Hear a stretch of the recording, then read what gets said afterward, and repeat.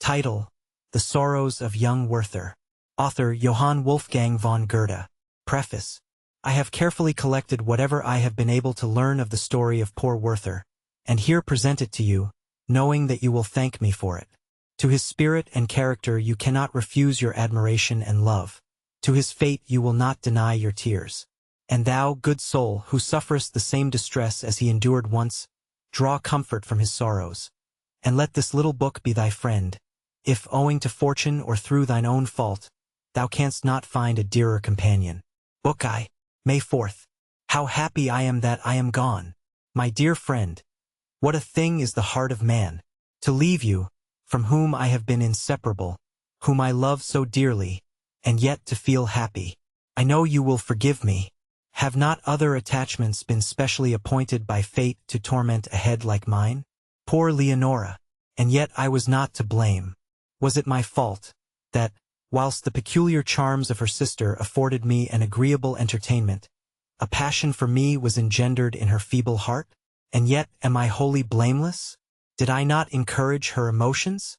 Did I not feel charmed at those truly genuine expressions of nature, which, though but little mirthful in reality, so often amused us? Did I not? But oh, what is man, that he dares so to accuse himself? My dear friend, I promise you I will improve. I will no longer, as has ever been my habit, continue to ruminate on every petty vexation which fortune may dispense.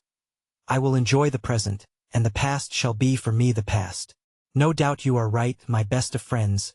There would be far less suffering amongst mankind, if men, and God knows why they are so fashioned, did not employ their imaginations so assiduously in recalling the memory of past sorrow, instead of bearing their present lot with equanimity. Be kind enough to inform my mother that I shall attend to her business to the best of my ability, and shall give her the earliest information about it. I have seen my aunt, and find that she is very far from being the disagreeable person our friends allege her to be. She is a lively, cheerful woman, with the best of hearts. I explained to her my mother's wrongs with regard to that part of her portion which has been withheld from her. She told me the motives and reasons of her own conduct, and the terms on which she is willing to give up the whole, and to do more than we have asked. In short, I cannot write further upon this subject at present. Only assure my mother that all will go on well. And I have again observed, my dear friend, in this trifling affair, that misunderstandings and neglect occasion more mischief in the world than even malice and wickedness. At all events, the two latter are of less frequent occurrence. In other respects I am very well off here. Solitude in this terrestrial paradise is a genial balm to my mind, and the young spring cheers with its bounteous promises my oftentimes misgiving heart. Every tree, every bush, is full of flowers, and one might wish himself transformed into a butterfly, to float about in this ocean of perfume, and find his whole existence in it. The town itself is disagreeable, but then, all around, you find an inexpressible beauty of nature. This induced the late Count M. to lay out a garden on one of the sloping hills which here intersect each other with the most charming variety, and form the most lovely valleys. The garden is simple, and it is easy to perceive, even upon your first entrance, that the plan was not designed by a scientific gardener, but by a man who wished to give himself up here to the enjoyment of his own sensitive heart. Many a tear have I already shed to the memory of its departed master in a summer house which is now reduced to ruins, but was his favorite resort, and now is mine. I shall soon be master of the place. The gardener has become attached to me within the last few days, and he will lose nothing thereby. May 10th. A wonderful serenity has taken possession of my entire soul, like these sweet mornings of spring which I enjoy with my whole heart. I am alone, and feel the charm of existence in this spot, which was created for the bliss of souls like mine. I am so happy, my dear friend, so absorbed in the exquisite sense of mere tranquil existence, that I neglect my talents. I should be incapable of drawing a single stroke at the present moment, and yet I feel that I never was a greater artist than now, when, while the lovely valley teems with vapor around me, and the meridian sun strikes the upper surface of the impenetrable foliage of my trees, and but a few stray gleams steal into the inner sanctuary, I throw myself down among the tall grass by the trickling stream, and, as I lie close to the earth, 1,000 unknown plants are noticed by me, when I hear the buzz of the little world among the stalks, and grow familiar with the countless indescribable forms of the insects and flies, then I feel the presence of the Almighty, who formed us in His own image, and the breath of that universal love which bears and sustains us, as it floats around us in an eternity of bliss. And then, my friend, when darkness overspreads my eyes, and heaven and earth seem to dwell in my soul and absorb its power, like the form of a beloved mistress, then I often think with longing, oh, would I could describe these conceptions, could impress upon paper all that is living so full and warm within me, that it might be the mirror of my soul, as my soul is the mirror of the infinite God. Oh, my friend, but it is too much for my strength. I sink under the weight of the splendor of these visions. May 12th. I know not whether some deceitful spirits haunt this spot, or whether it be the warm, celestial fancy in my own heart which makes everything around me seem like paradise. In front of the house is a fountain to which I am bound by a charm like Melusina and her sisters. Descending a gentle slope, you come to an arch, where, some 20 steps lower down, water of the clearest crystal gushes from the marble rock. The narrow wall which encloses it above, the tall trees which encircle the spot, and the coolness of the place itself. Everything imparts a pleasant but sublime impression. Not a day passes on which I do not spend an hour there. The young maidens come from the town to fetch water, innocent and necessary employment, and formerly the occupation of the daughters of kings. As I take my rest there, the idea of the old patriarchal life is awakened around me. I see them, our old ancestors, how they formed their friendships and contracted alliances at the fountainside, and I feel how fountains and streams were guarded by beneficent spirits. He who is a stranger to these sensations has never really enjoyed cool repose at the side of a fountain after the fatigue of a weary summer day. May 13th. You ask if you shall send me books. My dear friend, I beseech you, for the love of God, relieve me from such a yoke. I need no more to be guided, agitated, heated. My heart ferments sufficiently of itself. I want strains to lull me, and I find them to perfection in my Homer. Often do I strive to allay the burning fever of my blood, and you have never witnessed anything so unsteady, so uncertain, as my heart. But need I confess this to you, my dear friend, who have so often endured the anguish of witnessing my sudden transitions from sorrow to a moderate joy, and from sweet melancholy to violent passions? I treat my poor heart like a sick child, and gratify its every fancy. Do not mention this again. There are people who would censure me for it. May 15th. The common people of the place know me already, and love me, particularly the children. When at first I associated with them, and inquired in a friendly tone about their various trifles, some fancied that I wished to ridicule them, and turned from me in exceeding ill humor. I did not allow that circumstance to grieve me. I only felt most keenly what I have often before observed. Persons who can claim a certain rank keep themselves coldly aloof from the common people, as though they feared to lose their importance by the contact, whilst wanton idlers, and such as are prone to bad joking, affect to descend to their level, only to make the poor people feel their impertinence all the more keenly. I know very well that we are not all equal, nor can be so, but it is my opinion that he who avoids the common people, in order not to lose their respect, is as much to blame as a coward who hides himself from his enemy because he fears defeat. The other day I went to the fountain, and found a young servant girl, who had set her pitcher on the lowest step, and looked around to see if one of her companions was approaching to place it on her head. I ran down and looked at her. "Shall I help you, pretty lass?" said I. She blushed deeply. "Oh, sir," she exclaimed. "No ceremony," I replied.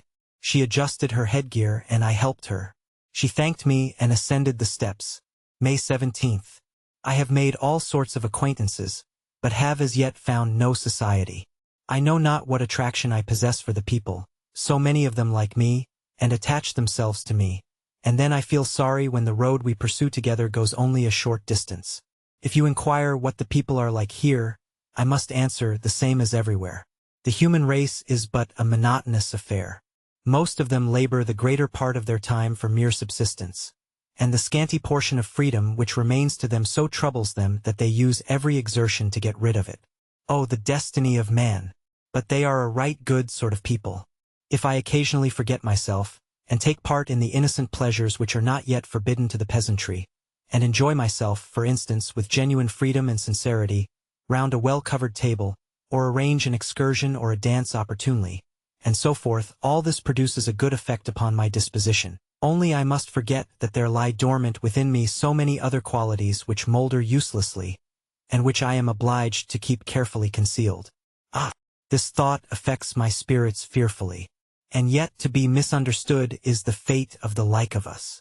Alas, that the friend of my youth is gone. Alas, that I ever knew her. I might say to myself, you are a dreamer to seek what is not to be found here below. But she has been mine.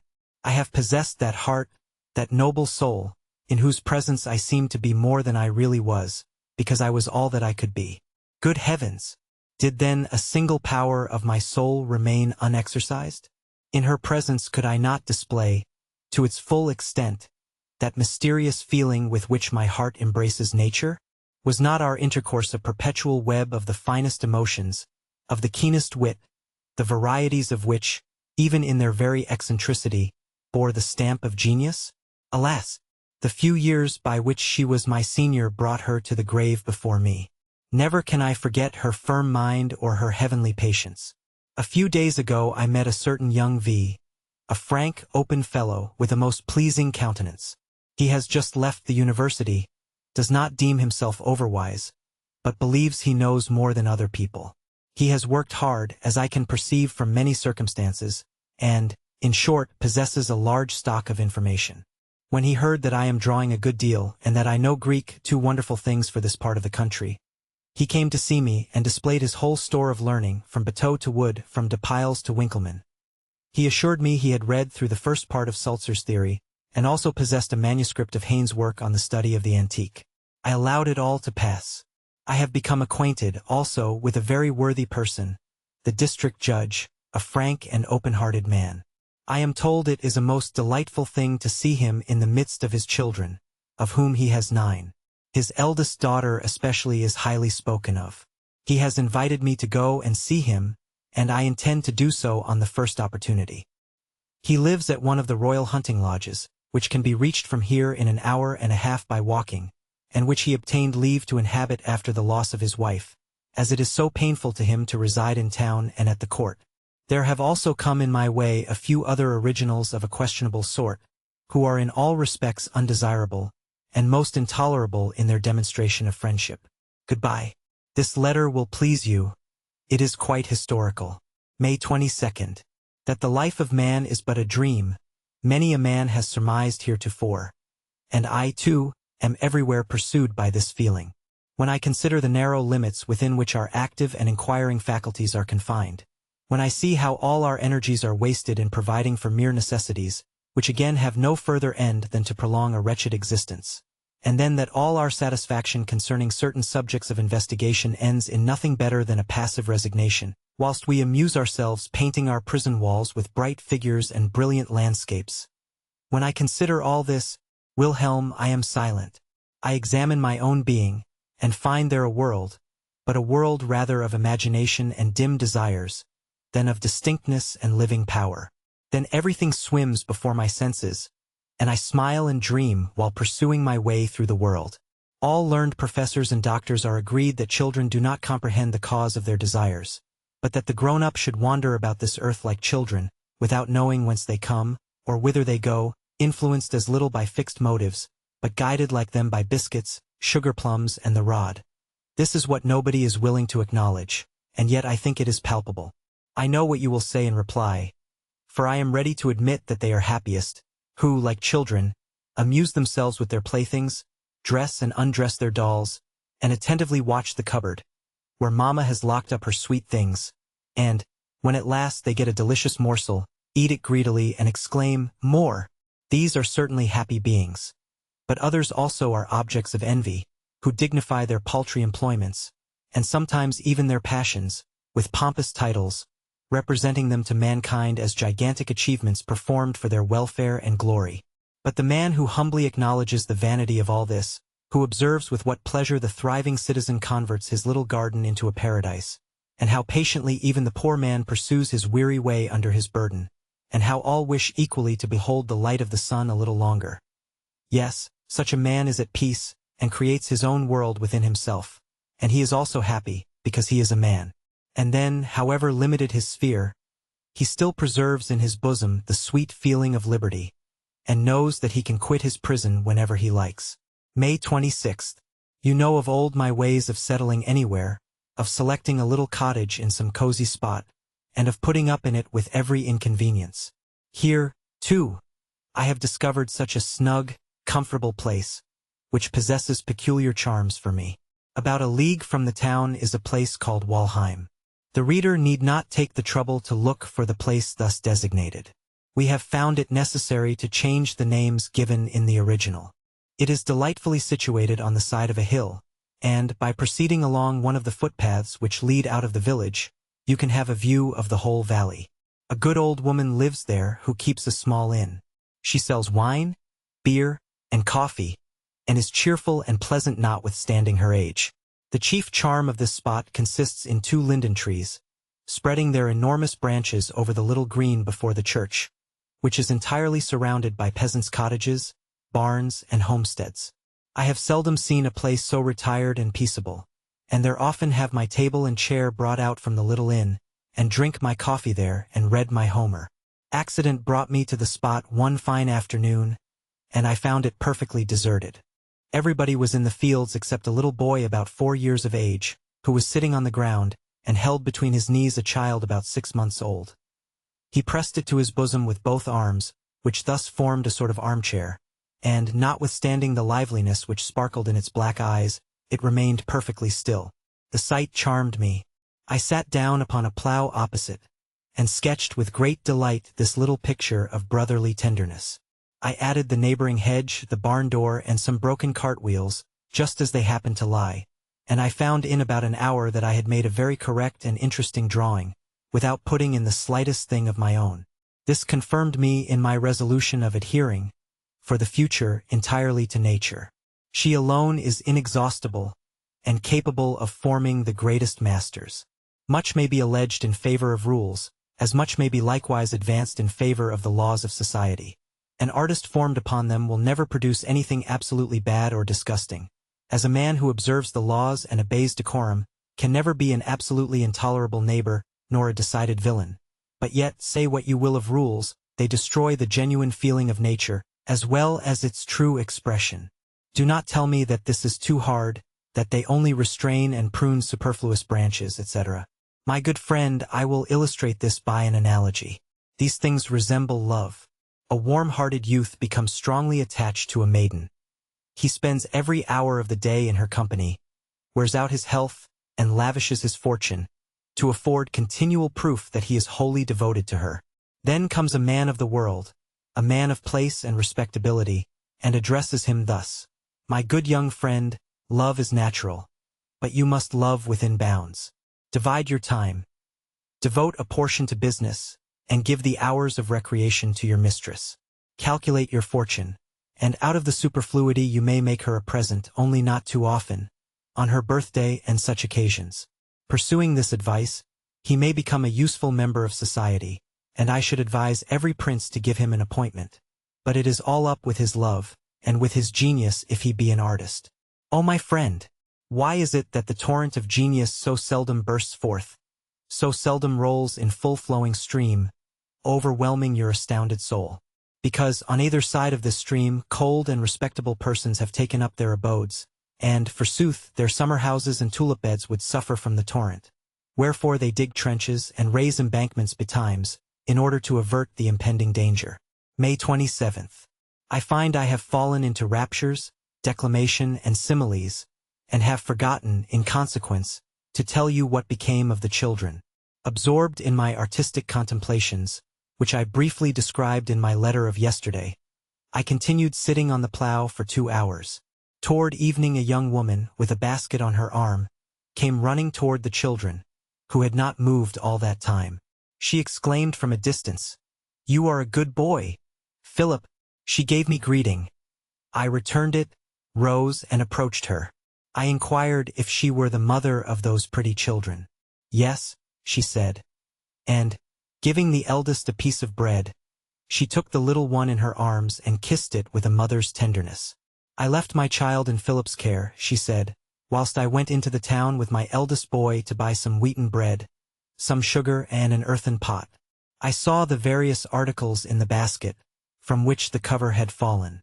I shall make some broth tonight for my little Hans," which was the name of the youngest, that wild fellow. "The big one broke my pot yesterday, whilst he was scrambling with Philip for what remained of the contents. I inquired for the eldest, and she had scarcely time to tell me that he was driving a couple of geese home from the meadow, when he ran up and handed Philip an osier twig. I talked a little longer with the woman, and found that she was the daughter of the schoolmaster, and that her husband was gone on a journey into Switzerland for some money a relation had left him. They wanted to cheat him, she said, and would not answer his letters. So he is gone there himself. I hope he has met with no accident, as I have heard nothing of him since his departure." I left the woman, with regret, giving each of the children a kreutzer, with an additional one for the youngest, to buy some wheaten bread for his broth when she went to town next, and so we parted. I assure you, my dear friend, when my thoughts are all in tumult, the sight of such a creature as this tranquillises my disturbed mind. She moves in a happy thoughtlessness within the confined circle of her existence. She supplies her wants from day to day, and, when she sees the leaves fall, they raise no other idea in her mind than that winter is approaching. Since that time I have gone out there frequently. The children have become quite familiar with me, and each gets a lump of sugar when I drink my coffee, and they share my milk and bread and butter in the evening. They always receive their kreutzer on Sundays, for the good woman has orders to give it to them when I do not go there after evening service. They are quite at home with me, tell me everything, and I am particularly amused with observing their tempers, and the simplicity of their behavior, when some of the other village children are assembled with them. It has given me a deal of trouble to satisfy the anxiety of the mother, lest, as she says, they should inconvenience the gentleman. May 30th. What I have lately said of painting is equally true with respect to poetry. It is only necessary for us to know what is really excellent, and venture to give it expression, and that is saying much in few words. Today I have had a scene which, if literally related, would make the most beautiful idyll in the world. But why should I talk of poetry and scenes and idylls? Can we never take pleasure in nature without having recourse to art?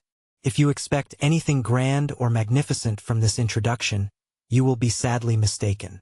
It relates merely to a peasant lad, who has excited in me the warmest interest. As usual, I shall tell my story badly, and you, as usual, will think me extravagant. It is Walheim once more, always Walheim, which produces these wonderful phenomena. A party had assembled outside the house under the linden trees, to drink coffee. The company did not exactly please me, and, under one pretext or another, I lingered behind. A peasant came from an adjoining house, and set to work arranging some part of the same plough which I had lately sketched. His appearance pleased me, and I spoke to him, inquired about his circumstances, made his acquaintance, and, as is my wont with persons of that class, was soon admitted into his confidence. He said he was in the service of a young widow, who set great store by him. He spoke so much of his mistress, and praised her so extravagantly, that I could soon see he was desperately in love with her. She is no longer young, he said, and she was treated so badly by her former husband that she does not mean to marry again. From his account it was so evident what incomparable charms she possessed for him, and how ardently he wished she would select him to extinguish the recollection of her first husband's misconduct, that I should have to repeat his own words in order to describe the depth of the poor fellow's attachment, truth, and devotion. It would, in fact, require the gifts of a great poet to convey the expression of his features, the harmony of his voice, and the heavenly fire of his eye. No words can portray the tenderness of his every movement and of every feature. No effort of mine could do justice to the scene. His alarm lest I should misconceive his position with regard to his mistress, or question the propriety of her conduct, touched me particularly.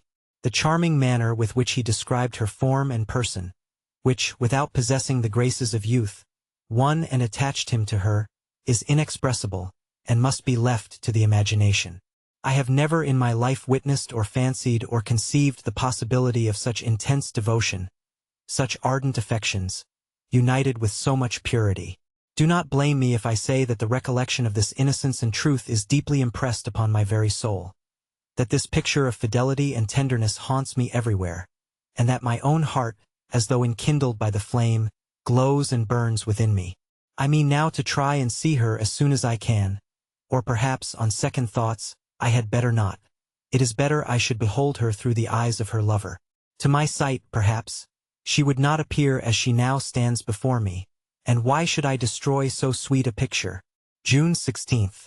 Why do I not write to you? You lay claim to learning and ask such a question. You should have guessed that I am well, that is to say, in a word, I have made an acquaintance who has won my heart. I know not. To give you a regular account of the manner in which I have become acquainted with the most amiable of women would be a difficult task. I am a happy and contented mortal, but a poor historian. An angel! Nonsense! Everybody so describes his mistress, and yet I find it impossible to tell you how perfect she is, or why she is so perfect. Suffice it to say she has captivated all my senses. So much simplicity with so much understanding, so mild, and yet so resolute. A mind so placid, and a life so active. But all this is ugly balderdash, which expresses not a single character nor feature. Some other time, but no, not some other time, now, this very instant, will I tell you all about it. Now or never. Well, between ourselves, since I commenced my letter, I have been 3 times on the point of throwing down my pen, of ordering my horse and riding out. And yet I vowed this morning that I would not ride today, and yet every moment I am rushing to the window to see how high the sun is. I could not restrain myself, go to her I must. I have just returned, Wilhelm, and whilst I am taking supper I will write to you. What a delight it was for my soul to see her in the midst of her dear, beautiful children. 8 brothers and sisters. But, if I proceed thus, you will be no wiser at the end of my letter than you were at the beginning. Attend, then, and I will compel myself to give you the details. I mentioned to you the other day that I had become acquainted with S., the district judge, and that he had invited me to go and visit him in his retirement, or rather in his little kingdom. But I neglected going, and perhaps should never have gone, if chance had not discovered to me the treasure which lay concealed in that retired spot. Some of our young people had proposed giving a ball in the country, at which I consented to be present. I offered my hand for the evening to a pretty and agreeable, but rather commonplace, sort of girl from the immediate neighborhood, and it was agreed that I should engage a carriage and call upon Charlotte with my partner and her aunt to convey them to the ball. My companion informed me, as we drove along through the park to the hunting lodge, that I should make the acquaintance of a very charming young lady. Take care, added the aunt, that you do not lose your heart. Why? Said I. Because she is already engaged to a very worthy man, she replied, who is gone to settle his affairs upon the death of his father, and will succeed to a very considerable inheritance. This information possessed no interest for me. When we arrived at the gate, the sun was setting behind the tops of the mountains. The atmosphere was heavy, and the ladies expressed their fears of an approaching storm, as masses of low black clouds were gathering in the horizon. I relieved their anxieties by pretending to be weatherwise, although I myself had some apprehensions lest our pleasure should be interrupted. I alighted, and a maid came to the door and requested us to wait a moment for her mistress. I walked across the court to a well-built house, and, ascending the flight of steps in front, opened the door, and saw before me the most charming spectacle I had ever witnessed. 6 children, from 11 to 2 years old, were running about the hall, and surrounding a lady of middle height, with a lovely figure, dressed in a robe of simple white, trimmed with pink ribbons. She was holding a rye loaf in her hand, and was cutting slices for the little ones all around, in proportion to their age and appetite. She performed her task in a graceful and affectionate manner, each claimant awaiting his turn with outstretched hands, and boisterously shouting his thanks. Some of them ran away at once to enjoy their evening meal, whilst others, of a gentler disposition, retired to the courtyard to see the strangers, and to survey the carriage in which their Charlotte was to drive away. Pray forgive me for giving you the trouble to come for me, and for keeping the ladies waiting. But dressing and arranging some household duties before I leave had made me forget my children's supper, and they do not like to take it from anyone but me. I uttered some indifferent compliment, but my whole soul was absorbed by her air, her voice, her manner, and I had scarcely recovered myself when she ran into her room to fetch her gloves and fan. The young ones threw inquiring glances at me from a distance, whilst I approached the youngest, a most delicious little creature. He drew back, and Charlotte, entering at the very moment, said, "Louis, shake hands with your cousin." The little fellow obeyed willingly, and I could not resist giving him a hearty kiss, notwithstanding his rather dirty face. "Cousin," said I to Charlotte, as I handed her down, "do you think I deserve the happiness of being related to you?" She replied, with a ready smile, "Oh, I have such a number of cousins, that I should be sorry if you were the most undeserving of them." In taking leave, she desired her next sister, Sophie, a girl about 11 years old, to take great care of the children, and to say goodbye to Papa for her when he came home from his ride. She enjoined to the little ones to obey their sister Sophie as they would herself, upon which some promised that they would. But a little fair-haired girl, about 6 years old, looked discontented and said, "But Sophie is not you, Charlotte, and we like you best." The 2 eldest boys had clambered up the carriage, and, at my request, she permitted them to accompany us a little way through the forest, upon their promising to sit very still and hold fast. We were hardly seated, and the ladies had scarcely exchanged compliments, making the usual remarks upon each other's dress, and upon the company they expected to meet, when Charlotte stopped the carriage and made her brothers get down. They insisted upon kissing her hands once more, which the eldest did with all the tenderness of a youth of 15, but the other in a lighter and more careless manner. She desired them again to give her love to the children, and we drove off. The aunt inquired of Charlotte whether she had finished the book she had last sent her. "No," said Charlotte, "I did not like it. You can have it again. And the one before was not much better." I was surprised, upon asking the title, to hear that it was under. We feel obliged to suppress the passage in the letter, to prevent anyone from feeling aggrieved, although no author need pay much attention to the opinion of a mere girl, or that of an unsteady young man. I found penetration and character in everything she said. Every expression seemed to brighten her features with new charms, with new rays of genius, which unfolded by degrees, as she felt herself understood. When I was younger, she observed, I loved nothing so much as romances. Nothing could equal my delight when, on some holiday, I could settle down quietly in a corner, and enter with my whole heart and soul into the joys or sorrows of some fictitious Leonora. I do not deny that they even possess some charms for me yet, but I read so seldom, that I prefer books suited exactly to my taste. And I like those authors best whose scenes describe my own situation in life, and the friends who are about me, whose stories touch me with interest, from resembling my own homely existence, which, without being absolutely paradise, is, on the whole, a source of indescribable happiness. I endeavored to conceal the emotion which these words occasioned, but it was of slight avail, for, when she had expressed so truly her opinion of the Vicar of Wakefield, and of other works, the names of which I omit, though the names are omitted, yet the authors mentioned deserve Charlotte's approbation, and will feel it in their hearts when they read this passage. It concerns no other person. I could no longer contain myself, but gave full utterance to what I thought of it, and it was not until Charlotte had addressed herself to the 2 other ladies, that I remembered their presence, and observed them sitting mute with astonishment. The aunt looked at me several times with an air of raillery, which, however, I did not at all mind. We talked of the pleasures of dancing. "If it is a fault to love it," said Charlotte, "I am ready to confess that I prize it above all other amusements. If anything disturbs me, I go to the piano, play an air to which I have danced, and all goes right again directly. You, who know me, can fancy how steadfastly I gazed upon her rich dark eyes during these remarks, how my very soul gloated over her warm lips and fresh, glowing cheeks, how I became quite lost in the delightful meaning of her words, so much so, that I scarcely heard the actual expressions. In short, I alighted from the carriage like a person in a dream, and was so lost to the dim world around me, that I scarcely heard the music which resounded from the illuminated ballroom. The 2 Messrs. and Ran and a certain N.N. I cannot trouble myself with the names, who were the aunt's and Charlotte's partners, received us at the carriage door, and took possession of their ladies, whilst I followed with mine. We commenced with a minuet.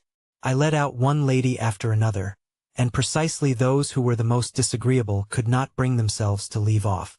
Charlotte and her partner began an English country dance, and you must imagine my delight when it was their turn to dance the figure with us. You should see Charlotte dance. She dances with her whole heart and soul. Her figure is all harmony, elegance, and grace, as if she were conscious of nothing else, and had no other thought or feeling. And, doubtless, for the moment, every other sensation is extinct.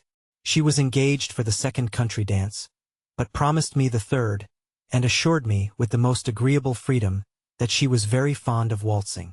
It is the custom here, she said, for the previous partners to waltz together, but my partner is an indifferent waltzer, and will feel delighted if I save him the trouble. Your partner is not allowed to waltz, and, indeed, is equally incapable, but I observed during the country dance that you waltz well. So, if you will waltz with me, I beg you would propose it to my partner, and I will propose it to yours. We agreed, and it was arranged that our partners should mutually entertain each other.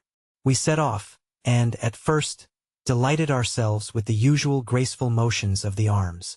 With what grace, with what ease, she moved, when the waltz commenced, and the dancers whirled around each other in the giddy maze. There was some confusion, owing to the incapacity of some of the dancers. We judiciously remained still, allowing the others to weary themselves, and, when the awkward dancers had withdrawn, we joined in, and kept it up famously together with one other couple, and Ran and his partner. Never did I dance more lightly. I felt myself more than mortal, holding this loveliest of creatures in my arms, flying, with her as rapidly as the wind, till I lost sight of every other object. And oh, Wilhelm, I vowed at that moment, that a maiden whom I loved, or for whom I felt the slightest attachment, never should waltz with anyone else but with me, if I went to perdition for it. You will understand this. We took a few turns in the room to recover our breath. Charlotte sat down and felt refreshed by partaking of some oranges which I had secured, the only ones that had been left, but at every slice which, from politeness, she offered to her neighbors, I felt as though a dagger went through my heart. We were the second couple in the third country dance. As we were going down, and heaven knows with what ecstasy I gazed at her arms and eyes, beaming with the sweetest feeling of pure and genuine enjoyment, we passed a lady whom I had noticed for her charming expression of countenance, although she was no longer young. She looked at Charlotte with a smile, then, holding up her finger in a threatening attitude, repeated twice in a very significant tone of voice the name of Albert. "Who is Albert?" said I to Charlotte, "if it is not impertinent to ask." She was about to answer when we were obliged to separate, in order to execute a figure in the dance. And, as we crossed over again in front of each other, I perceived she looked somewhat pensive. "Why need I conceal it from you?" she said, as she gave me her hand for the promenade. "Albert is a worthy man to whom I am engaged." Now, there was nothing new to me in this, for the girls had told me of it on the way. But it was so far new that I had not thought of it in connection with her whom, in so short a time, I had learned to prize so highly. Enough, I became confused, got out in the figure, and occasioned general confusion, so that it required all Charlotte's presence of mind to set me right by pulling and pushing me into my proper place. The dance was not yet finished when the lightning which had for some time been seen in the horizon, and which I had asserted to proceed entirely from heat, grew more violent, and the thunder was heard above the music. When any distress or terror surprises us in the midst of our amusements, it naturally makes a deeper impression than at other times, either because the contrast makes us more keenly susceptible, or rather perhaps because our senses are then more open to impressions, and the shock is consequently stronger. To this cause I must ascribe the fright and shrieks of the ladies. One sagaciously sat down in a corner with her back to the window, and held her fingers to her ears. A second knelt down before her, and hid her face in her lap. A third threw herself between them, and embraced her sister with 1,000 tears. Some insisted on going home. Others, unconscious of their actions, wanted sufficient presence of mind to repress the impertinence of their young partners, who sought to direct to themselves those sighs which the lips of our agitated beauties intended for heaven. Some of the gentlemen had gone downstairs to smoke a quiet cigar, and the rest of the company gladly embraced a happy suggestion of the hostess to retire into another room which was provided with shutters and curtains. We had hardly got there, when Charlotte placed the chairs in a circle, and, when the company had sat down in compliance with her request, she forthwith proposed a round game.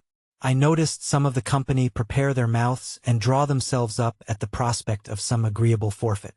"Let us play at counting," said Charlotte. "Now, pay attention.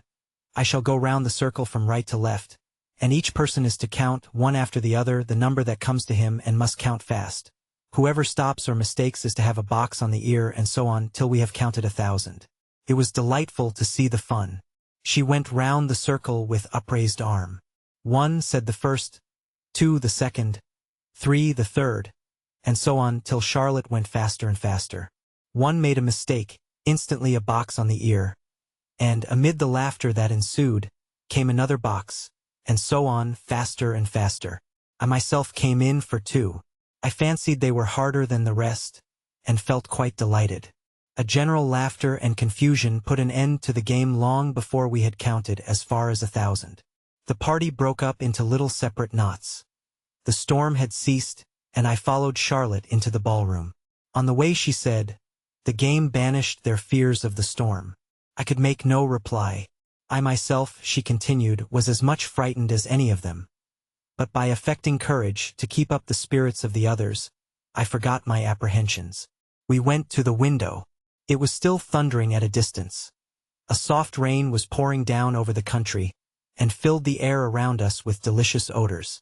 Charlotte leaned forward on her arm. Her eyes wandered over the scene. She raised them to the sky, and then turned them upon me. They were moistened with tears. She placed her hand on mine and said, "Klopstock." At once I remembered the magnificent ode which was in her thoughts. I felt oppressed with the weight of my sensations, and sank under them. It was more than I could bear. I bent over her hand, kissed it in a stream of delicious tears, and again looked up to her eyes. Divine Klopstock, why didst thou not see thy apotheosis in those eyes? And thy name so often profaned, would that I never heard it repeated. June 19th. I no longer remember where I stopped in my narrative. I only know it was 2 in the morning when I went to bed, and if you had been with me that I might have talked instead of writing to you, I should, in all probability, have kept you up till daylight. I think I have not yet related what happened as we rode home from the ball, nor have I time to tell you now. It was a most magnificent sunrise. The whole country was refreshed, and the rain fell drop by drop from the trees in the forest. Our companions were asleep. Charlotte asked me if I did not wish to sleep also, and begged of me not to make any ceremony on her account. Looking steadfastly at her, I answered, "As long as I see those eyes open, there is no fear of my falling asleep." We both continued awake till we reached her door. The maid opened it softly, and assured her, in answer to her inquiries, that her father and the children were well and still sleeping. I left her asking permission to visit her in the course of the day. She consented, and I went, and since that time sun, moon, and stars may pursue their course. I know not whether it is day or night. The whole world is nothing to me. June 21st. My days are as happy as those reserved by God for his elect. And whatever be my fate hereafter, I can never say that I have not tasted joy, the purest joy of life. You know Walheim. I am now completely settled there. In that spot I am only half a league from Charlotte, and there I enjoy myself and taste all the pleasure which can fall to the lot of man. Little did I imagine, when I selected Walheim for my pedestrian excursions, that all heaven lay so near it. How often in my wanderings from the hillside or from the meadows across the river, have I beheld this hunting lodge, which now contains within it all the joy of my heart. I have often, my dear Wilhelm, reflected on the eagerness men feel to wander and make new discoveries, and upon that secret impulse which afterward inclines them to return to their narrow circle, conform to the laws of custom, and embarrass themselves no longer with what passes around them. It is so strange how, when I came here first, and gazed upon that lovely valley from the hillside, I felt charmed with the entire scene surrounding me. The little wood opposite. How delightful to sit under its shade! How fine the view from that point of rock!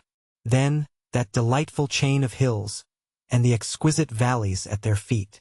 Could I but wander and lose myself amongst them? I went, and returned without finding what I wished. Distance, my friend, is like futurity. A dim vastness is spread before our souls. The perceptions of our mind are as obscure as those of our vision, and we desire earnestly to surrender up our whole being, that it may be filled with the complete and perfect bliss of one glorious emotion. But alas! When we have attained our object, when the distant there becomes the present here, all is changed. We are as poor and circumscribed as ever, and our souls still languish for unattainable happiness. So does the restless traveler pant for his native soil, and find in his own cottage, in the arms of his wife, in the affections of his children, and in the labor necessary for their support, that happiness which he had sought in vain through the wide world.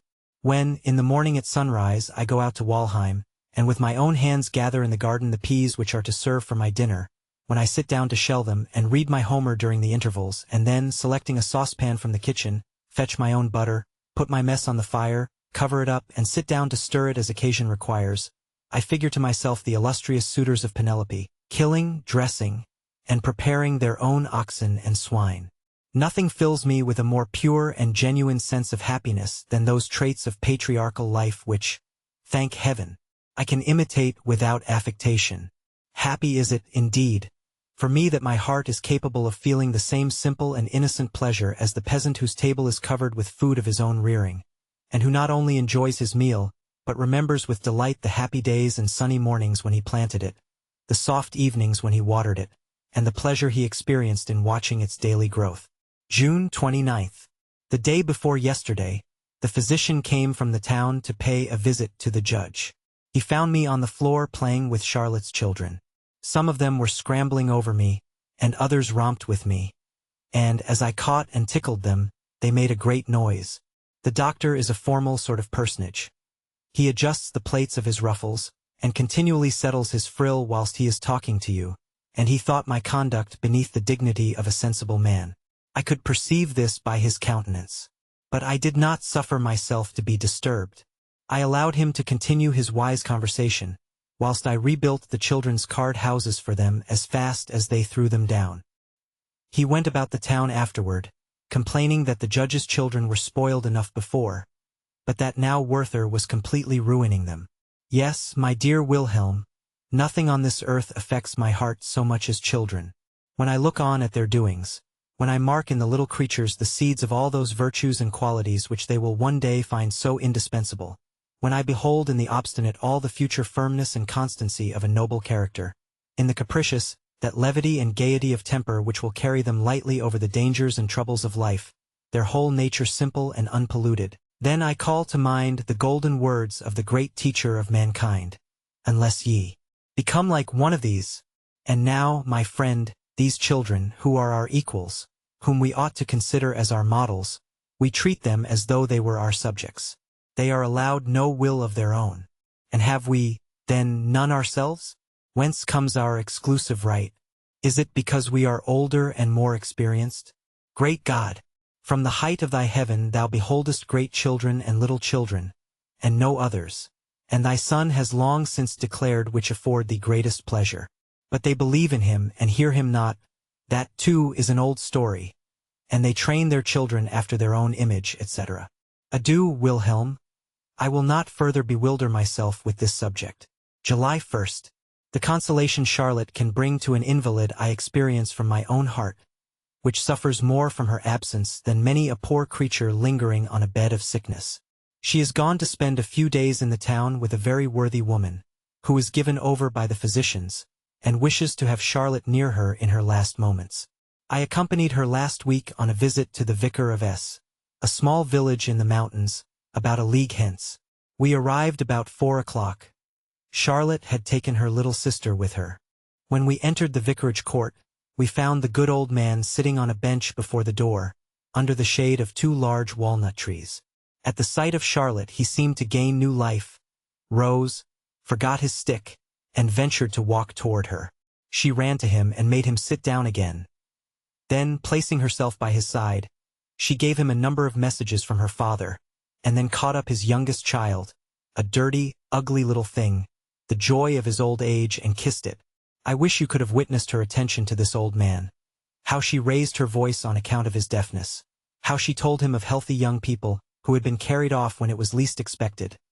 Praised the virtues of Carlsbad, and commended his determination to spend the ensuing summer there, and assured him that he looked better and stronger than he did when she saw him last. I, in the meantime, paid attention to his good lady. The old man seemed quite in spirits, and as I could not help admiring the beauty of the walnut trees, which formed such an agreeable shade over our heads, he began, though with some little difficulty, to tell us their history. As to the oldest, said he, we do not know who planted it. Some say one clergyman and some another. But the younger one, there behind us, is exactly the age of my wife, 50 years old next October. Her father planted it in the morning, and in the evening she came into the world. My wife's father was my predecessor here, and I cannot tell you how fond he was of that tree, and it is fully as dear to me. Under the shade of that very tree, upon a log of wood, my wife was seated knitting, when I, a poor student, came into this court for the first time, just 27 years ago. Charlotte inquired for his daughter. He said she was gone with her Schmidt to the meadows, and was with the haymakers. The old man then resumed his story, and told us how his predecessor had taken a fancy to him, as had his daughter likewise, and how he had become first his curate and subsequently his successor. He had scarcely finished his story when his daughter returned through the garden, accompanied by the above-mentioned Herr Schmidt. She welcomed Charlotte affectionately, and I confess I was much taken with her appearance. She was a lively-looking, good-humored brunette, quite competent to amuse one for a short time in the country. Her lover, for such Herr Schmidt evidently appeared to be, was a polite, reserved personage and would not join our conversation, notwithstanding all Charlotte's endeavors to draw him out.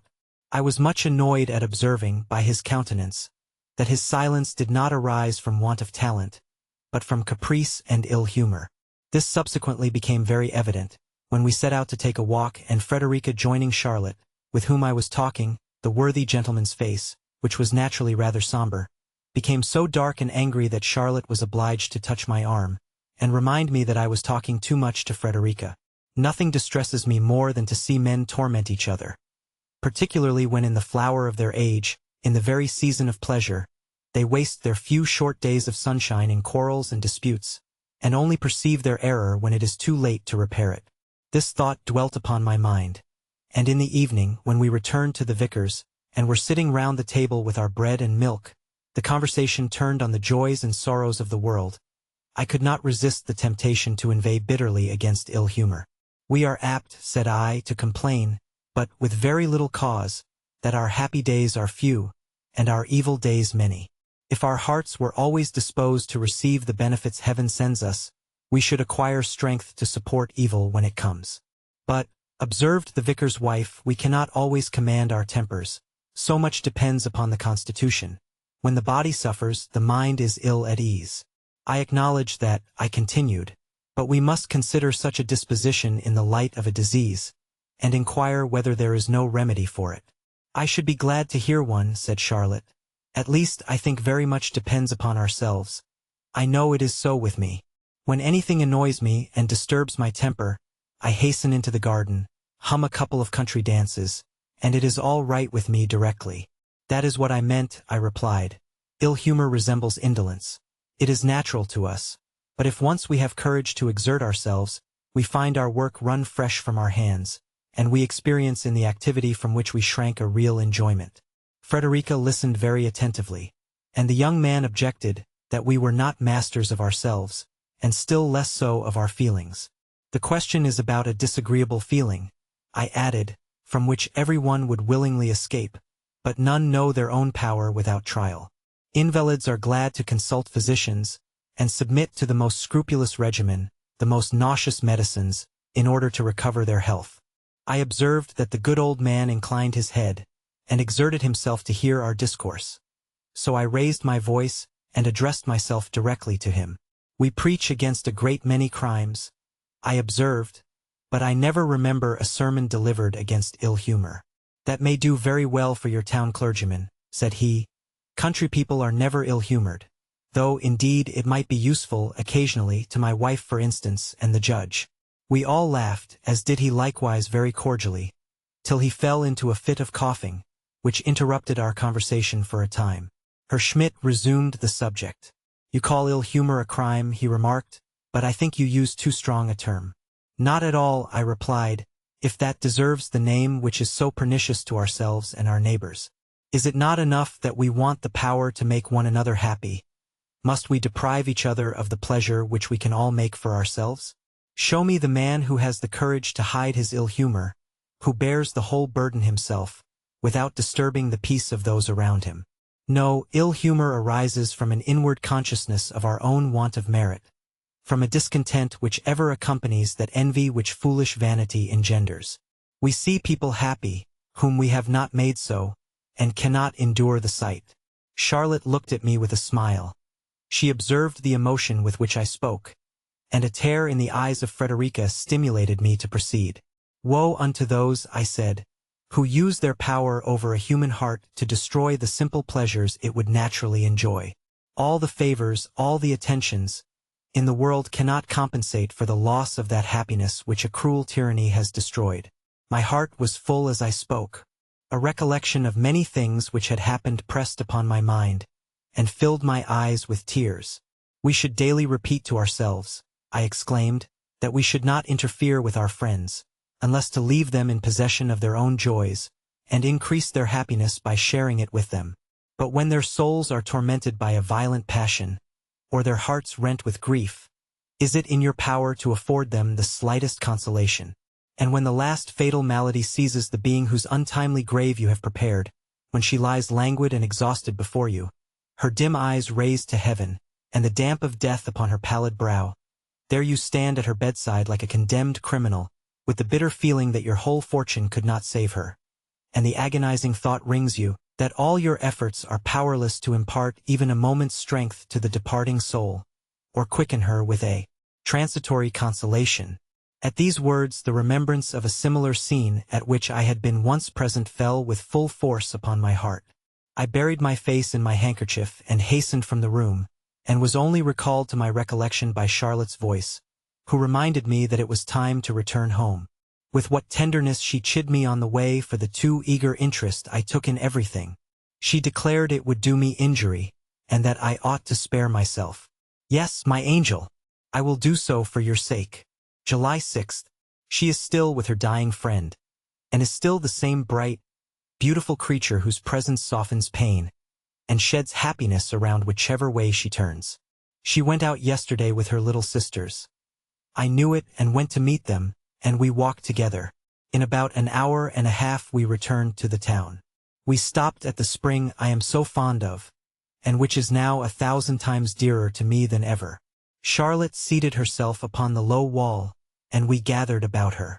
I looked around, and recalled the time when my heart was unoccupied and free. Dear fountain, I said, since that time I have no more come to enjoy cool repose by thy fresh stream. I have passed thee with careless steps, and scarcely bestowed a glance upon thee. I looked down, and observed Charlotte's little sister, Jane, coming up the steps with a glass of water. I turned toward Charlotte, and I felt her influence over me. Jane at the moment approached with the glass. Her sister, Marianne, wished to take it from her. No, cried the child, with the sweetest expression of face, Charlotte must drink first. The affection and simplicity with which this was uttered so charmed me, that I sought to express my feelings by catching up the child and kissing her heartily. She was frightened, and began to cry. You should not do that, said Charlotte. I felt perplexed. Come, Jane, she continued, taking her hand, and leading her down the steps again. It is no matter. Wash yourself quickly in the fresh water.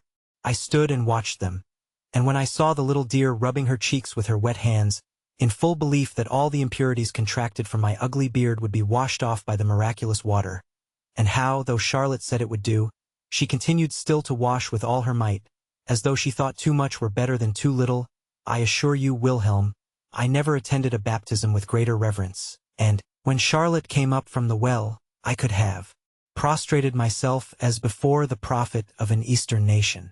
In the evening I would not resist telling the story to a person who, I thought, possessed some natural feeling, because he was a man of understanding.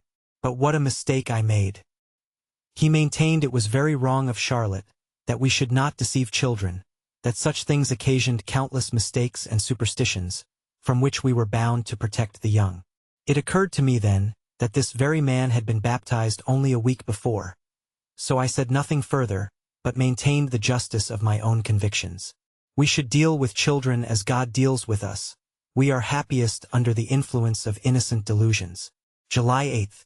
What a child is man that he should be so solicitous about a look. What a child is man. We had been to Walheim, The ladies went in a carriage. But during our walk I thought I saw in Charlotte's dark eyes. I am a fool, but forgive me. You should see them, those eyes that, however, to be brief, for my own eyes are weighed down with sleep. You must know, when the ladies stepped into their carriage again, young W. Seldstadt and Ran and I were standing about the door. They are a merry set of fellows, and they were all laughing and joking together. I watched Charlotte's eyes. They wandered from one to the other, but they did not light on me, who stood there motionless, and who saw nothing but her. My heart bade her 1,000 times adieu, but she noticed me not. The carriage drove off, and my eyes filled with tears. I looked after her. Suddenly I saw Charlotte's bonnet leaning out of the window, and she turned to look back. Was it at me? My dear friend, I know not. And in this uncertainty I find consolation. Perhaps she turned to look at me. Perhaps. Good night. What a child I am. July 10th.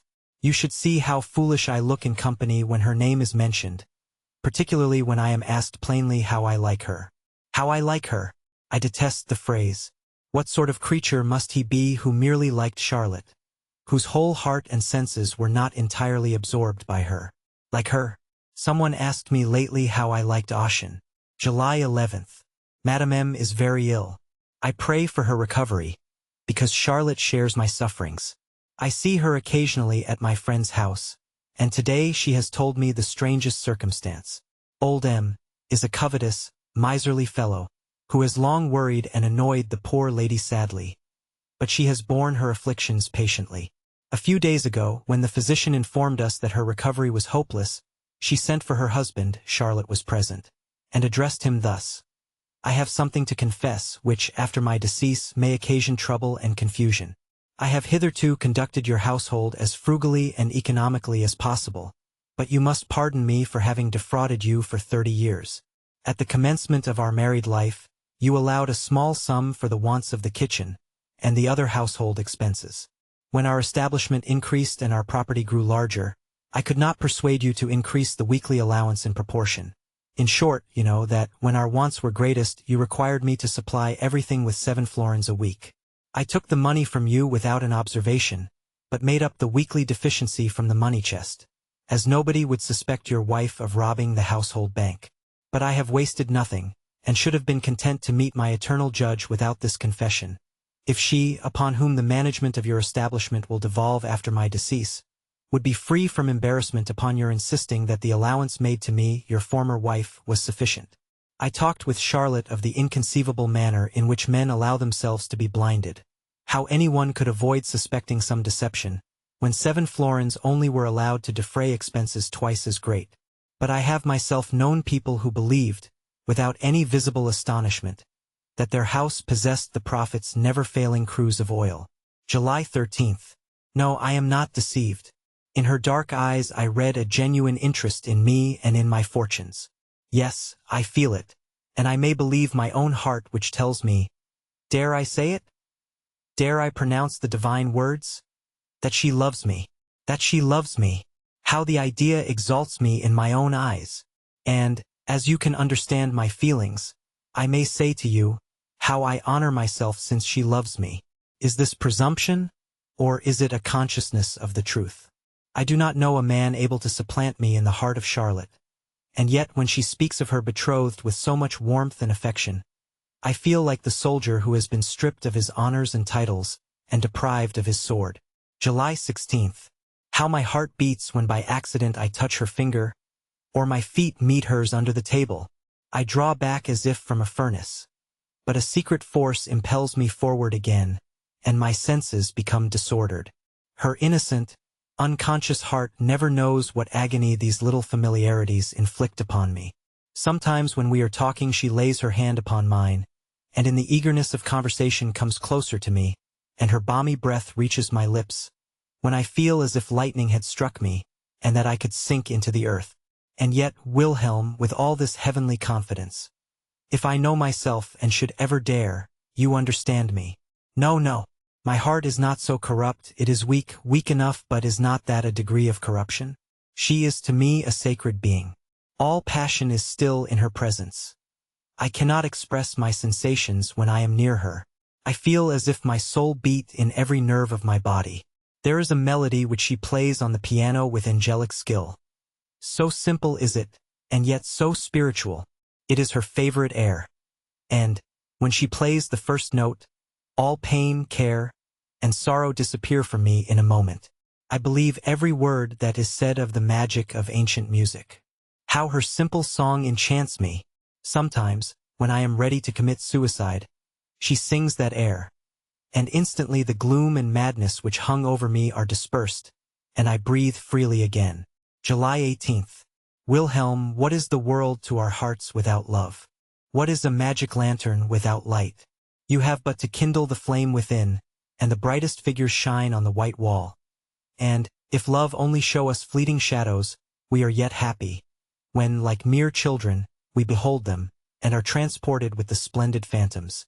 I have not been able to see Charlotte today.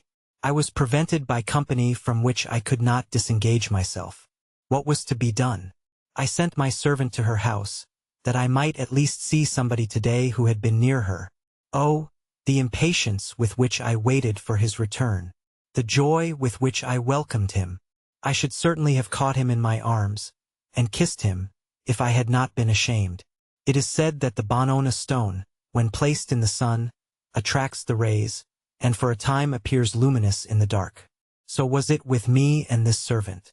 The idea that Charlotte's eyes had dwelt on his countenance, his cheek, his very apparel, endeared them all inestimably to me, so that at the moment I would not have parted from him for 1,000 crowns. His presence made me so happy. Beware of laughing at me, Wilhelm. Can that be a delusion which makes us happy? July 19th. I shall see her today. I exclaim with delight, when I rise in the morning, and look out with gladness of heart at the bright, beautiful sun. I shall see her today, and then I have no further wish to form. All is included in that one thought. July 20th. I cannot assent to your proposal that I should accompany the ambassador to. I do not love subordination, and we all know that he is a rough, disagreeable person to be connected with. You say my mother wishes me to be employed. I could not help laughing at that. Am I not sufficiently employed? And is it not in reality the same whether I shell peas or count lentils? The world runs on from one folly to another, and the man who, solely from regard to the opinion of others, and without any wish or necessity of his own, toils after gold, honor, or any other phantom, is no better than a fool. July 24th. You insist so much on my not neglecting my drawing, that it would be as well for me to say nothing as to confess how little I have lately done. I never felt happier, I never understood nature better, even down to the veriest stem or smallest blade of grass. And yet I am unable to express myself. My powers of execution are so weak, everything seems to swim and float before me, so that I cannot make a clear, bold outline. But I fancy I should succeed better if I had some clay or wax to model. I shall try, if this state of mind continues much longer, and will take to modeling if I only need dough. I have commenced Charlotte's portrait 3 times, and have as often disgraced myself. This is the more annoying, as I was formerly very happy in taking likenesses. I have since sketched her profile, and must content myself with that. July 25th. Yes, dear Charlotte, I will order and arrange everything. Only give me more commissions, the more the better. One thing, however, I must request. Use no more writing sand with the dear notes you send me. Today I raised your letter hastily to my lips, and it set my teeth on edge. July 26th. I have often determined not to see her so frequently. But who could keep such a resolution? Every day I am exposed to the temptation, and promise faithfully that tomorrow I will really stay away. But when tomorrow comes, I find some irresistible reason for seeing her, and before I can account for it, I am with her again. Either she has said on the previous evening you will be sure to call tomorrow, and who could stay away then? Or she gives me some commission, and I find it essential to take her the answer in person, or the day is fine and I walk to Walheim, and when I am there it is only half a league farther to her. I am within the charmed atmosphere, and soon find myself at her side. My grandmother used to tell us a story of a mountain of lodestone. When any vessels came near it, they were instantly deprived of their ironwork. The nails flew to the mountain, and the unhappy crew perished amidst the disjointed planks. July 30th. Albert is arrived, and I must take my departure. Were he the best and noblest of men, and I in every respect his inferior, I could not endure to see him in possession of such a perfect being. Possession? Enough, Wilhelm. Her betrothed is here, a fine, worthy fellow, whom one cannot help liking. Fortunately, I was not present at their meeting. It would have broken my heart. And he is so considerate. He has not given Charlotte one kiss in my presence. Heaven reward him for it. I must love him for the respect with which he treats her. He shows a regard for me, but for this I suspect I am more indebted to Charlotte than to his own fancy for me. Women have a delicate tact in such matters, and it should be so. They cannot always succeed in keeping two rivals on terms with each other. But, when they do, they are the only gainers. I cannot help esteeming Albert. The coolness of his temper contrasts strongly with the impetuosity of mine, which I cannot conceal. He has a great deal of feeling, and is fully sensible of the treasure he possesses in Charlotte. He is free from ill humor, which you know is the fault I detest most. He regards me as a man of sense, and my attachment to Charlotte, and the interest I take in all that concerns her, augment his triumph and his love. I shall not inquire whether he may not at times tease her with some little jealousies, as I know that, were I in his place, I should not be entirely free from such sensations. But, be that as it may, my pleasure with Charlotte is over. Call it folly or infatuation. What signifies a name? The thing speaks for itself. Before Albert came, I knew all that I know now. I knew I could make no pretensions to her, nor did I offer any, that is, as far as it was possible, in the presence of so much loveliness, not to pant for its enjoyment. And now, behold me like a silly fellow, staring with astonishment when another comes in, and deprives me of my love. I bite my lips, and feel infinite scorn for those who tell me to be resigned, because there is no help for it. Let me escape from the yoke of such silly subterfuges. I ramble through the woods, and when I return to Charlotte, and find Albert sitting by her side in the summer house in the garden, I am unable to bear it, behave like a fool, and commit 1,000 extravagances. For heaven's sake, said Charlotte today, let us have no more scenes like those of last night. You terrify me when you are so violent.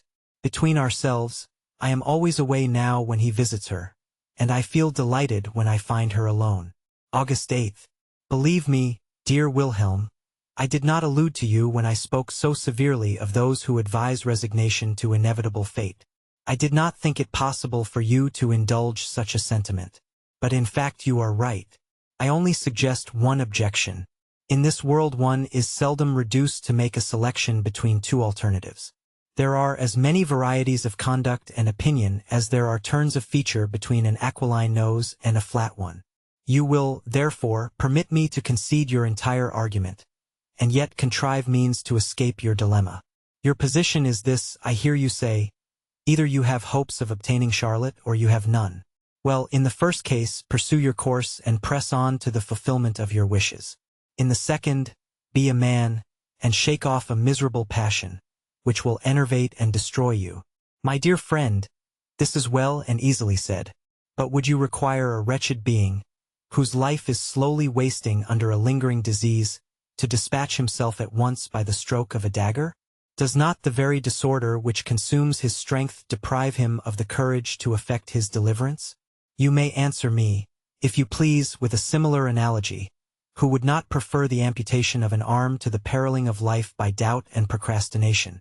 But I know not if I am right, and let us leave these comparisons. Enough! There are moments, Wilhelm, when I could rise up and shake it all off, and when, if I only knew where to go, I could fly from this place. The same evening, my diary, which I have for some time neglected, came before me today, and I am amazed to see how deliberately I have entangled myself step by step. To have seen my position so clearly, and yet to have acted so like a child. Even still I behold the result plainly, and yet have no thought of acting with greater prudence. August 10th. If I were not a fool, I could spend the happiest and most delightful life here. So many agreeable circumstances, and of a kind to ensure a worthy man's happiness, are seldom united. Alas! I feel it too sensibly, The heart alone makes our happiness. To be admitted into this most charming family, to be loved by the father as a son, by the children as a father, and by Charlotte. Then the noble Albert, who never disturbs my happiness by any appearance of ill humor, receiving me with the heartiest affection, and loving me, next to Charlotte, better than all the world. Wilhelm, you would be delighted to hear us in our rambles and conversations about Charlotte. Nothing in the world can be more absurd than our connection, and yet the thought of it often moves me to tears. He tells me sometimes of her excellent mother, how, upon her deathbed, she had committed her house and children to Charlotte, and had given Charlotte herself in charge to him. How, since that time, a new spirit had taken possession of her. How, in care and anxiety for their welfare, she became a real mother to them. How every moment of her time was devoted to some labor of love in their behalf, and yet her mirth and cheerfulness had never forsaken her.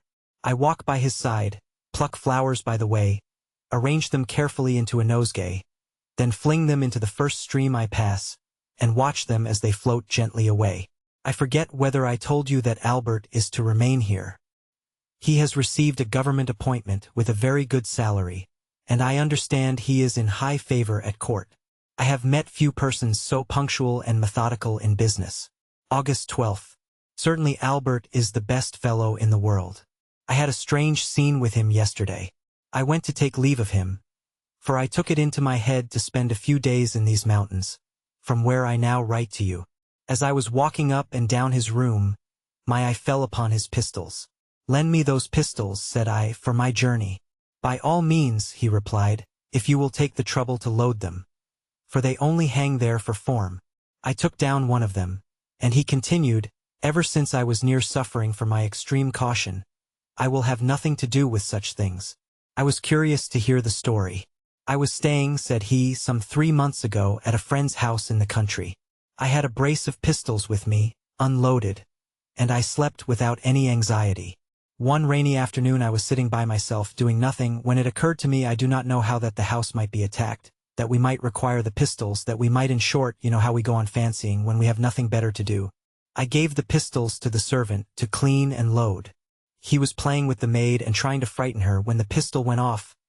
God knows how. The ramrod was in the barrel, and it went straight through her right hand and shattered the thumb. I had to endure all the lamentation, and to pay the surgeon's bill. So, since that time, I have kept all my weapons unloaded. But, my dear friend, what is the use of prudence? We can never be on our guard against all possible dangers. However, now, you must know I can tolerate all men till they come to however. For it is self-evident that every universal rule must have its exceptions. But he is so exceedingly accurate, that, if he only fancies he has said a word too precipitate, or too general, or only half true, he never ceases to qualify, to modify and extenuate, till at last he appears to have said nothing at all. Upon this occasion, Albert was deeply immersed in his subject. I ceased to listen to him and became lost in reverie. With a sudden motion, I pointed the mouth of the pistol to my forehead, over the right eye. "What do you mean?" cried Albert, turning back the pistol. "It is not loaded," said I. "And even if not," he answered with impatience, "what can you mean? I cannot comprehend how a man can be so mad as to shoot himself, and the bare idea of it shocks me." "But why should anyone," said I, "in speaking of an action, venture to pronounce it mad or wise or good or bad? What is the meaning of all this? Have you carefully studied the secret motives of our actions? Do you understand? Can you explain the causes which occasion them and make them inevitable? If you can, you will be less hasty with your decision." "But you will allow," said Albert, "that some actions are criminal, let them spring from whatever motives they may." I granted it and shrugged my shoulders. "But still, my good friend," I continued, "there are some exceptions here too. Theft is a crime. But the man who commits it from extreme poverty, with no design but to save his family from perishing, is he an object of pity or of punishment? Who shall throw the first stone at a husband, who, in the heat of just resentment, sacrifices his faithless wife and her perfidious seducer? Or at the young maiden, who, in her weak hour of rapture, forgets herself in the impetuous joys of love? Even our laws, cold and cruel as they are, relent in such cases, and withhold their punishment. That is quite another thing, said Albert, because a man under the influence of violent passion loses all power of reflection, and is regarded as intoxicated or insane. Oh, you people of sound understandings, I replied, smiling, are ever ready to exclaim extravagance, and madness, and intoxication. You moral men are so calm and so subdued. You abhor the drunken man, and detest the extravagant. You pass by like the Levite and thank God, like the Pharisee, that you are not like one of them. I have been more than once intoxicated, my passions have always bordered on extravagance. I am not ashamed to confess it, for I have learned, by my own experience, that all extraordinary men, who have accomplished great and astonishing actions, have ever been decried by the world as drunken or insane.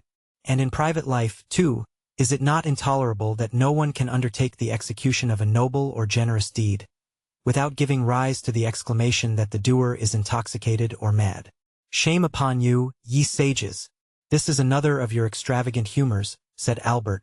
You always exaggerate a case, and in this matter you are undoubtedly wrong.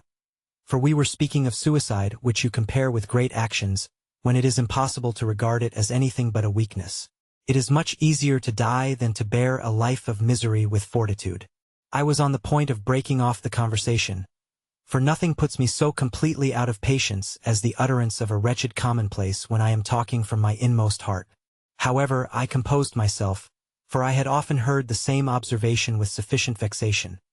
And I answered him, therefore, with a little warmth, you call this a weakness. Beware of being led astray by appearances. When a nation, which has long groaned under the intolerable yoke of a tyrant, rises at last and throws off its chains, do you call that weakness? The man who, to rescue his house from the flames, finds his physical strength redoubled, so that he lifts burdens with ease, which, in the absence of excitement, he could scarcely move. He who, under the rage of an insult, attacks and puts to flight half a score of his enemies, are such persons to be called weak? My good friend, if resistance be strength, how can the highest degree of resistance be a weakness? Albert looked steadfastly at me, and said, Pray forgive me, but I do not see that the examples you have adduced bear any relation to the question.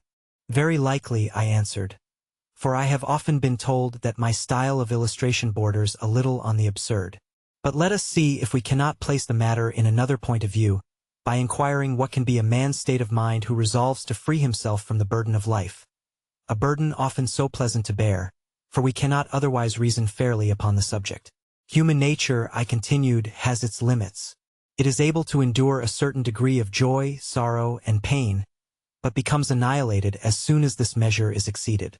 The question, therefore, is not whether a man is strong or weak, but whether he is able to endure the measure of his sufferings. The suffering may be moral or physical, and in my opinion it is just as absurd to call a man a coward who destroys himself, as to call a man a coward who dies of a malignant fever. Paradox, all paradox, exclaimed Albert. Not so paradoxical as you imagine, I replied. You allow that we designate a disease as mortal when nature is so severely attacked, and her strength so far exhausted, that she cannot possibly recover her former condition under any change that may take place. Now, my good friend, apply this to the mind. Observe a man in his natural isolated condition. Consider how ideas work and how impressions fasten on him, till at length a violent passion seizes him, destroying all his powers of calm reflection, and utterly ruining him. It is in vain that a man of sound mind and cool temper understands the condition of such a wretched being. In vain he counsels him. He can no more communicate his own wisdom to him than a healthy man can instill his strength into the invalid, by whose bedside he is seated. Albert thought this too general. I reminded him of a girl who had drowned herself a short time previously, and I related her history.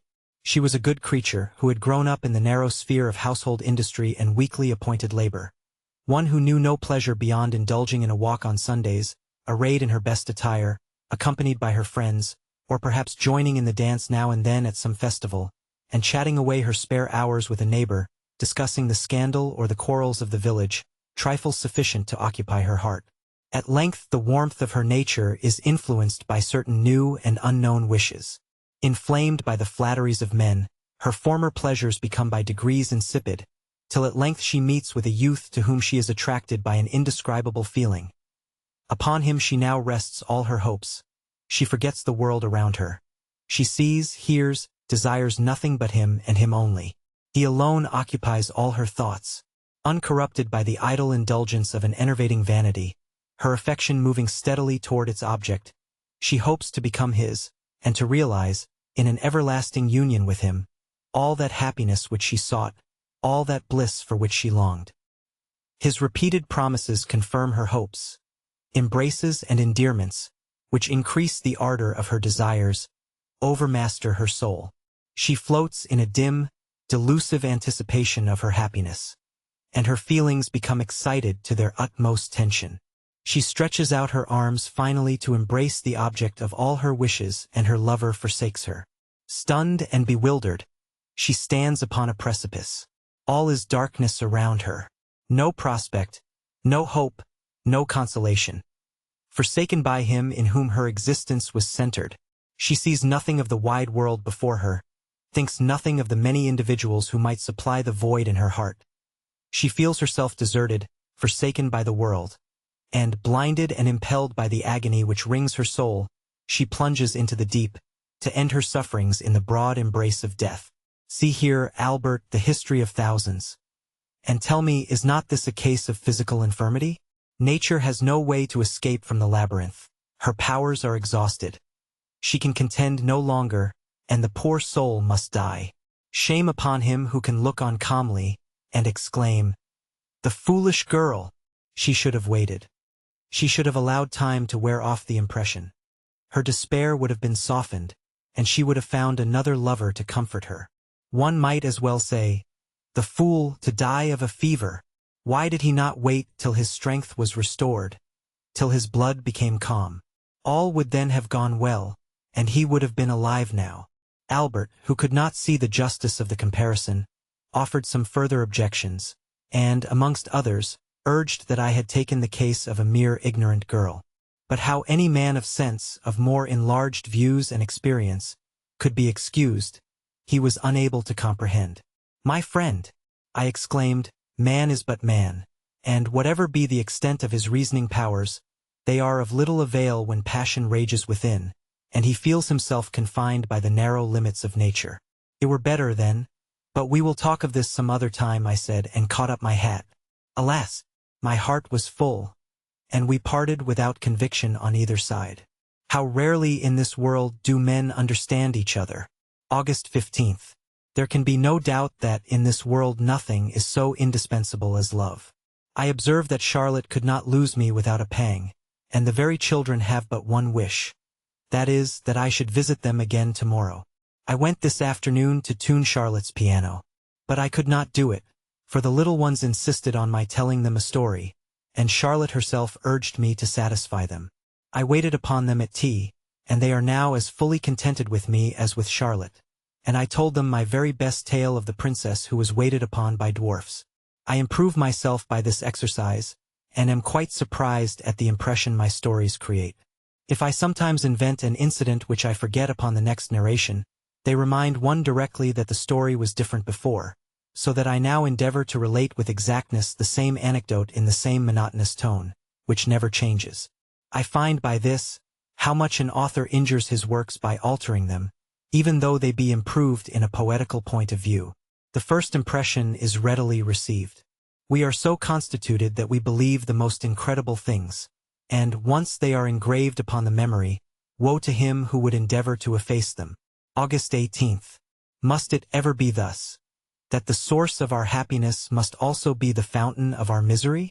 The full and ardent sentiment which animated my heart with the love of nature, overwhelming me with a torrent of delight, and which brought all paradise before me, has now become an insupportable torment, a demon which perpetually pursues and harasses me. When in bygone days I gazed from these rocks upon yonder mountains across the river, and upon the green, flowery valley before me, and saw all nature budding and bursting around, the hills clothed from foot to peak with tall, thick forest trees, the valleys in all their varied windings, shaded with the loveliest woods, and the soft river gliding along amongst the lisping reeds, mirroring the beautiful clouds which the soft evening breeze wafted across the sky, when I heard the groves about me, melodious with the music of birds, and saw the million swarms of insects dancing in the last golden beams of the sun, whose setting rays awoke the humming beetles from their grassy beds, whilst the subdued tumult around directed my attention to the ground, and I there observed the arid rock compelled to yield nutriment to the dry moss, whilst the heath flourished upon the barren sands below me. All this displayed to me the inner warmth which animates all nature, and filled and glowed within my heart. I felt myself exalted by this overflowing fullness to the perception of the Godhead, and the glorious forms of an infinite universe became visible to my soul. Stupendous mountains encompassed me, abysses yawned at my feet, and cataracts fell headlong down before me. Impetuous rivers rolled through the plain, and rocks and mountains resounded from afar. In the depths of the earth I saw innumerable powers in motion, and multiplying to infinity, whilst upon its surface, and beneath the heavens, there teemed 10,000 varieties of living creatures. Everything around is alive with an infinite number of forms, while mankind fly for security to their petty houses, from the shelter of which they rule in their imaginations over the wide-extended universe. Poor fool, in whose petty estimation all things are little. From the inaccessible mountains, across the desert which no mortal foot has trod, far as the confines of the unknown ocean, breathes the spirit of the eternal Creator, and every atom to which he has given existence finds favor in his sight. Ah, how often at that time has the flight of a bird, soaring above my head, inspired me with the desire of being transported to the shores of the immeasurable waters, there to quaff the pleasures of life from the foaming goblet of the infinite, and to partake, if but for a moment even, with the confined powers of my soul, the beatitude of that Creator who accomplishes all things in himself, and through himself. My dear friend, the bare recollection of those hours still consoles me. Even this effort to recall those ineffable sensations, and give them utterance, exalts my soul above itself, and makes me doubly feel the intensity of my present anguish. It is as if a curtain had been drawn from before my eyes, and, instead of prospects of eternal life, the abyss of an ever-open grave yawned before me. Can we say of anything that it exists when all passes away, when time, with the speed of a storm, carries all things onward, and our transitory existence, hurried along by the torrent, is either swallowed up by the waves or dashed against the rocks? There is not a moment but praise upon you, and upon all around you, not a moment in which you do not yourself become a destroyer. The most innocent walk deprives of life thousands of poor insects. One step destroys the fabric of the industrious ant, and converts a little world into chaos. No, it is not the great and rare calamities of the world, the floods which sweep away whole villages, the earthquakes which swallow up our towns, that affect me. My heart is wasted by the thought of that destructive power which lies concealed in every part of universal nature. Nature has formed nothing that does not consume itself, and every object near it. So that, surrounded by earth and air, and all the active powers, I wander on my way with aching heart, and the universe is to me a fearful monster, forever devouring its own offspring. August 21st. In vain do I stretch out my arms toward her when I awaken in the morning from my weary slumbers. In vain do I seek for her at night in my bed, when some innocent dream has happily deceived me, and placed her near me in the fields, when I have seized her hand and covered it with countless kisses.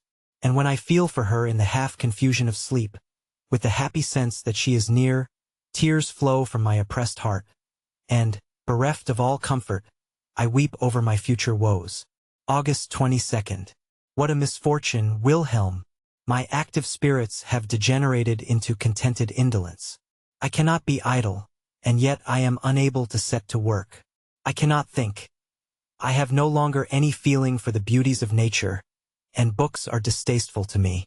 Once we give ourselves up, we are totally lost. Many a time and oft I wish I were a common laborer, that, awakening in the morning, I might have but one prospect, one pursuit, one hope, for the day which has dawned.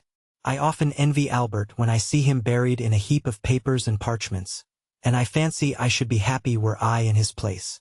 Often impressed with this feeling, I have been on the point of writing to you and to the minister, for the appointment at the embassy, which you think I might obtain.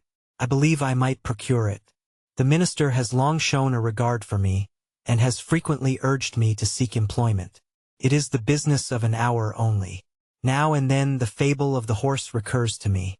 Weary of liberty, He suffered himself to be saddled and bridled, and was ridden to death for his pains. I know not what to determine upon. For is not this anxiety for change the consequence of that restless spirit which would pursue me equally in every situation of life? August 28th. If my ills would admit of any cure, they would certainly be cured here. This is my birthday, and early in the morning I received a packet from Albert. Upon opening it, I found one of the pink ribbons which Charlotte wore in her dress the first time I saw her, and which I had several times asked her to give me. With it were 2 volumes in duodecimo of Wettstein's Homer, a book I had often wished for, to save me the inconvenience of carrying the large Ernestine edition with me upon my walks. You see how they anticipate my wishes, how well they understand all those little attentions of friendship, so superior to the costly presents of the great, which are humiliating. I kissed the ribbon 1,000 times, and in every breath inhaled the remembrance of those happy and irrevocable days which filled me with the keenest joy. Such, Wilhelm, is our fate. I do not murmur at it. The flowers of life are but visionary. How many pass away and leave no trace behind? How few yield any fruit? And the fruit itself, how rarely does it ripen? And yet there are flowers enough.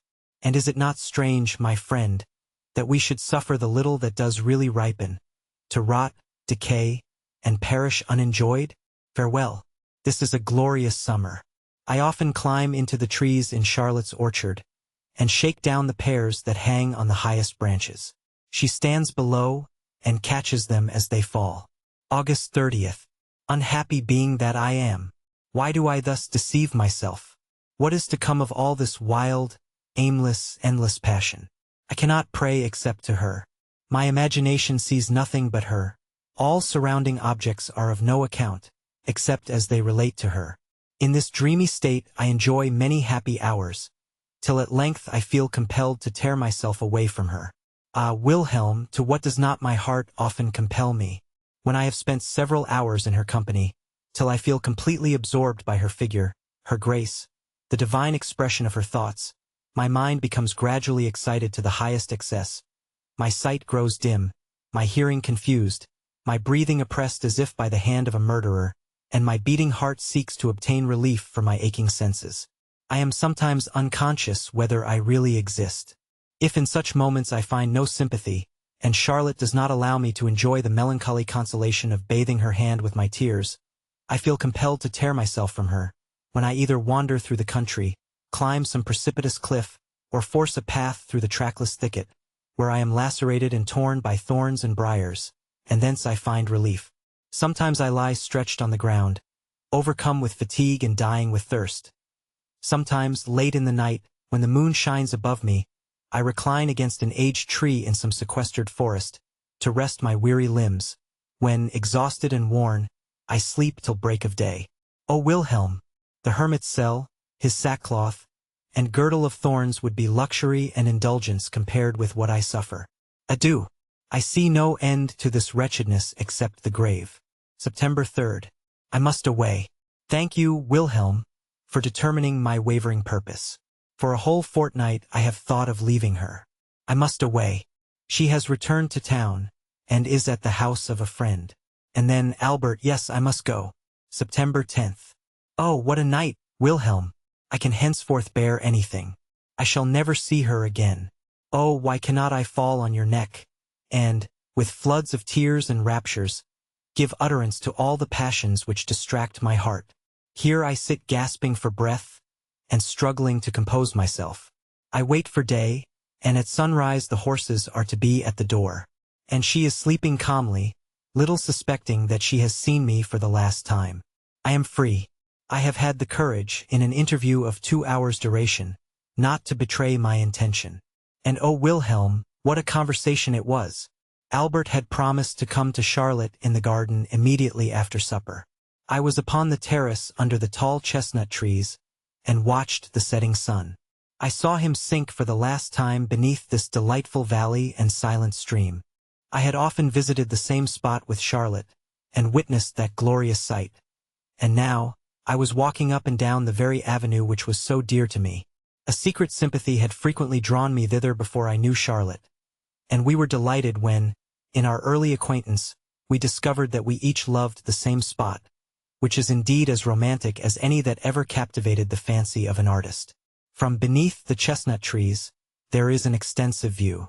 But I remember that I have mentioned all this in a former letter, and have described the tall mass of beech trees at the end, and how the avenue grows darker and darker as it winds its way among them, till it ends in a gloomy recess, which has all the charm of a mysterious solitude.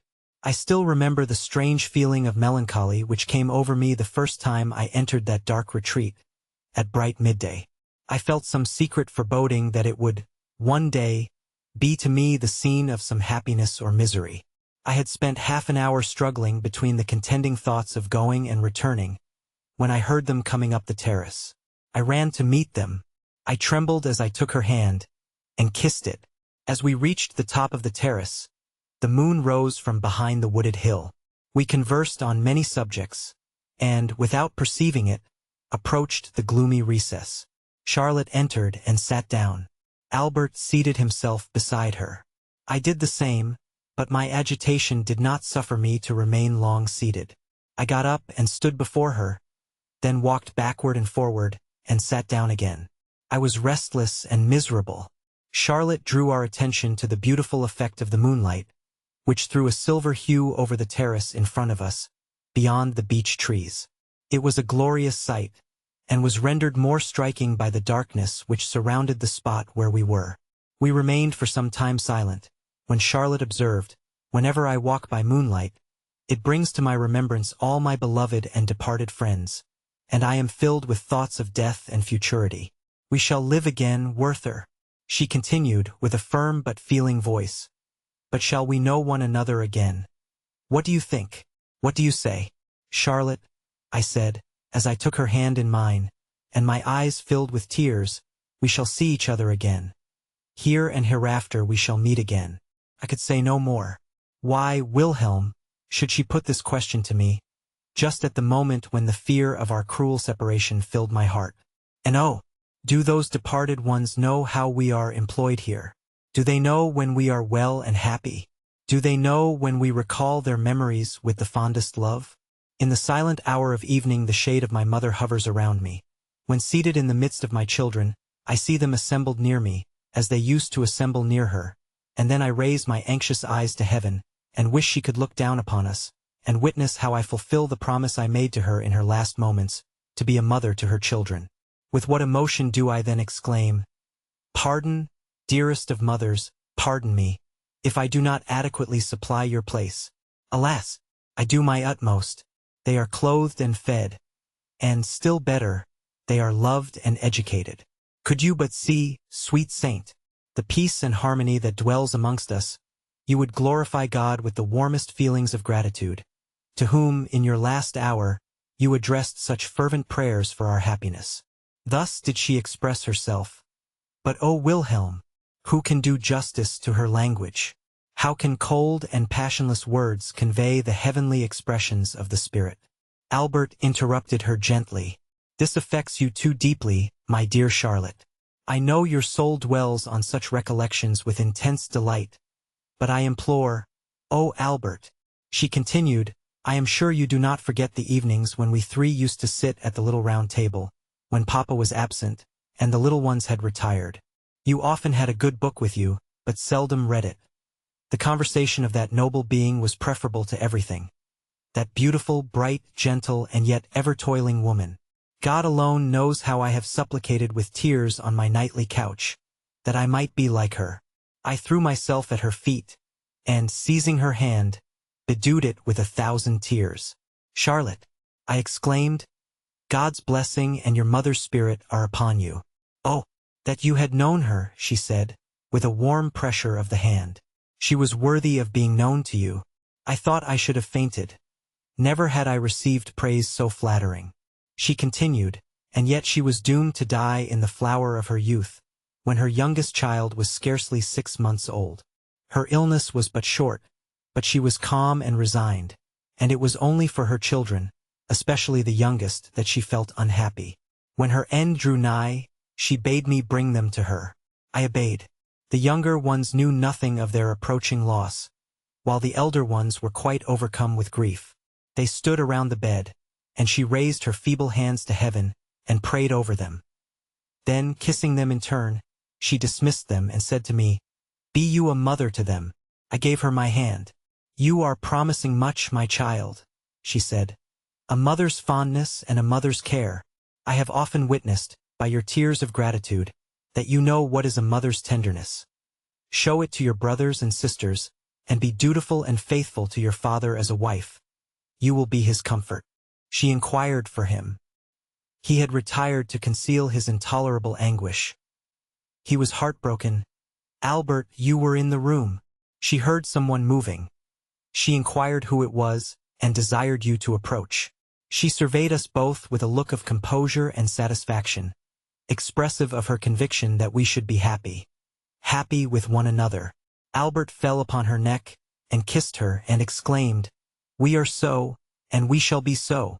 Even Albert, generally so tranquil, had quite lost his composure, and I was excited beyond expression. And such a being, she continued, was to leave us, Werther. Great God! Must we thus part with everything we hold dear in this world? Nobody felt this more acutely than the children.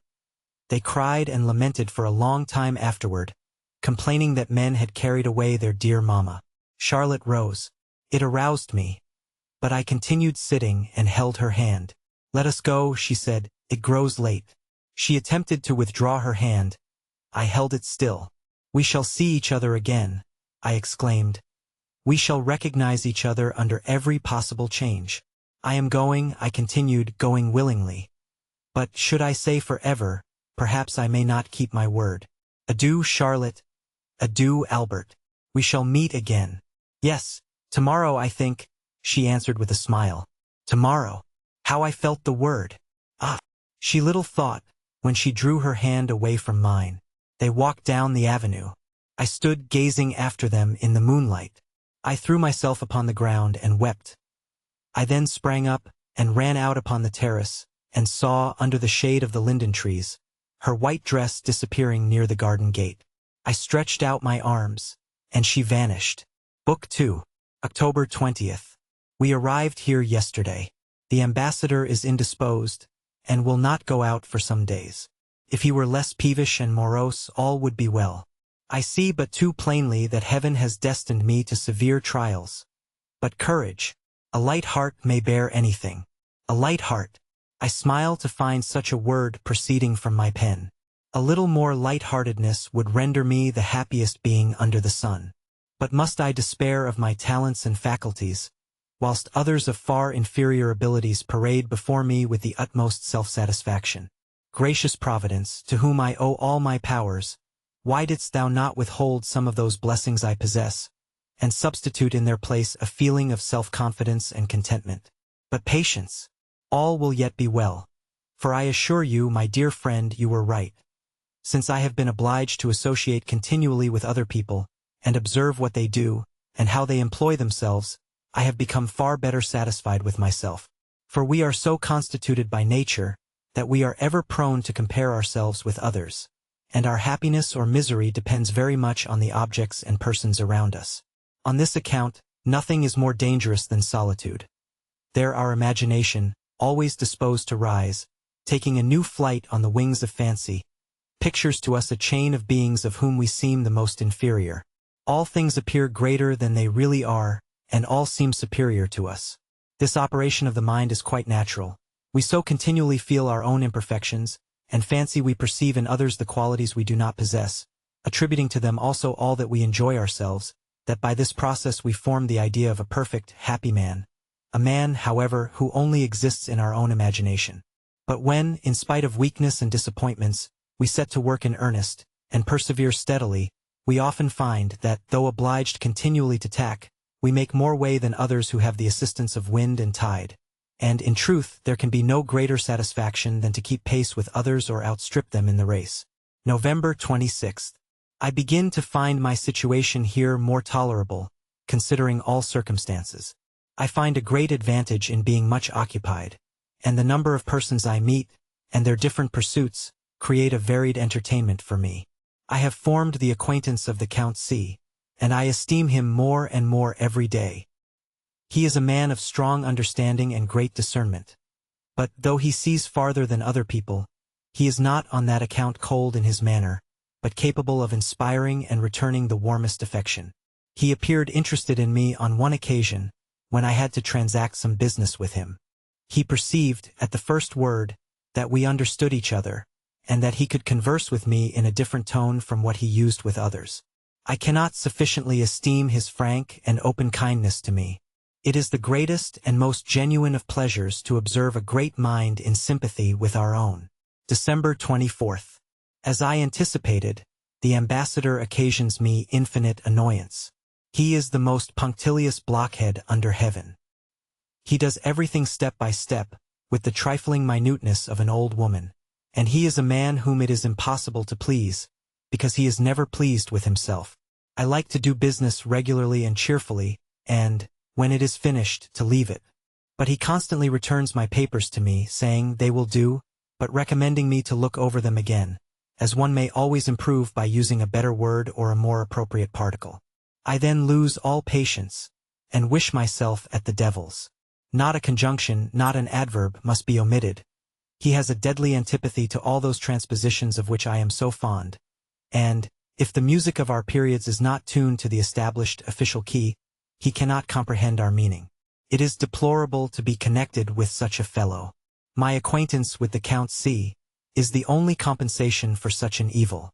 He told me frankly the other day that he was much displeased with the difficulties and delays of the ambassador, that people like him are obstacles both to themselves and to others.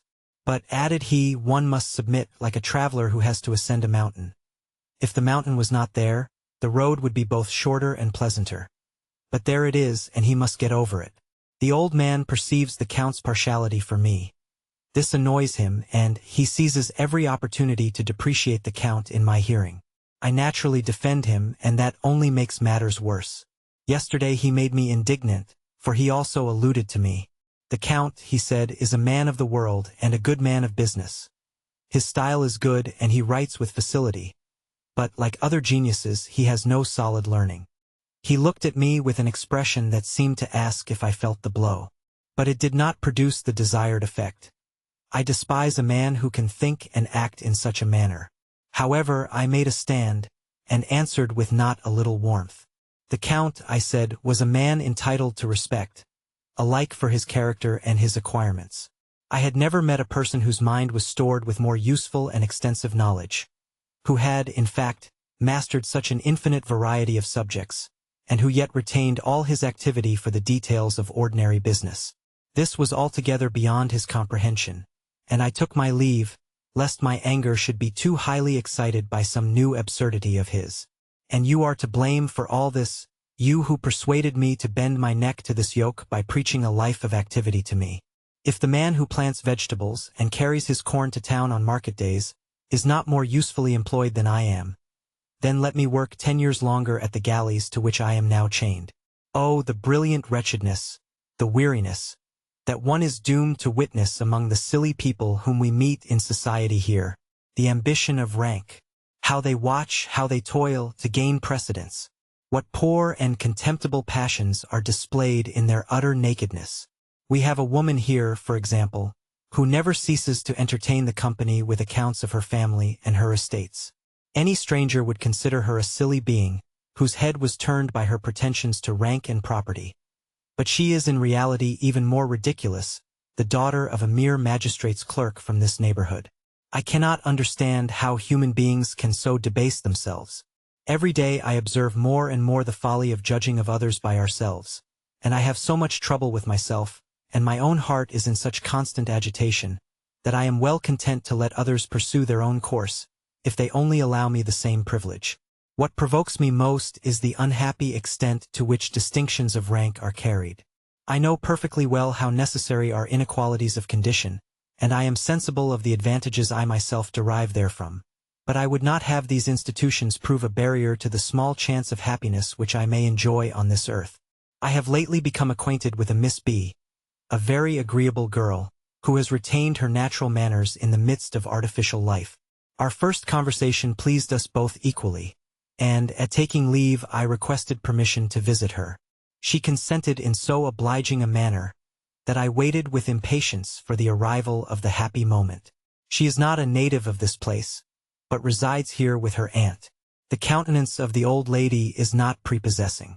I paid her much attention, addressing the greater part of my conversation to her, and in less than half an hour I discovered what her niece subsequently acknowledged to me, that her aged aunt, having but a small fortune, and a still smaller share of understanding, enjoys no satisfaction except in the pedigree of her ancestors, no protection save in her noble birth, and no enjoyment but in looking from her castle over the heads of the humble citizens. She was, no doubt, handsome in her youth, and in her early years probably trifled away her time in rendering many a poor youth the sport of her caprice. In her riper years she has submitted to the yoke of a veteran officer, who, in return for her person and her small independence, has spent with her what we may designate her age of brass. He is dead, and she is now a widow and deserted. She spends her iron age alone, and would not be approached, except for the loveliness of her niece. January 8, 1772. What beings are men, whose whole thoughts are occupied with form and ceremony, who for years together devote their mental and physical exertions to the task of advancing themselves but one step, and endeavoring to occupy a higher place at the table. Not that such persons would otherwise want employment. On the contrary, they give themselves much trouble by neglecting important business for such petty trifles. Last week a question of precedence arose at a sledging party, and all our amusement was spoiled. The silly creatures cannot see that it is not place which constitutes real greatness, since the man who occupies the first place but seldom plays the principal part. How many kings are governed by their ministers? How many ministers by their secretaries? Who, in such cases, is really the chief? He, as it seems to me, who can see through the others, and possesses strength or skill enough to make their power or passions subservient to the execution of his own designs. January 20th. I must write to you from this place, my dear Charlotte, from a small room in a country inn, where I have taken shelter from a severe storm. During my whole residence in that wretched place where I lived amongst strangers indeed to this heart, I never at any time felt the smallest inclination to correspond with you. But in this cottage, in this retirement, in this solitude, with the snow and hail beating against my lattice pane, you are my first thought. The instant I entered, your figure rose up before me, and the remembrance, oh my Charlotte, the sacred, tender remembrance. Gracious heaven, restore to me the happy moment of our first acquaintance. Could you but see me, my dear Charlotte, in the whirl of dissipation. How my senses are dried up, but my heart is at no time full. I enjoy no single moment of happiness. All is vain, nothing touches me. I stand, as it were, before the raree show. I see the little puppets move, and I ask whether it is not an optical illusion. I am amused with these puppets, or rather I am myself one of them. But when I sometimes grasp my neighbor's hand, I feel that it is not natural, and I withdraw mine with a shudder. In the evening I say I will enjoy the next morning's sunrise, and yet I remain in bed. In the day I promise to ramble by moonlight, and I, nevertheless, remain at home. I know not why I rise, nor why I go to sleep. The leaven which animated my existence is gone. The charm which cheered me in the gloom of night, and aroused me from my morning slumbers, is forever fled. I have found but one being here to interest me, a Miss B. She resembles you, my dear Charlotte, if anyone can possibly resemble you. Ah, you will say, he has learned how to pay fine compliments. And this is partly true. I have been very agreeable lately, as it was not in my power to be otherwise. I have, moreover, a deal of wit, and the ladies say that no one understands flattery better, or falsehoods you will add, since the one accomplishment invariably accompanies the other. But I must tell you of Miss B. She has abundance of soul, which flashes from her deep blue eyes.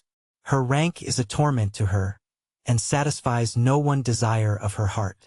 She would gladly retire from this whirl of fashion, and we often picture to ourselves a life of undisturbed happiness in distant scenes of rural retirement.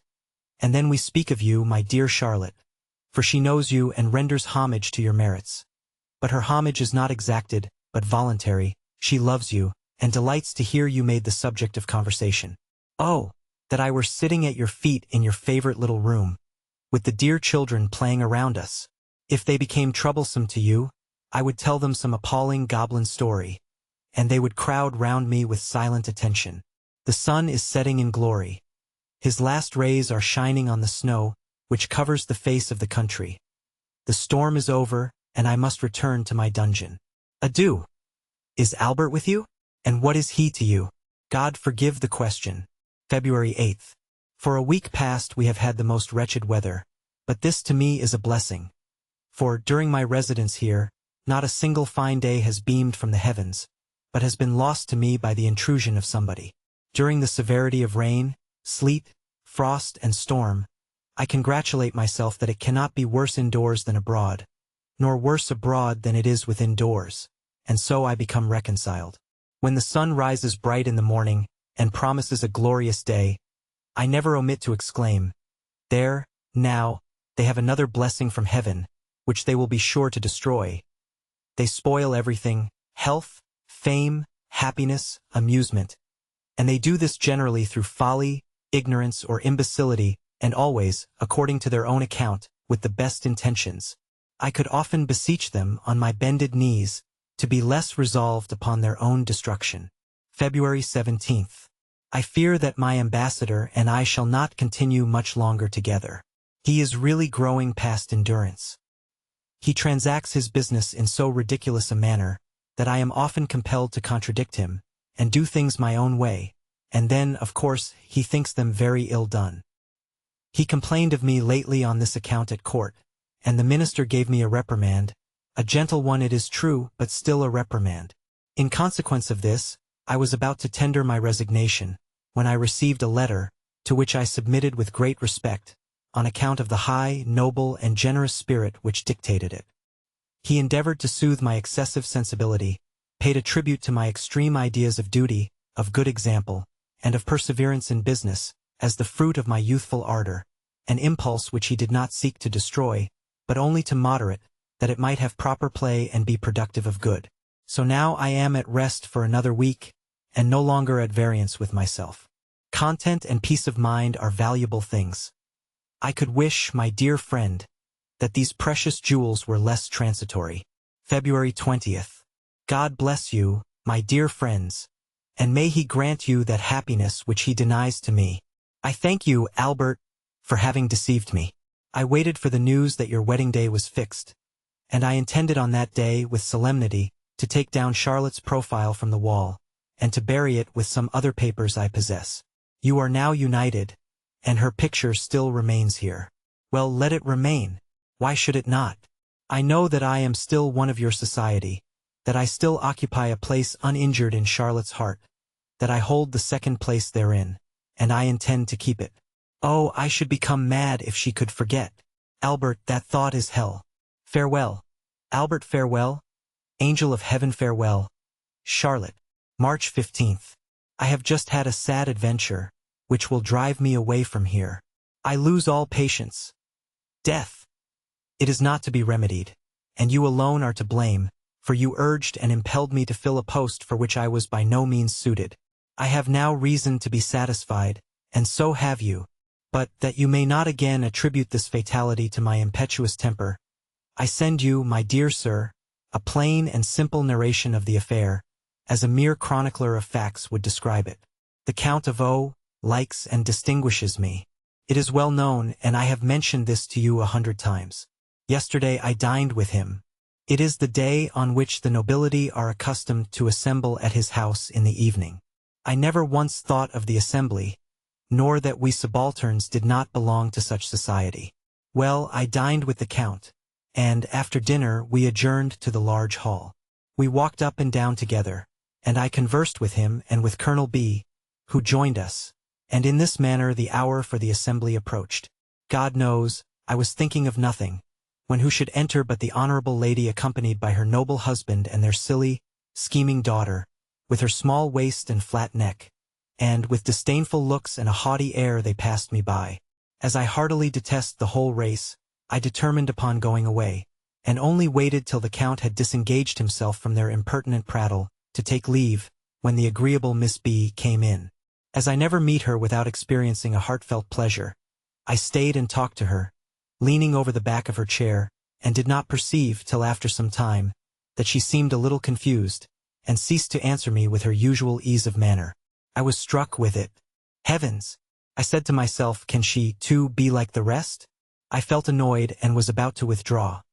But I remained, notwithstanding, forming excuses for her conduct, fancying she did not mean it, and still hoping to receive some friendly recognition. The rest of the company now arrived. There was the Baron F., in an entire suit that dated from the coronation of Francis I. The Chancellor N., with his deaf wife, the shabbily dressed I., whose old-fashioned coat bore evidence of modern repairs. This crowned the whole. I conversed with some of my acquaintances, but they answered me laconically. I was engaged in observing Miss B., and did not notice that the women were whispering at the end of the room, that the murmur extended by degrees to the men, that Madame S. addressed the Count with much warmth. This was all related to me subsequently by Miss B., till at length the Count came up to me and took me to the window. "You know our ridiculous customs," he said. "I perceive the company is rather displeased at your being here. I would not on any account—" "I beg your Excellency's pardon," I exclaimed. "I ought to have thought of this before, but I know you will forgive this little inattention. I was going, I added, some time ago, but my evil genius detained me." And I smiled and bowed to take my leave. He shook me by the hand, in a manner which expressed everything. I hastened at once from the illustrious assembly, sprang into a carriage, and drove to M. I contemplated the setting sun from the top of the hill, and read that beautiful passage in Homer, where Ulysses is entertained by the hospitable herdsman. This was indeed delightful. I returned home to supper in the evening, but few persons were assembled in the room. They had turned up a corner of the tablecloth and were playing at dice. The good-natured A came in. He laid down his hat when he saw me, approached me, and said in a low tone, "You have met with a disagreeable adventure." I exclaimed. "The Count obliged you to withdraw from the assembly." "Deuce take the assembly," said I. I was very glad to be gone. "I am delighted," he added, "that you take it so lightly. I am only sorry that it is already so much spoken of." The circumstance then began to pain me. I fancied that everyone who sat down, and even looked at me, was thinking of this incident, and my heart became embittered. And now I could plunge a dagger into my bosom, when I hear myself everywhere pitied, and observe the triumph of my enemies, who say that this is always the case with vain persons, whose heads are turned with conceit, who affect to despise forms and such petty, idle nonsense. Say what you will of fortitude, but show me the man who can patiently endure the laughter of fools, when they have obtained an advantage over him. 'Tis only when their nonsense is without foundation that one can suffer it without complaint. March 16th. Everything conspires against me. I met Miss B. walking today. I could not help joining her, and, when we were at a little distance from her companions, I expressed my sense of her altered manner toward me. "Oh, Werther," she said, in a tone of emotion, "you, who know my heart, how could you so ill interpret my distress? What did I not suffer for you, from the moment you entered the room? I foresaw it all. 100 times was I on the point of mentioning it to you. I knew that the S and T with their husbands would quit the room, rather than remain in your company. I knew that the Count would not break with them, and now so much is said about it." "How?" I exclaimed, and endeavored to conceal my emotion. For all that Adeline had mentioned to me yesterday recurred to me painfully at that moment. "Oh, how much it has already cost me," said this amiable girl, while her eyes filled with tears. I could scarcely contain myself, and was ready to throw myself at her feet. "Explain yourself," I cried. Tears flowed down her cheeks. I became quite frantic. She wiped them away without attempting to conceal them. "You know my aunt," she continued. "She was present. And in what light does she consider the affair? Last night and this morning, Werther, I was compelled to listen to a lecture upon my acquaintance with you. I have been obliged to hear you condemned and depreciated, and I dared not say much in your defense. Every word she uttered was a dagger to my heart. She did not feel what a mercy it would have been to conceal everything from me. She told me, in addition, all the impertinence that would be further circulated, and how the malicious would triumph, how they would rejoice over the punishment of my pride, over my humiliation for that want of esteem for others with which I had often been reproached. To hear all this, Wilhelm, uttered by her in a voice of the most sincere sympathy, awakened all my passions, and I am still in a state of extreme excitement. I wish I could find a man to jeer me about this event. I would sacrifice him to my resentment. The sight of his blood might possibly be a relief to my fury. 100 times have I seized a dagger, to give ease to this oppressed heart. Naturalists tell of a noble race of horses that instinctively open a vein with their teeth, when heated and exhausted by a long course, in order to breathe more freely. I am often tempted to open a vein, to procure for myself everlasting liberty. March 24th. I have tendered my resignation to the court. I hope it will be accepted, and you will forgive me for not having previously consulted you. It is necessary I should leave this place. I know all you will urge me to stay, and therefore I beg you will soften this news to my mother. I am unable to do anything for myself. How, then, should I be competent to assist others? It will afflict her that I should have interrupted that career which would have made me first a privy councillor, and then minister, and that I should look behind me in place of advancing. Argue as you will, combine all the reasons which should have induced me to remain. I am going. That is sufficient. But, that you may not be ignorant of my destination, I may mention that the Prince of is here. He is much pleased with my company, and, having heard of my intention to resign, he has invited me to his country house, to pass the spring months with him. I shall be left completely my own master, and, as we agree on all subjects but one, I shall try my fortune and accompany him. April 19th.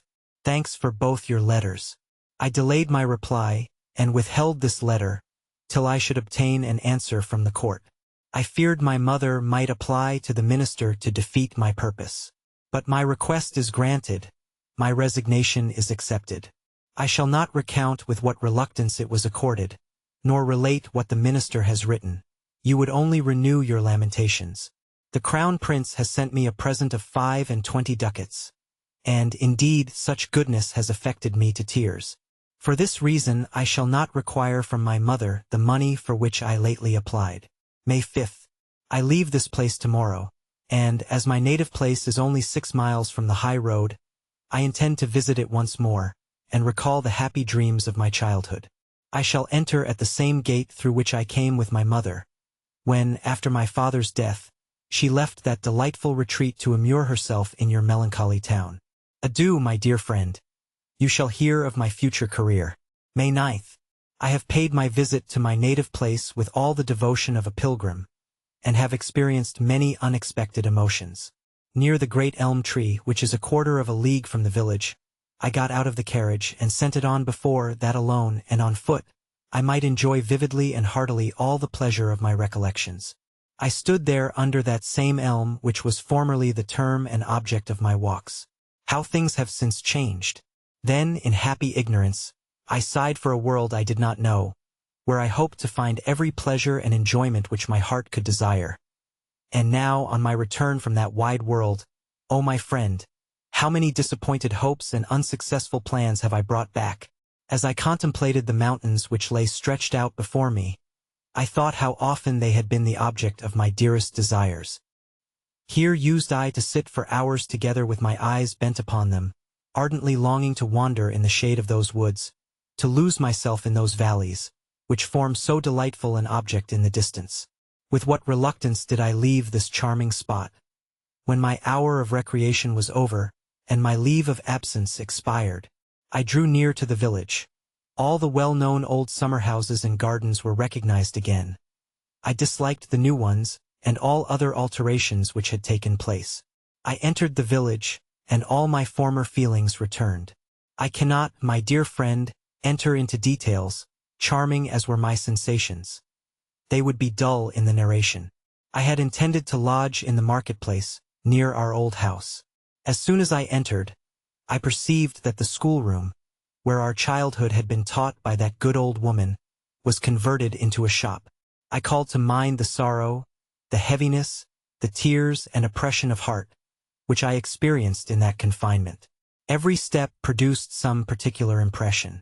A pilgrim in the Holy Land does not meet so many spots pregnant with tender recollections, and his soul is hardly moved with greater devotion. One incident will serve for illustration. I followed the course of a stream to a farm, formerly a delightful walk of mine, and paused at the spot, where, when boys, we used to amuse ourselves making ducks and drakes upon the water. I recollected so well how I used formerly to watch the course of that same stream, following it with inquiring eagerness, forming romantic ideas of the countries it was to pass through. But my imagination was soon exhausted, while the water continued flowing farther and farther on, till my fancy became bewildered by the contemplation of an invisible distance. Exactly such, my dear friend, so happy and so confined, were the thoughts of our good ancestors. Their feelings and their poetry were fresh as childhood. And, when Ulysses talks of the immeasurable sea and boundless earth, his epithets are true, natural, deeply felt, and mysterious.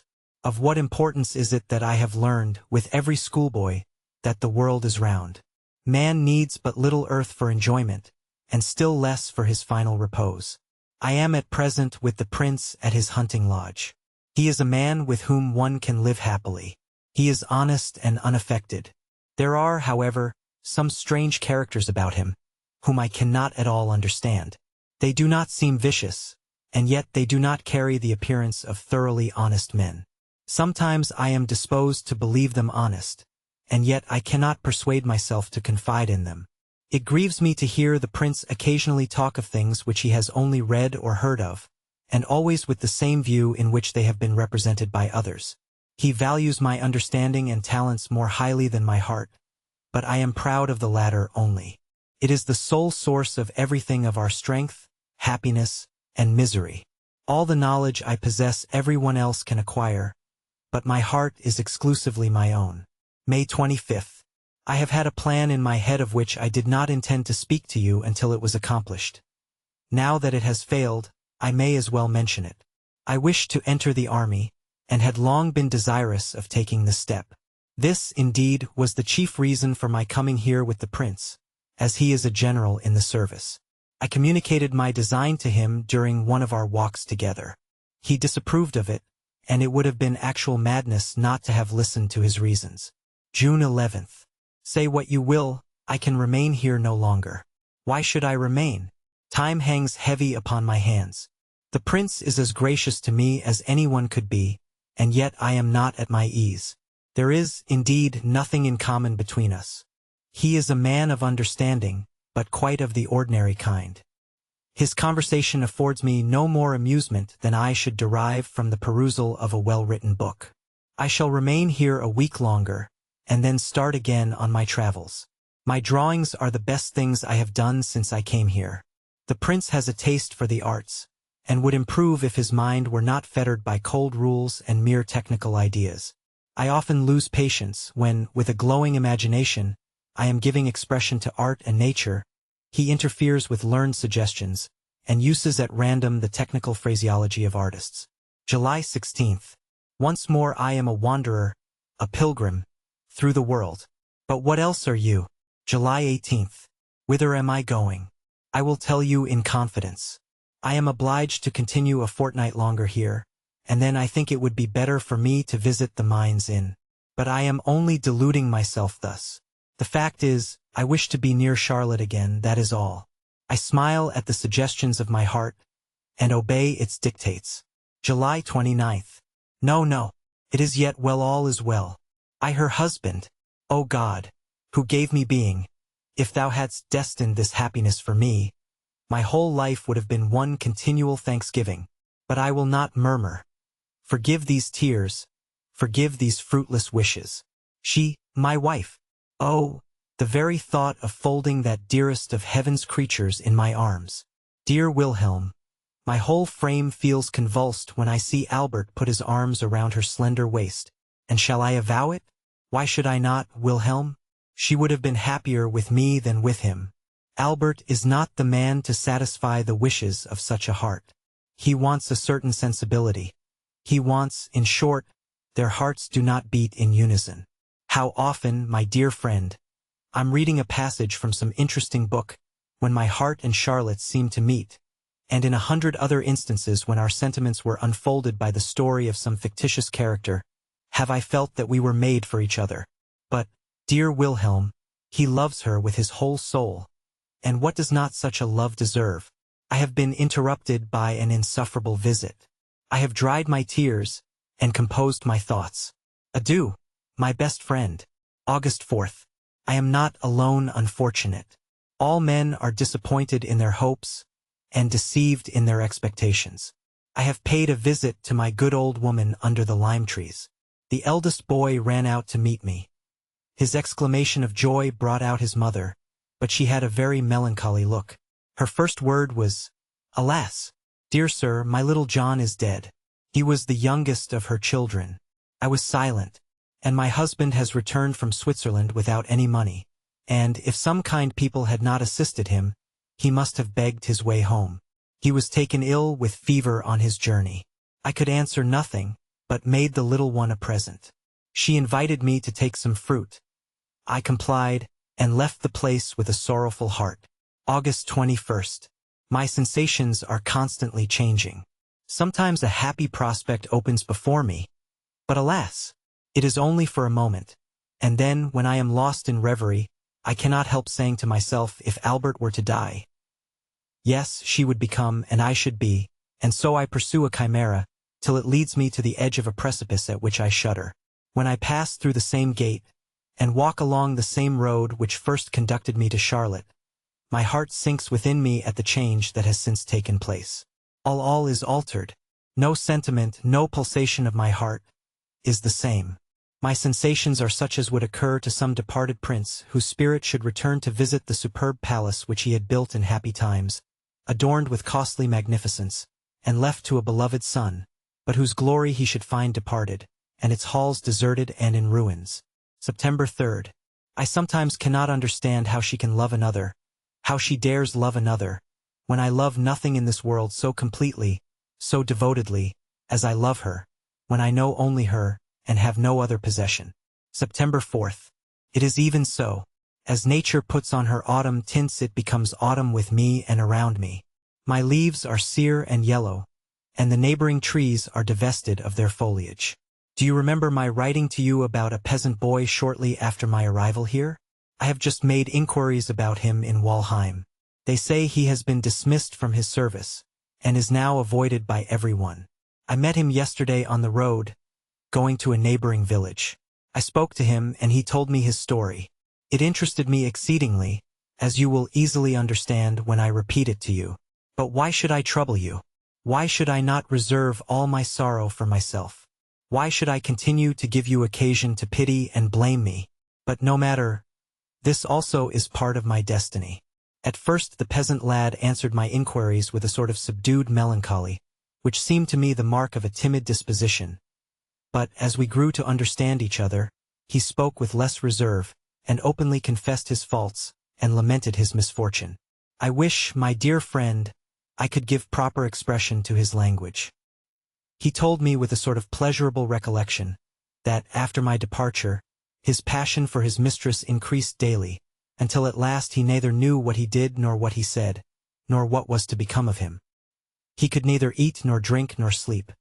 He felt a sense of suffocation. He disobeyed all orders, and forgot all commands involuntarily. He seemed as if pursued by an evil spirit, till one day, knowing that his mistress had gone to an upper chamber, he had followed, or, rather, been drawn after her. As she proved deaf to his entreaties, he had recourse to violence. He knows not what happened, but he called God to witness that his intentions to her were honorable, and that he desired nothing more sincerely than that they should marry, and pass their lives together. When he had come to this point, he began to hesitate, as if there was something which he had not courage to utter, till at length he acknowledged with some confusion certain little confidences she had encouraged, and liberties she had allowed. He broke off 2 or 3 times in his narration, and assured me most earnestly that he had no wish to make her bad, as he termed it, for he loved her still as sincerely as ever, that the tale had never before escaped his lips, and was only now told to convince me that he was not utterly lost and abandoned. And here, my dear friend, I must commence the old song which you know I utter eternally. If I could only represent the man as he stood, and stands now before me, could I only give his true expressions, you would feel compelled to sympathize in his fate. But enough, you who know my misfortune and my disposition, can easily comprehend the attraction which draws me toward every unfortunate being, but particularly toward him whose story I have recounted. On perusing this letter a second time, I find I have omitted the conclusion of my tale, but it is easily supplied. She became reserved toward him, at the instigation of her brother who had long hated him, and desired his expulsion from the house, fearing that his sister's second marriage might deprive his children of the handsome fortune they expected from her, as she is childless. He was dismissed at length, and the whole affair occasioned so much scandal, that the mistress dared not take him back, even if she had wished it. She has since hired another servant, with whom, they say, her brother is equally displeased, and whom she is likely to marry, but my informant assures me that he himself is determined not to survive such a catastrophe. This story is neither exaggerated nor embellished. Indeed, I have weakened and impaired it in the narration, by the necessity of using the more refined expressions of society. This love, then, this constancy, this passion is no poetical fiction.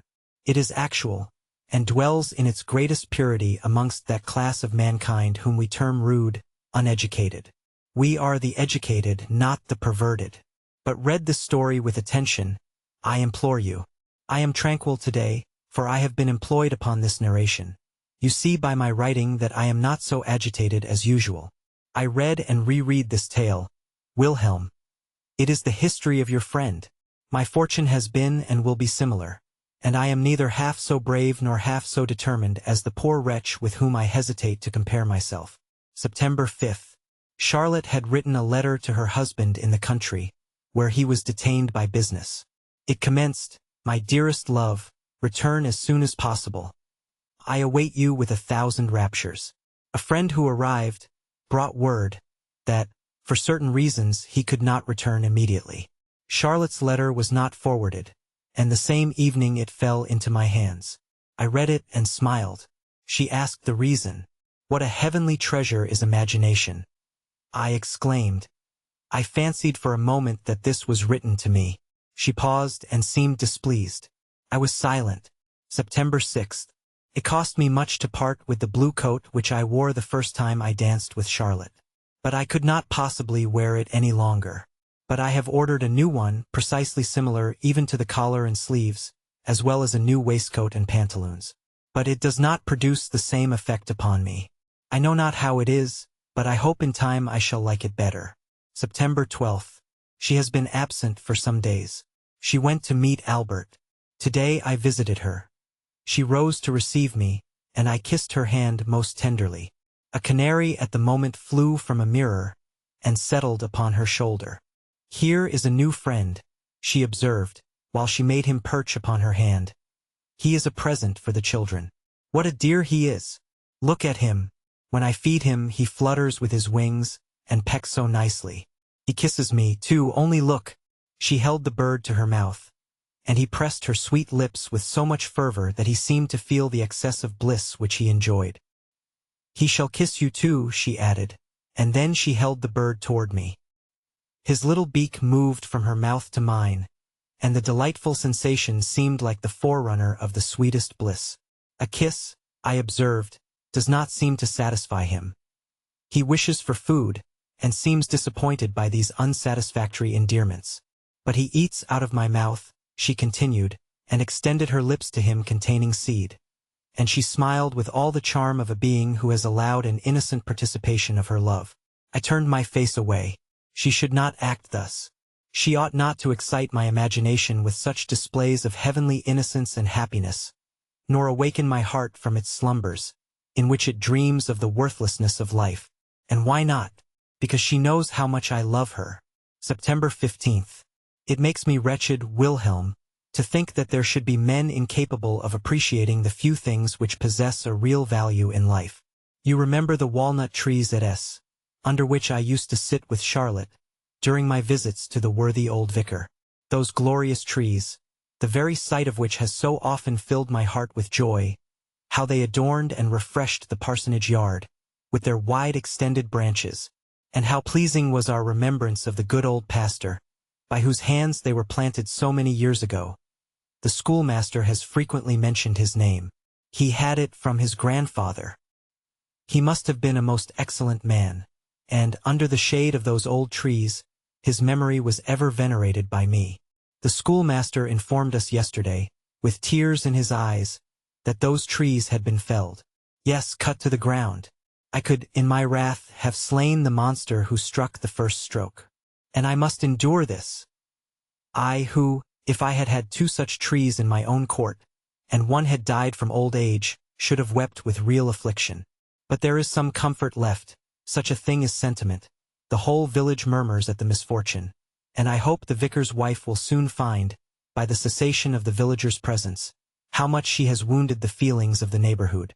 It was she who did it, the wife of the present incumbent. Our good old man is dead. A tall, sickly creature who is so far right to disregard the world, as the world totally disregards her. The silly being affects to be learned, pretends to examine the canonical books, lends her aid toward the new-fashioned reformation of Christendom, moral and critical, and shrugs up her shoulders at the mention of Lavater's enthusiasm. Her health is destroyed, on account of which she is prevented from having any enjoyment here below. Only such a creature could have cut down my walnut trees. I can never pardon it. Hear her reasons. The falling leaves made the court wet and dirty. The branches obstructed the light.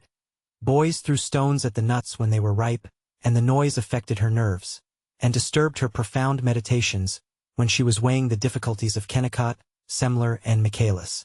Finding that all the parish, particularly the old people, were displeased, I asked why they allowed it. "Ah, sir," they replied, "when the steward orders, what can we poor peasants do? But one thing has happened well. The steward and the vicar, who, for once, thought to reap some advantage from the caprices of his wife, intended to divide the trees between them. The revenue office, being informed of it, revived an old claim to the ground where the trees had stood, and sold them to the best bidder. There they still lie on the ground. If I were the sovereign, I should know how to deal with them all, vicar, steward, and revenue office. Sovereign, did I say? I should, in that case, care little about the trees that grew in the country. October 10th. Only to gaze upon her dark eyes is to me a source of happiness. And what grieves me is that Albert does not seem so happy as he hoped to be, as I should have been. If I am no friend to these pauses, but here I cannot express it otherwise, and probably I am explicit enough. October 12th. Ossian has superseded Homer in my heart. To what a world does the illustrious bard carry me? To wander over pathless wilds, surrounded by impetuous whirlwinds, where, by the feeble light of the moon, we see the spirits of our ancestors. To hear from the mountain tops, mid the roar of torrents, their plaintive sounds issuing from deep caverns, and the sorrowful lamentations of a maiden who sighs and expires on the mossy tomb of the warrior by whom she was adored. I meet this bard with silver hair. He wanders in the valley. He seeks the footsteps of his fathers, and, alas, he finds only their tombs. Then, contemplating the pale moon, as she sinks beneath the waves of the rolling sea, the memory of bygone days strikes the mind of the hero, days when approaching danger invigorated the brave, and the moon shone upon his bark laden with spoils, and returning in triumph. When I read in his countenance deep sorrow, when I see his dying glory sink exhausted into the grave, as he inhales new and heart-thrilling delight from his approaching union with his beloved, and he casts a look on the cold earth and the tall grass which is so soon to cover him, and then exclaims, "The traveler will come. He will come who has seen my beauty, and he will ask, 'Where is the bard, where is the illustrious son of Fingal?' He will walk over my tomb, and will seek me in vain. Then, O my friend, I could instantly, like a true and noble knight, draw my sword, and deliver my prince from the long and painful languor of a living death, and dismiss my own soul to follow the demigod whom my hand had set free." October 19th. Alas, the void, the fearful void, which I feel in my bosom. Sometimes I think, if I could only once but once press her to my heart, this dreadful void would be filled. October 26th. Yes, I feel certain, Wilhelm, and every day I become more certain, that the existence of any being whatever is of very little consequence. A friend of Charlotte's called to see her just now. I withdrew into a neighboring apartment and took up a book. But, finding I could not read, I sat down to write. I heard them converse in an undertone. They spoke upon indifferent topics, and retailed the news of the town. One was going to be married. Another was ill, very ill. She had a dry cough, Her face was growing thinner daily, and she had occasional fits. "N is very unwell too," said Charlotte. "His limbs begin to swell already," answered the other, and my lively imagination carried me at once to the beds of the infirm. There I see them struggling against death, with all the agonies of pain and horror. And these women, Wilhelm, talk of all this with as much indifference as one would mention the death of a stranger. And when I look around the apartment where I now am, when I see Charlotte's apparel lying before me and Albert's writings, and all those articles of furniture which are so familiar to me, even to the very inkstand which I am using, when I think what I am to this family, everything. My friends esteem me. I often contribute to their happiness, and my heart seems as if it could not beat without them. And yet, if I were to die, if I were to be summoned from the midst of this circle, would they feel, or how long would they feel the void which my loss would make in their existence? How long? Yes, such is the frailty of man, that even there, where he has the greatest consciousness of his own being, where he makes the strongest and most forcible impression, even in the memory, in the heart of his beloved, there also he must perish, vanish, and that quickly. October 27th. I could tear open my bosom with vexation to think how little we are capable of influencing the feelings of each other. No one can communicate to me those sensations of love, joy, rapture, and delight which I do not naturally possess. And, though my heart may glow with the most lively affection, I cannot make the happiness of one in whom the same warmth is not inherent. October 27th, evening. I possess so much, but my love for her absorbs it all. I possess so much, but without her I have nothing. October 30th. 100 times have I been on the point of embracing her. Heavens! What a torment it is to see so much loveliness passing and repassing before us, and yet not dare to lay hold of it. And laying hold is the most natural of human instincts. Do not children touch everything they see? And I, November 3rd. Witness, heaven, how often I lie down in my bed with a wish, and even a hope, that I may never awaken again. And in the morning, when I open my eyes, I behold the sun once more, and am wretched. If I were whimsical, I might blame the weather or an acquaintance, or some personal disappointment, for my discontented mind, and then this insupportable load of trouble would not rest entirely upon myself. But, alas, I feel it too sadly. I am alone the cause of my own woe. Am I not? Truly, my own bosom contains the source of all my sorrow, as it previously contained the source of all my pleasure. Am I not the same being who once enjoyed an excess of happiness, who, at every step, saw paradise open before him, and whose heart was ever expanded toward the whole world? And this heart is now dead, no sentiment can revive it. My eyes are dry, and my senses, no more refreshed by the influence of soft tears, wither and consume my brain. I suffer much, for I have lost the only charm of life, that active, sacred power which created worlds around me. It is no more.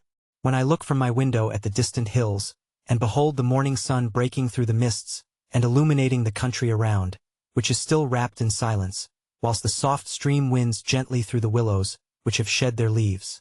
When glorious nature displays all her beauties before me, and her wondrous prospects are ineffectual to extract one tear of joy from my withered heart, I feel that in such a moment I stand like a reprobate before heaven, hardened, insensible, and unmoved.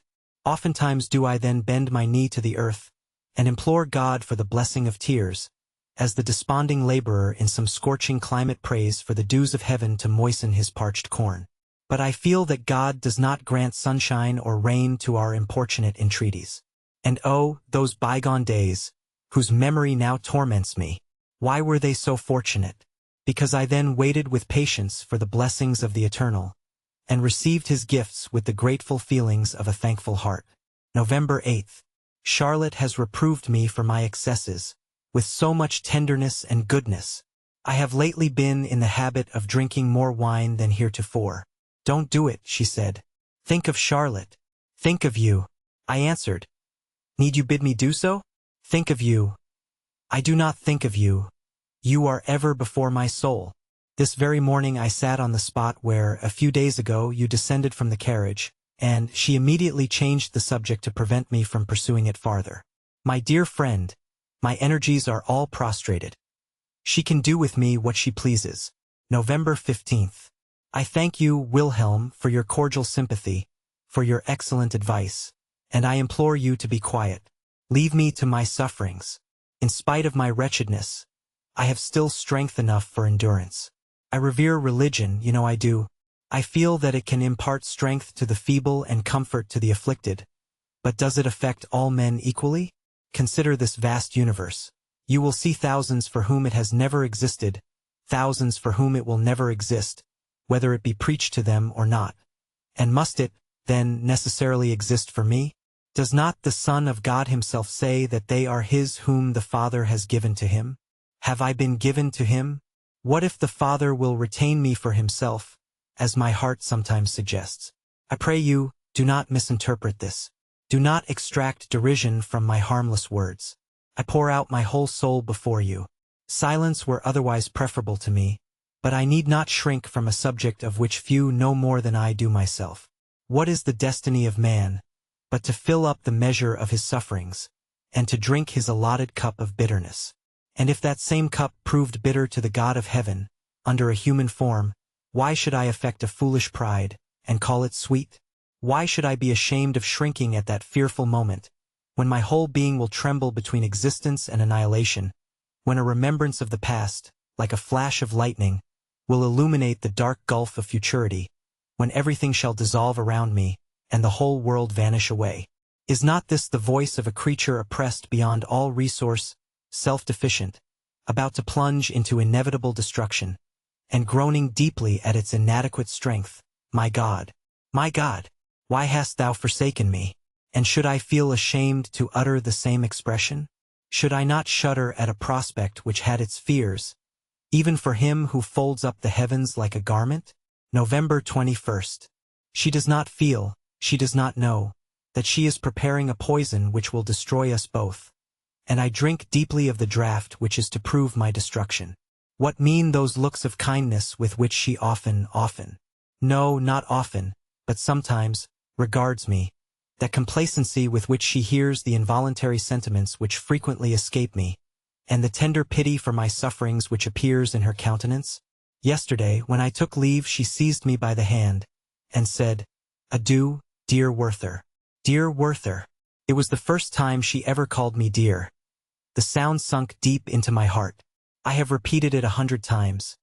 And last night, on going to bed, and talking to myself of various things, I suddenly said, "Good night, dear Werther," and then could not but laugh at myself.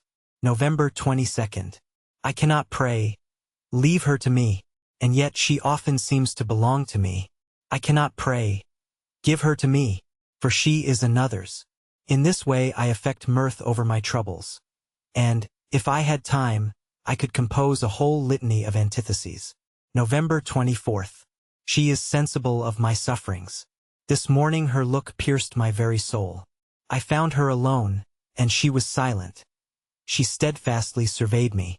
I no longer saw in her face the charms of beauty or the fire of genius. These had disappeared. But I was affected by an expression much more touching, a look of the deepest sympathy and of the softest pity. Why was I afraid to throw myself at her feet? Why did I not dare to take her in my arms, and answer her by 1,000 kisses? She had recourse to her piano for relief, and in a low and sweet voice accompanied the music with delicious sounds. Her lips never appeared so lovely. They seemed but just to open, that they might imbibe the sweet tones which issued from the instrument, and return the heavenly vibration from her lovely mouth. Oh, who can express my sensations? I was quite overcome, and, bending down, pronounced this vow: "Beautiful lips, which the angels guard, never will I seek to profane your purity with a kiss. And yet, my friend, oh, I wish, but my heart is darkened by doubt and indecision. Could I but taste felicity, and then die to expiate the sin." What sin? November 26th. Oftentimes I say to myself, "Thou alone art wretched. All other mortals are happy. None are distressed like thee." Then I read a passage in an ancient poet, and I seemed to understand my own heart. I have so much to endure. Have men before me ever been so wretched? November 30th. I shall never be myself again.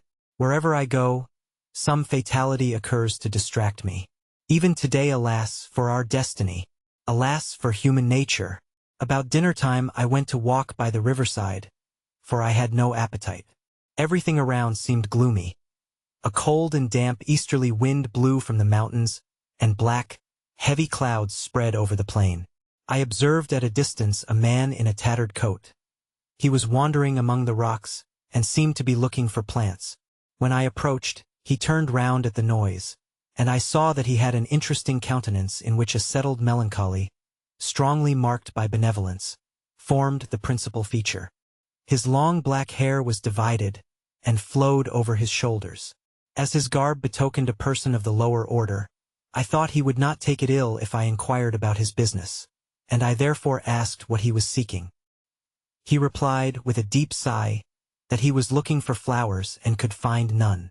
But it is not the season, I observed, with a smile. Oh, there are so many flowers, he answered, as he came nearer to me. In my garden there are roses and honeysuckles of two sorts. One sort was given to me by my father. They grow as plentifully as weeds. I have been looking for them these 2 days, and cannot find them. There are flowers out there, yellow, blue, and red, and that centauri has a very pretty blossom, but I can find none of them. I observed his peculiarity, and therefore asked him, with an air of indifference, what he intended to do with his flowers. A strange smile overspread his countenance.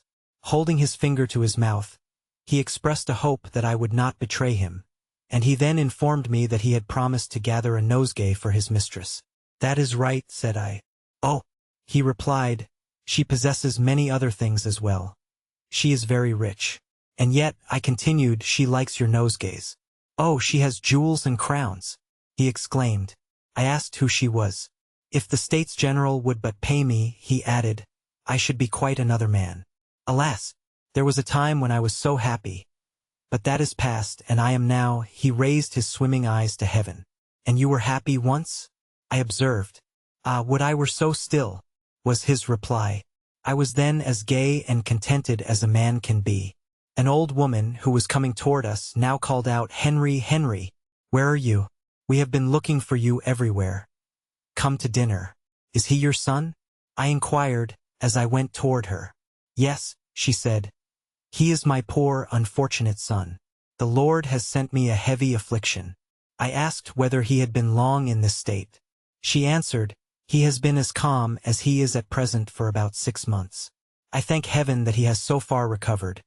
He was for 1 whole year quite raving, and chained down in a madhouse. Now he injures no one, but talks of nothing else than kings and queens.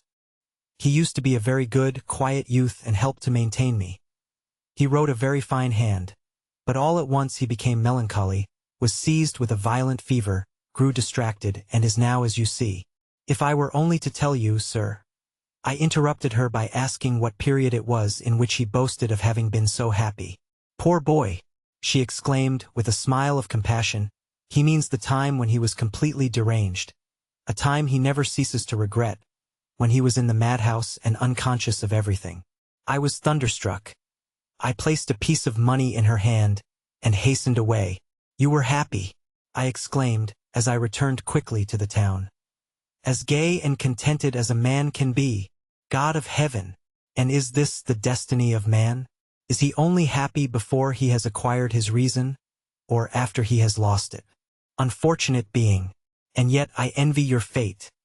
I envy the delusion to which you are a victim. You go forth with joy to gather flowers for your princess in winter, and grieve when you can find none, and cannot understand why they do not grow. But I wander forth without joy, without hope, without design, and I return as I came. You fancy what a man you would be if the States General paid you. Happy mortal, who can ascribe your wretchedness to an earthly cause. You do not know, you do not feel, that in your own distracted heart and disordered brain dwells the source of that unhappiness which all the potentates on earth cannot relieve. Let that man die unconsoled who can deride the invalid for undertaking a journey to distant, healthful springs, where he often finds only a heavier disease and a more painful death, or who can exult over the despairing mind of a sinner, who, to obtain peace of conscience and an alleviation of misery, makes a pilgrimage to the Holy Sepulchre. Each laborious step which galls his wounded feet in rough and untrodden paths pours a drop of balm into his troubled soul, and the journey of many a weary day brings a nightly relief to his anguished heart. Will you dare call this enthusiasm, ye crowd of pompous declaimers? Enthusiasm! O God, thou sayest my tears. Thou hast allotted us our portion of misery. Must we also have brethren to persecute us, to deprive us of our consolation, of our trust in thee, and in thy love and mercy? For our trust in the virtue of the healing root, or in the strength of the vine, what is it else than a belief in thee from whom all that surrounds us derives its healing and restoring powers? Father, whom I know not, who wert once wont to fill my soul, but who now hidest thy face from me, call me back to thee. Be silent no longer. Thy silence shall not delay a soul which thirsts after thee. What man, what father, could be angry with a son for returning to him suddenly, for falling on his neck, and exclaiming, I am here again, my father. Forgive me if I have anticipated my journey, and returned before the appointed time. The world is everywhere the same. A scene of labor and pain, of pleasure and reward. But what does it all avail? I am happy only where thou art, and in thy presence am I content to suffer or enjoy. And wouldst thou, Heavenly Father, banish such a child from thy presence? December 1st. Wilhelm, the man about whom I wrote to you, that man so enviable in his misfortunes, was secretary to Charlotte's father, and an unhappy passion for her which he cherished, concealed, and at length discovered, caused him to be dismissed from his situation. This made him mad. Think, whilst you peruse this plain narration, what an impression the circumstance has made upon me. But it was related to me by Albert with as much calmness as you will probably peruse it. December 4th. I implore your attention. It is all over with me. I can support this state no longer. Today I was sitting by Charlotte. She was playing upon her piano a succession of delightful melodies, with such intense expression. Her little sister was dressing her doll upon my lap. The tears came into my eyes. I leaned down and looked intently at her wedding ring. My tears fell. Immediately she began to play that favorite, that divine air which has so often enchanted me. I felt comfort from a recollection of the past, of those bygone days when that air was familiar to me, and then I recalled all the sorrows and the disappointments which I had since endured. I paced with hasty strides through the room. My heart became convulsed with painful emotions. At length I went up to her, and exclaimed with eagerness, For heaven's sake, play that air no longer. She stopped, and looked steadfastly at me. She then said, with a smile which sunk deep into my heart, Werther, you are ill. Your dearest food is distasteful to you. But go, I entreat you, and endeavor to compose yourself. I tore myself away. God, thou sayest my torments, and wilt end them. December 6th. How her image haunts me. Waking or asleep, she fills my entire soul. Soon as I close my eyes, here in my brain, where all the nerves of vision are concentrated, her dark eyes are imprinted. Here, I do not know how to describe it, but, if I shut my eyes, hers are immediately before me. Dark as an abyss they open upon me and absorb my senses. And what is man, that boasted demigod? Do not his powers fail when he most requires their use? And whether he soar in joy or sink in sorrow, is not his career in both inevitably arrested? And, whilst he fondly dreams that he is grasping at infinity, does he not feel compelled to return to a consciousness of his cold, monotonous existence? The editor to the reader. It is a matter of extreme regret that we want original evidence of the last remarkable days of our friend, and we are, therefore, obliged to interrupt the progress of his correspondence, and to supply the deficiency by a connected narration. I have felt it my duty to collect accurate information from the mouths of persons well acquainted with his history. The story is simple, and all the accounts agree except in some unimportant particulars. It is true that, with respect to the characters of the persons spoken of, opinions and judgments vary. We have only, then, to relate conscientiously the facts which our diligent labor has enabled us to collect, to give the letters of the deceased, and to pay particular attention to the slightest fragment from his pen, more especially as it is so difficult to discover the real and correct motives of men who are not of the common order. Sorrow and discontent had taken deep root in Werther's soul, and gradually imparted their character to his whole being. The harmony of his mind became completely disturbed. A perpetual excitement and mental irritation, which weakened his natural powers, produced the saddest effects upon him, and rendered him at length the victim of an exhaustion against which he struggled with still more painful efforts than he had displayed, even in contending with his other misfortunes. His mental anxiety weakened his various good qualities, and he was soon converted into a gloomy companion, always unhappy and unjust in his ideas, the more wretched he became. This was, at least, the opinion of Albert's friends. They assert, moreover, that the character of Albert himself had undergone no change in the meantime. He was still the same being whom Werther had loved, honored, and respected from the commencement. His love for Charlotte was unbounded. He was proud of her, and desired that she should be recognized by everyone as the noblest of created beings. Was he, however, to blame for wishing to avert from her every appearance of suspicion? Or for his unwillingness to share his rich prize with another, even for a moment, and in the most innocent manner? It is asserted that Albert frequently retired from his wife's apartment during Werther's visits. But this did not arise from hatred or aversion to his friend, but only from a feeling that his presence was oppressive to Werther. Charlotte's father, who was confined to the house by indisposition, was accustomed to send his carriage for her, that she might make excursions in the neighborhood. One day the weather had been unusually severe, and the whole country was covered with snow. Werther went for Charlotte the following morning, in order that, if Albert were absent, he might conduct her home. The beautiful weather produced but little impression on his troubled spirit.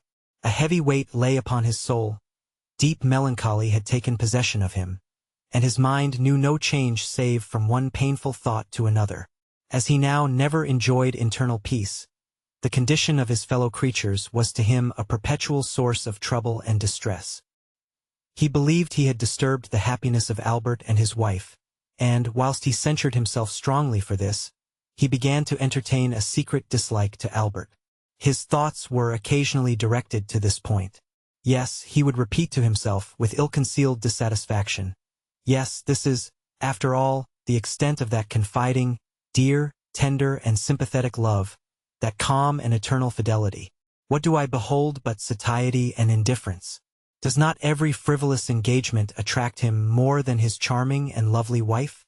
Does he know how to prize his happiness? Can he value her as she deserves? He possesses her, it is true. I know that, as I know much more, and I have become accustomed to the thought that he will drive me mad or, perhaps, murder me. Is his friendship toward me unimpaired? Does he not view my attachment to Charlotte as an infringement upon his rights, and consider my attention to her as a silent rebuke to himself? I know, and indeed feel, that he dislikes me, that he wishes for my absence, that my presence is hateful to him.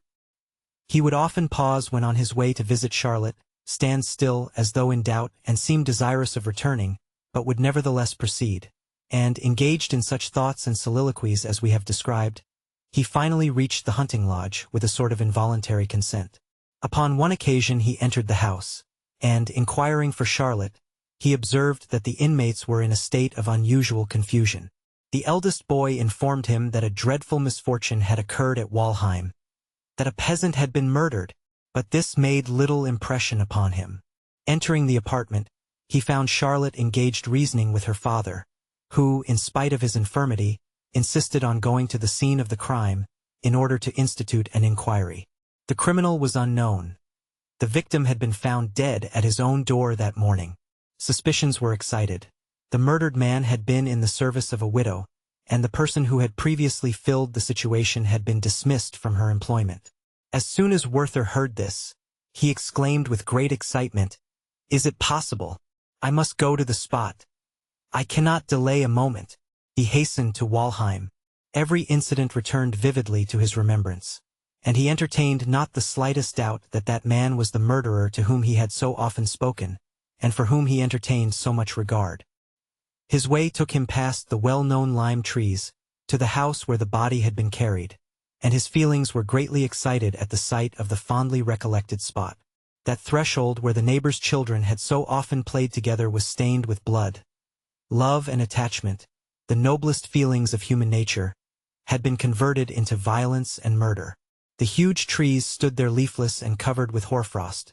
The beautiful hedgerows which surrounded the old churchyard wall were withered, and the gravestones, half covered with snow, were visible through the openings. As he approached the inn, in front of which the whole village was assembled, screams were suddenly heard. A troop of armed peasants was seen approaching, and everyone exclaimed that the criminal had been apprehended. Werther looked, and was not long in doubt. The prisoner was no other than the servant, who had been formerly so attached to the widow, and whom he had met prowling about, with that suppressed anger and ill-concealed despair, which we have before described. "What have you done, unfortunate man?" inquired Werther, as he advanced toward the prisoner.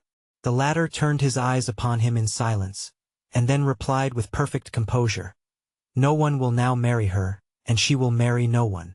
The prisoner was taken into the inn, and Werther left the place. The mind of Werther was fearfully excited by this shocking occurrence. He ceased, however, to be oppressed by his usual feeling of melancholy, moroseness, and indifference to everything that passed around him. He entertained a strong degree of pity for the prisoner, and was seized with an indescribable anxiety to save him from his impending fate. He considered him so unfortunate, he deemed his crime so excusable, and thought his own condition so nearly similar, that he felt convinced he could make everyone else view the matter in the light in which he saw it himself. He now became anxious to undertake his defense, and commenced composing an eloquent speech for the occasion, and, on his way to the hunting lodge, he could not refrain from speaking aloud the statement which he resolved to make to the judge. Upon his arrival, he found Albert had been before him, and he was a little perplexed by this meeting, but he soon recovered himself and expressed his opinion with much warmth to the judge. The latter shook his head doubtingly, and although Werther urged his case with the utmost zeal, feeling, and determination in defense of his client, yet, as we may easily suppose, the judge was not much influenced by his appeal. On the contrary, he interrupted him in his address, reasoned with him seriously, and even administered a rebuke to him for becoming the advocate of a murderer. He demonstrated that, according to this precedent, every law might be violated, and the public security utterly destroyed. He added, moreover, that in such a case he could himself do nothing, without incurring the greatest responsibility, that everything must follow in the usual course, and pursue the ordinary channel. Werther, however, did not abandon his enterprise, and even besought the judge to connive at the flight of the prisoner. But this proposal was peremptorily rejected. Albert, who had taken some part in the discussion, coincided in opinion with the judge. At this Werther became enraged, and took his leave in great anger, after the judge had more than once assured him that the prisoner could not be saved. The excess of his grief at this assurance may be inferred from a note we have found amongst his papers, and which was doubtless written upon this very occasion. "You cannot be saved, unfortunate man. I see clearly that we cannot be saved."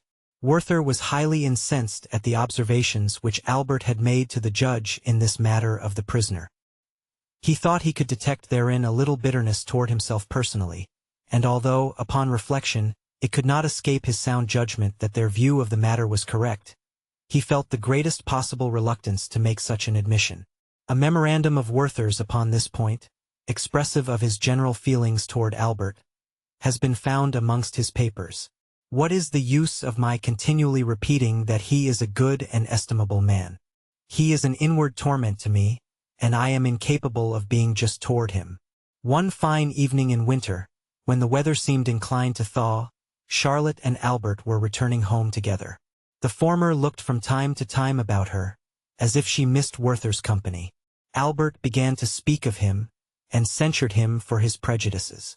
He alluded to his unfortunate attachment, and wished it were possible to discontinue his acquaintance. "I desire it on our own account," he added, "and I request you will compel him to alter his deportment toward you, and to visit you less frequently. The world is censorious, and I know that here and there we are spoken of." Charlotte made no reply, and Albert seemed to feel her silence. At least, from that time he never again spoke of Werther, and, when she introduced the subject, he allowed the conversation to die away, or else he directed the discourse into another channel. The vain attempt Werther had made to save the unhappy murderer was the last feeble glimmering of a flame about to be extinguished. He sank almost immediately afterward into a state of gloom and inactivity, until he was at length brought to perfect distraction by learning that he was to be summoned as a witness against the prisoner, who asserted his complete innocence. His mind now became oppressed by the recollection of every misfortune of his past life. The mortification he had suffered at the ambassadors, and his subsequent troubles, were revived in his memory. He became utterly inactive. Destitute of energy, he was cut off from every pursuit and occupation which composed the business of common life, and he became a victim to his own susceptibility, and to his restless passion for the most amiable and beloved of women, whose peace he destroyed. In this unvarying monotony of existence his days were consumed, and his powers became exhausted without aim or design, until they brought him to a sorrowful end. A few letters which he left behind, and which we here subjoin, afford the best proofs of his anxiety of mind and of the depth of his passion, as well as of his doubts and struggles, and of his weariness of life. December 12th.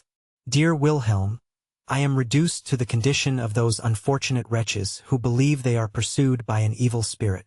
Sometimes I am oppressed, not by apprehension or fear, but by an inexpressible internal sensation, which weighs upon my heart, and impedes my breath. Then I wander forth at night, even in this tempestuous season, and feel pleasure in surveying the dreadful scenes around me. Yesterday evening I went forth. A rapid thaw had suddenly set in. I had been informed that the river had risen, that the brooks had all overflowed their banks, and that the whole vale of Walheim was under water. Upon the stroke of 12 I hastened forth. I beheld a fearful sight. The foaming torrents rolled from the mountains in the moonlight. Fields and meadows, trees and hedges, were confounded together, and the entire valley was converted into a deep lake, which was agitated by the roaring wind. And when the moon shone forth, and tinged the black clouds with silver, and the impetuous torrent at my feet foamed and resounded with awful and grand impetuosity, I was overcome by a mingled sensation of apprehension and delight. With extended arms I looked down into the yawning abyss, and cried, "Plunge!" For a moment my senses forsook me, in the intense delight of ending my sorrows and my sufferings by a plunge into that gulf.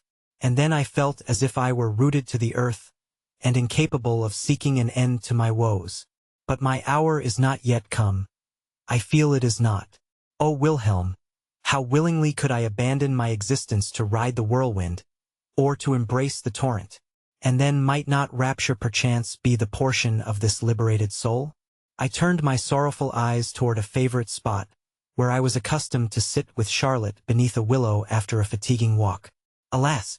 It was covered with water, and with difficulty I found even the meadow. And the fields around the hunting lodge, thought I. Has our dear bower been destroyed by this unpitying storm? And a beam of past happiness streamed upon me, as the mind of a captive is illumined by dreams of flocks and herds and bygone joys of home. But I am free from blame. I have courage to die, perhaps I have, but I still sit here, like a wretched pauper, who collects faggots, and begs her bread from door to door, that she may prolong for a few days a miserable existence which she is unwilling to resign. December 15th. What is the matter with me, dear Wilhelm? I am afraid of myself. Is not my love for her of the purest, most holy, and most brotherly nature? Has my soul ever been sullied by a single sensual desire? But I will make no protestations. And now, ye nightly visions, how truly have those mortals understood you, who ascribe your various contradictory effects to some invincible power. This night I tremble at the avowal. I held her in my arms, locked in a close embrace. I pressed her to my bosom, and covered with countless kisses those dear lips which murmured in reply soft protestations of love. My sight became confused by the delicious intoxication of her eyes. Heavens! Is it sinful to revel again in such happiness, to recall once more those rapturous moments with intense delight? Charlotte! Charlotte! I am lost! My senses are bewildered, my recollection is confused, mine eyes are bathed in tears. I am ill, and yet I am well. I wish for nothing. I have no desires. It were better I were gone. Under the circumstances narrated above, a determination to quit this world had now taken fixed possession of Werther's soul. Since Charlotte's return, this thought had been the final object of all his hopes and wishes.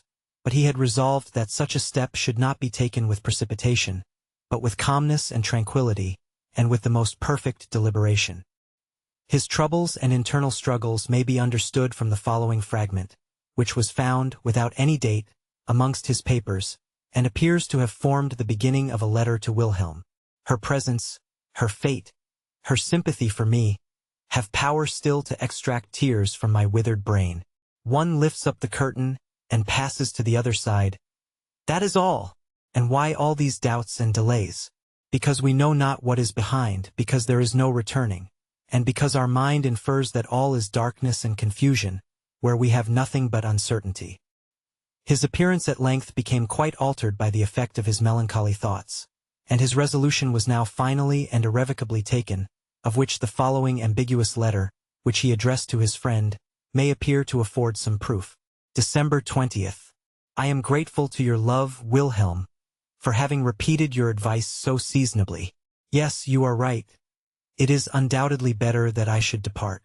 But I do not entirely approve your scheme of returning at once to your neighborhood. At least, I should like to make a little excursion on the way, particularly as we may now expect a continued frost, and consequently good roads. I am much pleased with your intention of coming to fetch me. Only delay your journey for a fortnight, and wait for another letter from me. One should gather nothing before it is ripe, and a fortnight sooner or later makes a great difference. Entreat my mother to pray for her son, and tell her I beg her pardon for all the unhappiness I have occasioned her. It has ever been my fate to give pain to those whose happiness I should have promoted. Adieu, my dearest friend. May every blessing of heaven attend you. Farewell. We find it difficult to express the emotions with which Charlotte's soul was agitated during the whole of this time, whether in relation to her husband or to her unfortunate friend, although we are enabled, by our knowledge of her character, to understand their nature. It is certain that she had formed a determination, by every means in her power, to keep Werther at a distance, and if she hesitated in her decision, it was from a sincere feeling of friendly pity, knowing how much it would cost him, indeed, that he would find it almost impossible to comply with her wishes. But various causes now urged her to be firm. Her husband preserved a strict silence about the whole matter, and she never made it a subject of conversation, feeling bound to prove to him by her conduct that her sentiments agreed with his. The same day, which was the Sunday before Christmas, after Werther had written the last-mentioned letter to his friend, he came in the evening to Charlotte's house and found her alone. She was busy preparing some little gifts for her brothers and sisters, which were to be distributed to them on Christmas Day. He began talking of the delight of the children, and of that age when the sudden appearance of the Christmas tree, decorated with fruit and sweetmeats, and lighted up with wax candles, causes such transports of joy. You shall have a gift too, if you behave well, said Charlotte, hiding her embarrassment under sweet smile. And what do you call behaving well? What should I do? What can I do, my dear Charlotte? Said he. Thursday night, she answered, is Christmas Eve.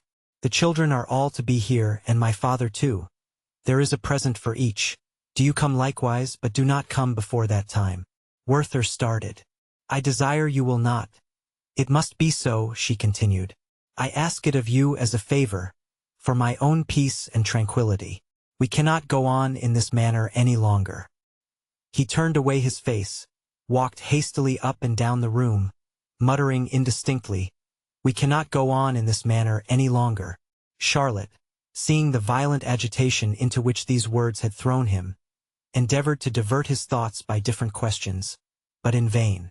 No, Charlotte, he exclaimed, I will never see you any more. And why so? She answered, we must see each other again, only let it be with more discretion. Oh, why were you born with that excessive, that ungovernable passion for everything that is dear to you? Then, taking his hand, she said, I entreat of you to be more calm. Your talents, your understanding, your genius will furnish you with 1,000 resources. Be a man, and conquer an unhappy attachment toward a creature who can do nothing but pity you. He bit his lips, and looked at her with a gloomy countenance. She continued to hold his hand. Grant me but a moment's patience, Werther, she said. Do you not see that you are deceiving yourself, that you are seeking your own destruction? Why must you love me only, who belong to another? I much fear, that it is only the impossibility of possessing me which makes your desire for me so strong." He drew back his hand, whilst he surveyed her with a wild and angry look. "'Tis well," he exclaimed. "'Tis very well. Did not Albert furnish you with this reflection? It is profound, a very profound remark. A reflection that anyone might easily make," she answered. "And is there not a woman in the whole world who is at liberty, and has the power to make you happy? Conquer yourself.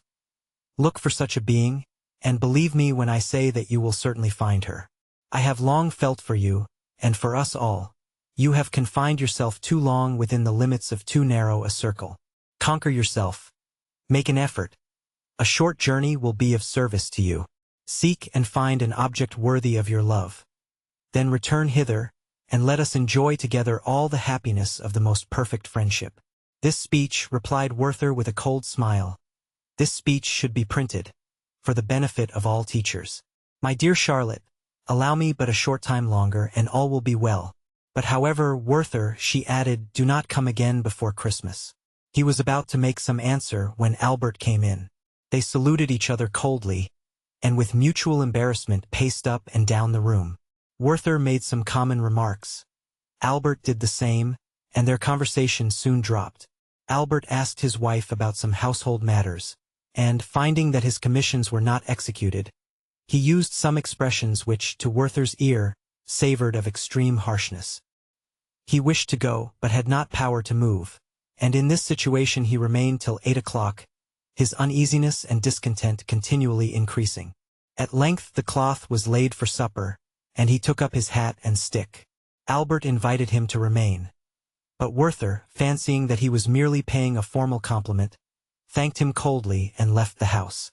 Werther returned home, took the candle from his servant, and retired to his room alone. He talked for some time with great earnestness to himself, wept aloud, walked in a state of great excitement through his chamber, till at length, without undressing, he threw himself on the bed, where he was found by his servant at 11 o'clock, when the latter ventured to enter the room and take off his boots. Werther did not prevent him, but forbade him to come in the morning till he should ring. On Monday morning, the 21st of December, he wrote to Charlotte the following letter, which was found sealed on his bureau after his death, and was given to her. I shall insert it in fragments, as it appears, from several circumstances, to have been written in that manner. "It is all over, Charlotte. I am resolved to die. I make this declaration deliberately and coolly, without any romantic passion, on this morning of the day when I am to see you for the last time. At the moment you read these lines, O best of women, the cold grave will hold the inanimate remains of that restless and unhappy being who, in the last moments of his existence, knew no pleasure so great as that of conversing with you. I have passed a dreadful night, or rather, let me say, a propitious one, for it has given me resolution, it has fixed my purpose. I am resolved to die. When I tore myself from you yesterday, my senses were in tumult and disorder. My heart was oppressed, hope and pleasure had fled from me forever, and a petrifying cold had seized my wretched being. I could scarcely reach my room. I threw myself on my knees, and heaven, for the last time, granted me the consolation of shedding tears. 1,000 ideas, 1,000 schemes, arose within my soul, till at length one last, fixed, final thought took possession of my heart. It was to die. I lay down to rest, and in the morning, in the quiet hour of awakening, the same determination was upon me. To die. It is not despair. It is conviction that I have filled up the measure of my sufferings, that I have reached my appointed term, and must sacrifice myself for thee. Yes, Charlotte, why should I not avow it? One of us three must die. It shall be Werther. O beloved Charlotte, this heart, excited by rage and fury, has often conceived the horrid idea of murdering your husband. You, myself, the lot is cast at length, and in the bright, quiet evenings of summer, when you sometimes wander toward the mountains, let your thoughts then turn to me. Recollect how often you have watched me coming to meet you from the valley. Then bend your eyes upon the churchyard which contains my grave, and, by the light of the setting sun, mark how the evening breeze waves the tall grass which grows above my tomb. I was calm when I began this letter, but the recollection of these scenes makes me weep like a child. About 10 in the morning, Werther called his servant, and, whilst he was dressing, told him that in a few days he intended to set out upon a journey, and bade him therefore lay his clothes in order, and prepare them for packing up, call in all his accounts, fetch home the books he had lent, and give 2 months' pay to the poor dependents who were accustomed to receive from him a weekly allowance. He breakfasted in his room, and then mounted his horse, and went to visit the steward, who, however, was not at home.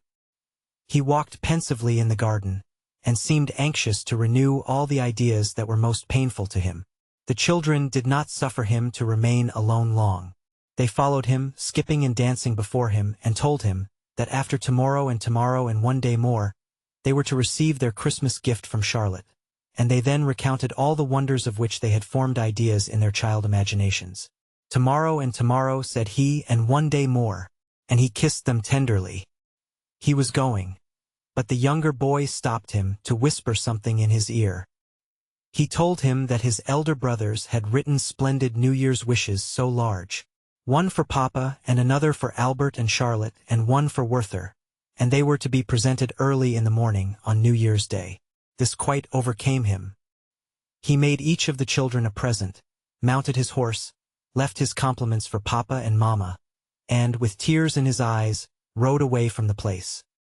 He returned home about 5 o'clock, ordered his servant to keep up his fire, desired him to pack his books and linen at the bottom of the trunk, and to place his coats at the top. He then appears to have made the following addition to the letter addressed to Charlotte. You do not expect me. You think I will obey you, and not visit you again till Christmas Eve. Oh Charlotte, today or never. On Christmas Eve you will hold this paper in your hand. You will tremble, and moisten it with your tears. I must. Oh, how happy I feel to be determined. In the meantime, Charlotte was in a pitiable state of mind. After her last conversation with Werther, she found how painful to herself it would be to decline his visits, and knew how severely he would suffer from their separation. She had, in conversation with Albert, mentioned casually that Werther would not return before Christmas Eve, and soon afterward Albert went on horseback to see a person in the neighborhood, with whom he had to transact some business which would detain him all night. Charlotte was sitting alone. None of her family were near, and she gave herself up to the reflections that silently took possession of her mind. She was forever united to a husband whose love and fidelity she had proved, to whom she was heartily devoted, and who seemed to be a special gift from heaven to ensure her happiness. On the other hand, Werther had become dear to her. There was a cordial unanimity of sentiment between them from the very first hour of their acquaintance, and their long association and repeated interviews had made an indelible impression upon her heart. She had been accustomed to communicate to him every thought and feeling which interested her, and his absence threatened to open a void in her existence which it might be impossible to fill. How heartily she wished that she might change him into her brother, that she could induce him to marry one of her own friends, or could re-establish his intimacy with Albert. She passed all her intimate friends in review before her mind, but found something objectionable in each, and could decide upon none to whom she would consent to give him. Amid all these considerations she felt deeply but indistinctly that her own real but unexpressed wish was to retain him for herself, and her pure and amiable heart felt from this thought a sense of oppression which seemed to forbid a prospect of happiness. She was wretched. A dark cloud obscured her mental vision. It was now 6:30 o'clock, and she heard Werther's step on the stairs. She at once recognized his voice, as he inquired if she were at home. Her heart beat audibly, we could almost say for the first time, at his arrival. It was too late to deny herself, and, as he entered, she exclaimed, with a sort of ill-concealed confusion, "You have not kept your word." "I promised nothing," he answered. "But you should have complied, at least for my sake," she continued. "I implore you, for both our sakes." She scarcely knew what she said or did, and sent for some friends who, by their presence, might prevent her being left alone with Werther. He put down some books he had brought with him, then made inquiries about some others, until she began to hope that her friends might arrive shortly, entertaining at the same time a desire that they might stay away. At one moment she felt anxious that the servant should remain in the adjoining room, then she changed her mind. Werther, meanwhile, walked impatiently up and down. She went to the piano, and determined not to retire. She then collected her thoughts, and sat down quietly at Werther's side, who had taken his usual place on the sofa. "Have you brought nothing to read?" she inquired. He had nothing. "There in my drawer," she continued, "you will find your own translation of some of the songs of Ossian. I have not yet read them, as I have still hoped to hear you recite them. But, for some time past, I have not been able to accomplish such a wish." He smiled, and went for the manuscript, which he took with a shudder. He sat down, and, with eyes full of tears, he began to read. "Star of descending night, fair is thy light in the west. Thou liftest thy unshorn head from thy cloud. Thy steps are stately on thy hill. What dost thou behold in the plain? The stormy winds are laid. The murmur of the torrent comes from afar. Roaring waves climb the distant rock. The flies of evening are on their feeble wings. The hum of their course is on the field. What dost thou behold? Fair light, but thou dost smile and depart. The waves come with joy around thee. They bathe thy lovely hair. Farewell, thou silent beam. Let the light of Ossian's soul arise. And it does arise in its strength. I behold my departed friends. Their gathering is on Laura, as in the days of other years. Fingal comes like a watery column of mist. His heroes are around. And see the bards of song, gray-haired Ullin, stately Rhino, Alpin with the tuneful voice. The soft complaint of Minona.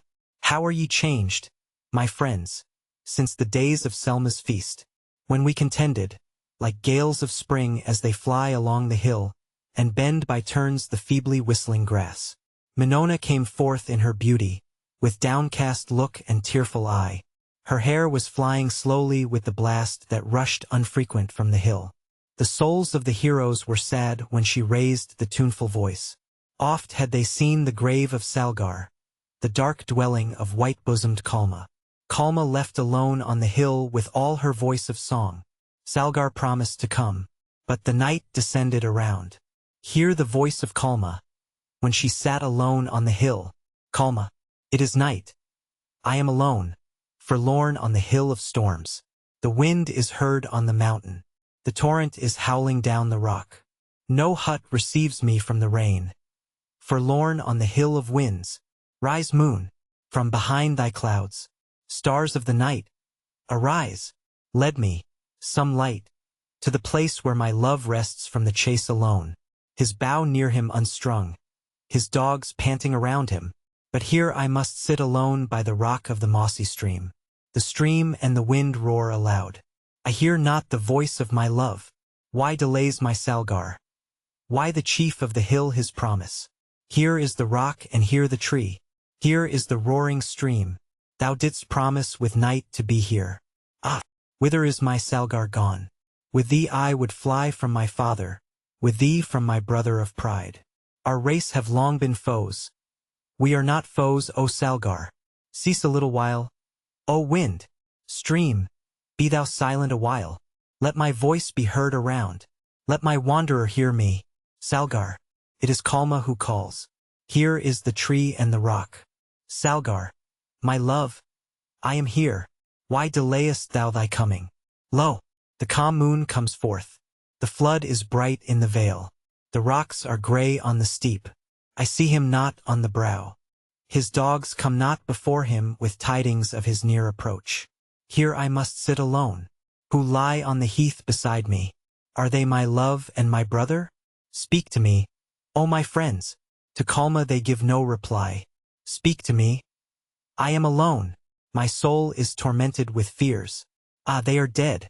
Their swords are red from the fight. O my brother, why hast thou slain my Salgar? Why, O Salgar, hast thou slain my brother? Dear were ye both to me. What shall I say in your praise? Thou wert fair on the hill among thousands. He was terrible in fight. Speak to me. Hear my voice. Hear me. Sons of my love, they are silent. Silent forever. Cold, cold, are their breasts of clay. Oh, from the rock on the hill, from the top of the windy steep, speak. Ye ghosts of the dead, speak. I will not be afraid. Whither are ye gone to rest? In what cave of the hill shall I find the departed? No feeble voice is on the gale. No answer half drowned in the storm. I sit in my grief. I wait for morning in my tears. Rear the tomb, ye friends of the dead. Close it not till Calma come. My life flies away like a dream. Why should I stay behind? Here shall I rest with my friends, by the stream of the sounding rock. When night comes on the hill, when the loud winds arise, my ghost shall stand in the blast, and mourn the death of my friends. The hunter shall hear from his booth. He shall fear, but love my voice, for sweet shall my voice be for my friends. Pleasant were her friends to Calma. Such was thy song, Minona, softly blushing daughter of Torman. Our tears descended for Calma, and our souls were sad. Ullin came with his harp. He gave the song of Alpin. The voice of Alpin was pleasant. The soul of Rhino was a beam of fire. But they had rested in the narrow house. Their voice had ceased in Selma. Ullin had returned one day from the chase before the heroes fell. He heard their strife on the hill. Their song was soft, but sad. They mourned the fall of Morar, first of mortal men.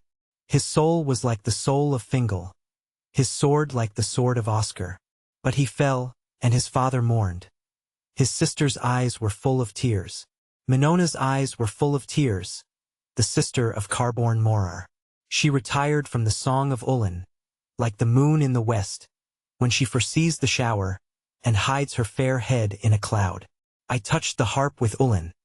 The song of morning rose. Rhino, the wind and the rain are past. Calm is the noon of day. The clouds are divided in heaven. Over the green hills flies the inconstant sun. Red through the stony vale comes down the stream of the hill. Sweet are thy murmurs, O stream, but more sweet is the voice I hear. It is the voice of Alpin, the son of song, mourning for the dead. Bent is his head of age. Red his tearful eye. Alpin, thou son of song, why alone on the silent hill? Why complainest thou, as a blast in the wood, as a wave on the lonely shore? Alpin, my tears, O Rhino, are for the dead, my voice for those that have passed away. Tall thou art on the hill, fair among the sons of the vale. But thou shalt fall like Morar. The mourner shall sit on thy tomb. The hills shall know thee no more. Thy bough shall lie in thy hall unstrung. Thou wert swift, O Morar, as a roe on the desert, terrible as a meteor of fire. Thy wrath was as the storm, thy sword in battle as lightning in the field. Thy voice was as a stream after rain, like thunder on distant hills. Many fell by thy arm. They were consumed in the flames of thy wrath.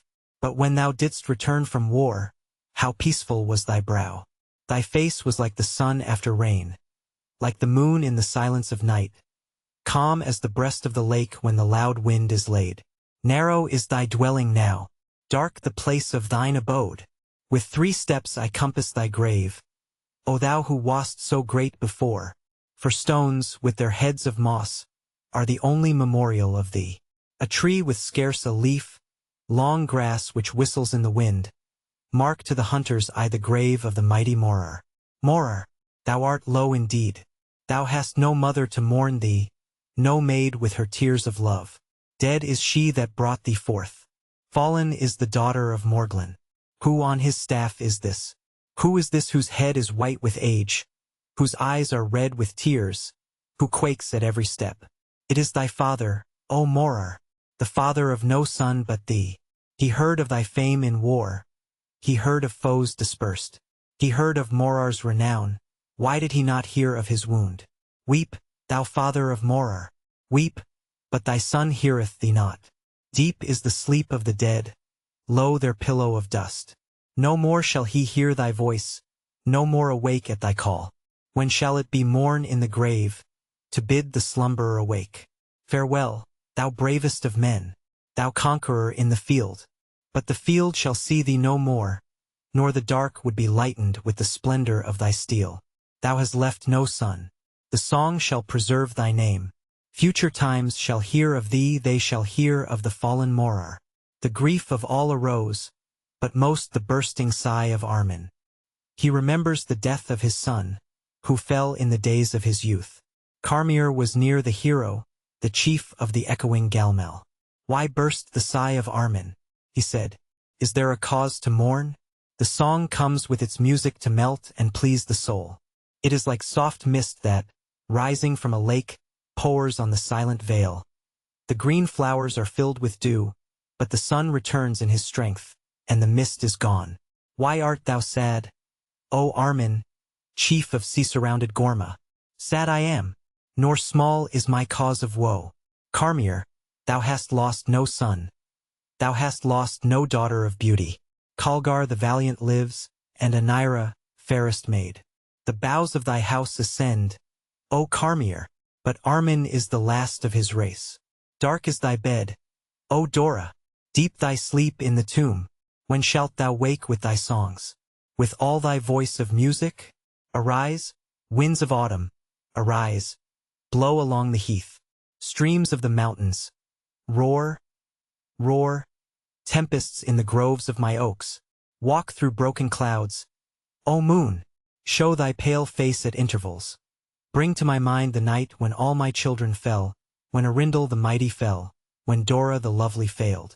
Dora, my daughter, thou wert fair, fair as the moon on Fura, white as the driven snow, sweet as the breathing gale. Arindel, thy bow was strong, thy spear was swift on the field, thy look was like mist on the wave, thy shield a red cloud in a storm. Armar, renowned in war, came and sought Dora's love. He was not long refused.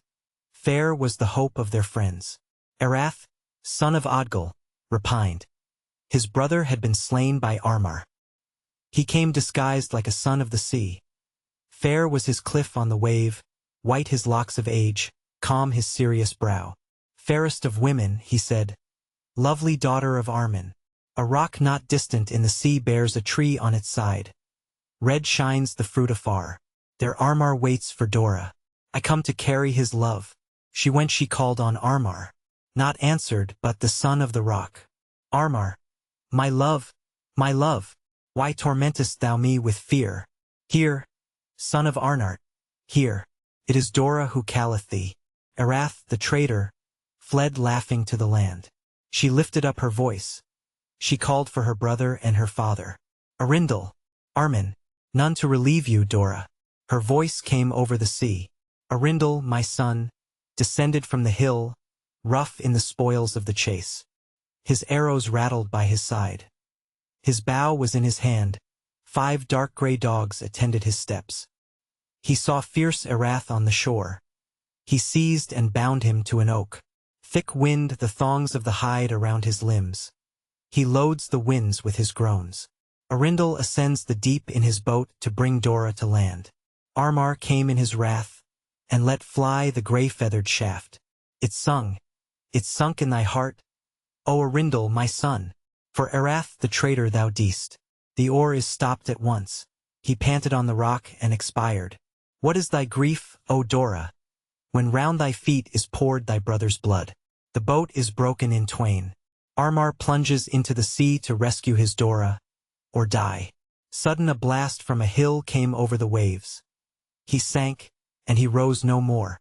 Alone on the sea-beat rock, my daughter was heard to complain. Frequent and loud were her cries. What could her father do? All night I stood on the shore. I saw her by the faint beam of the moon. All night I heard her cries. Loud was the wind. The rain beat hard on the hill. Before morning appeared, her voice was weak. It died away like the evening breeze among the grass of the rocks. Spent with grief, she expired, and left thee, Armin, alone. Gone is my strength in war, fallen my pride among women. When the storms aloft arise, when the north lifts the wave on high, I sit by the sounding shore, and look on the fatal rock. Often by the setting moon I see the ghosts of my children. Half viewless they walk in mournful conference together. A torrent of tears which streamed from Charlotte's eyes and gave relief to her bursting heart, stopped Werther's recitation. He threw down the book, seized her hand, and wept bitterly. Charlotte leaned upon her hand, and buried her face in her handkerchief. The agitation of both was excessive. They felt that their own fate was pictured in the misfortunes of Ossian's heroes. They felt this together, and their tears redoubled.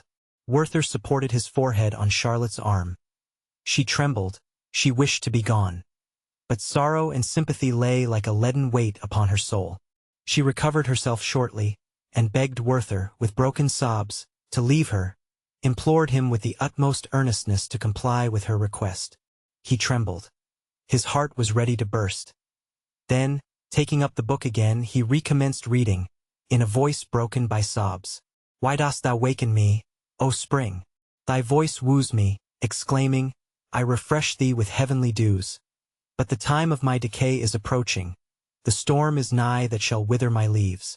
Tomorrow the traveler shall come, he shall come, who beheld me in beauty. His eye shall seek me in the field around, but he shall not find me. The whole force of these words fell upon the unfortunate Werther.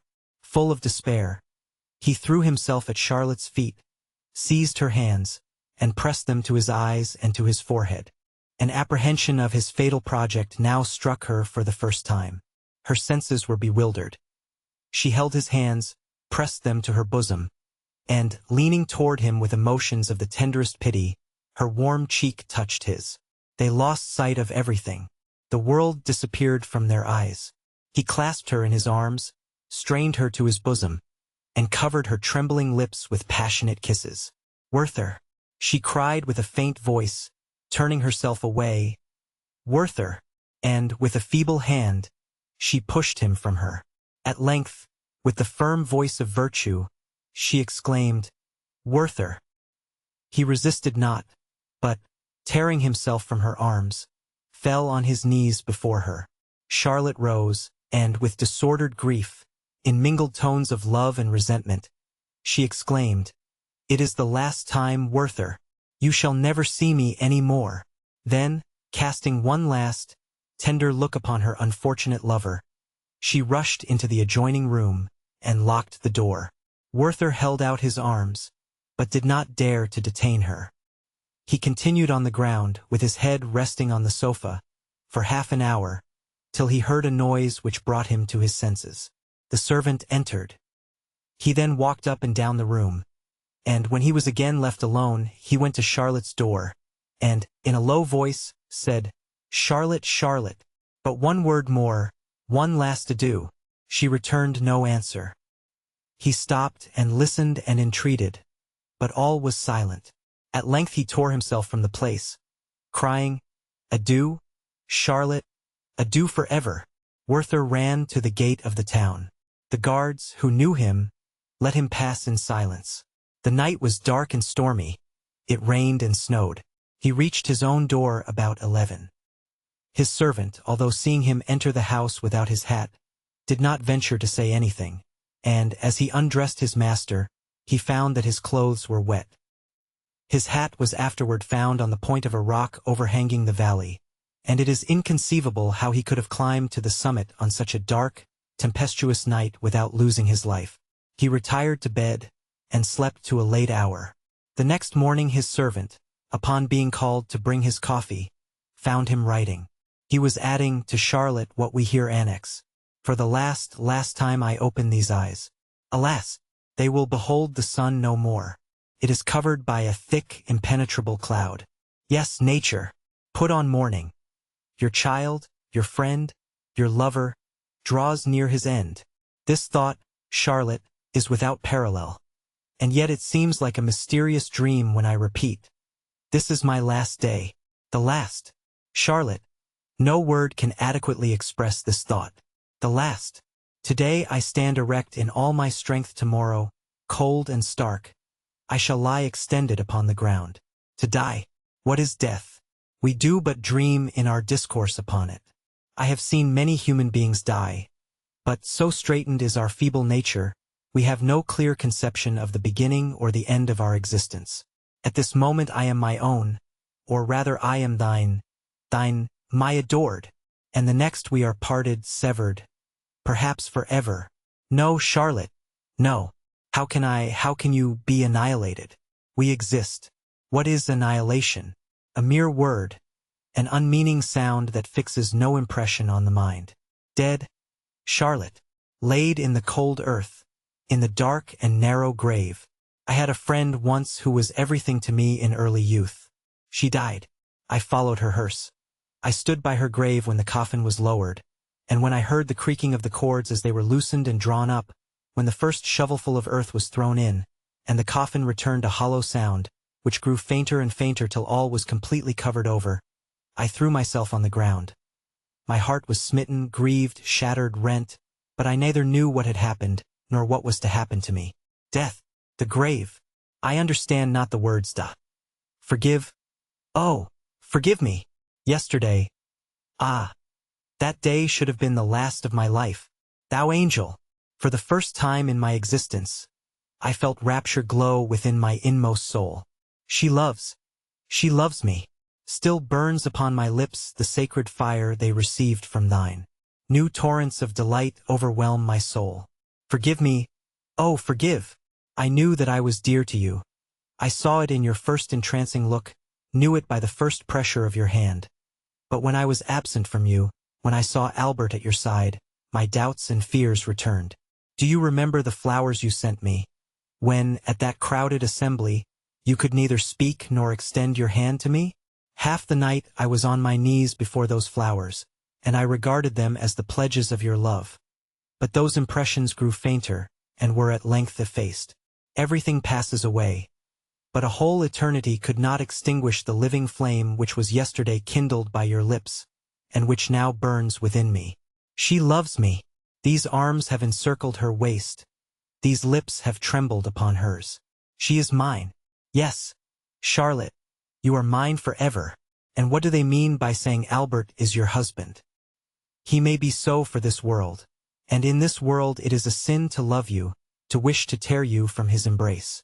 Yes, it is a crime, and I suffer the punishment, but I have enjoyed the full delight of my sin. I have inhaled a balm that has revived my soul. From this hour you are mine. Yes, Charlotte, you are mine. I go before you. I go to my father and to your father. I will pour out my sorrows before him, and he will give me comfort till you arrive. Then will I fly to meet you. I will claim you, and remain your eternal embrace, in the presence of the Almighty. I do not dream, I do not rave. Drawing nearer to the grave my perceptions become clearer. We shall exist. We shall see each other again. We shall behold your mother. I shall behold her, and expose to her my inmost heart. Your mother. Your image. About 11 o'clock Werther asked his servant if Albert had returned. He answered yes, for he had seen him pass on horseback, upon which Werther sent him the following note, unsealed. Be so good as to lend me your pistols for a journey. Adieu. Charlotte had slept little during the past night. All her apprehensions were realized in a way that she could neither foresee nor avoid. Her blood was boiling in her veins, and 1,000 painful sensations rent her pure heart. Was it the ardor of Werther's passionate embraces that she felt within her bosom? Was it anger at his daring? Was it the sad comparison of her present condition with former days of innocence, tranquility, and self-confidence? How could she approach her husband, and confess a scene which she had no reason to conceal, and which she yet felt, nevertheless, unwilling to avow? They had preserved so long a silence toward each other, and should she be the first to break it by so unexpected a discovery? She feared that the mere statement of Werther's visit would trouble him, and his distress would be heightened by her perfect candor. She wished that he could see her in her true light, and judge her without prejudice. But was she anxious that he should read her inmost soul? On the other hand, could she deceive a being to whom all her thoughts had ever been exposed as clearly as crystal, and from whom no sentiment had ever been concealed? These reflections made her anxious and thoughtful. Her mind still dwelt on Werther, who was now lost to her, but whom she could not bring herself to resign, and for whom she knew nothing was left but despair if she should be lost to him forever. A recollection of that mysterious estrangement which had lately subsisted between herself and Albert, and which she could never thoroughly understand, was now beyond measure painful to her. Even the prudent and the good have before now hesitated to explain their mutual differences, and have dwelt in silence upon their imaginary grievances, until circumstances have become so entangled, that in that critical juncture, when a calm explanation would have saved all parties, an understanding was impossible.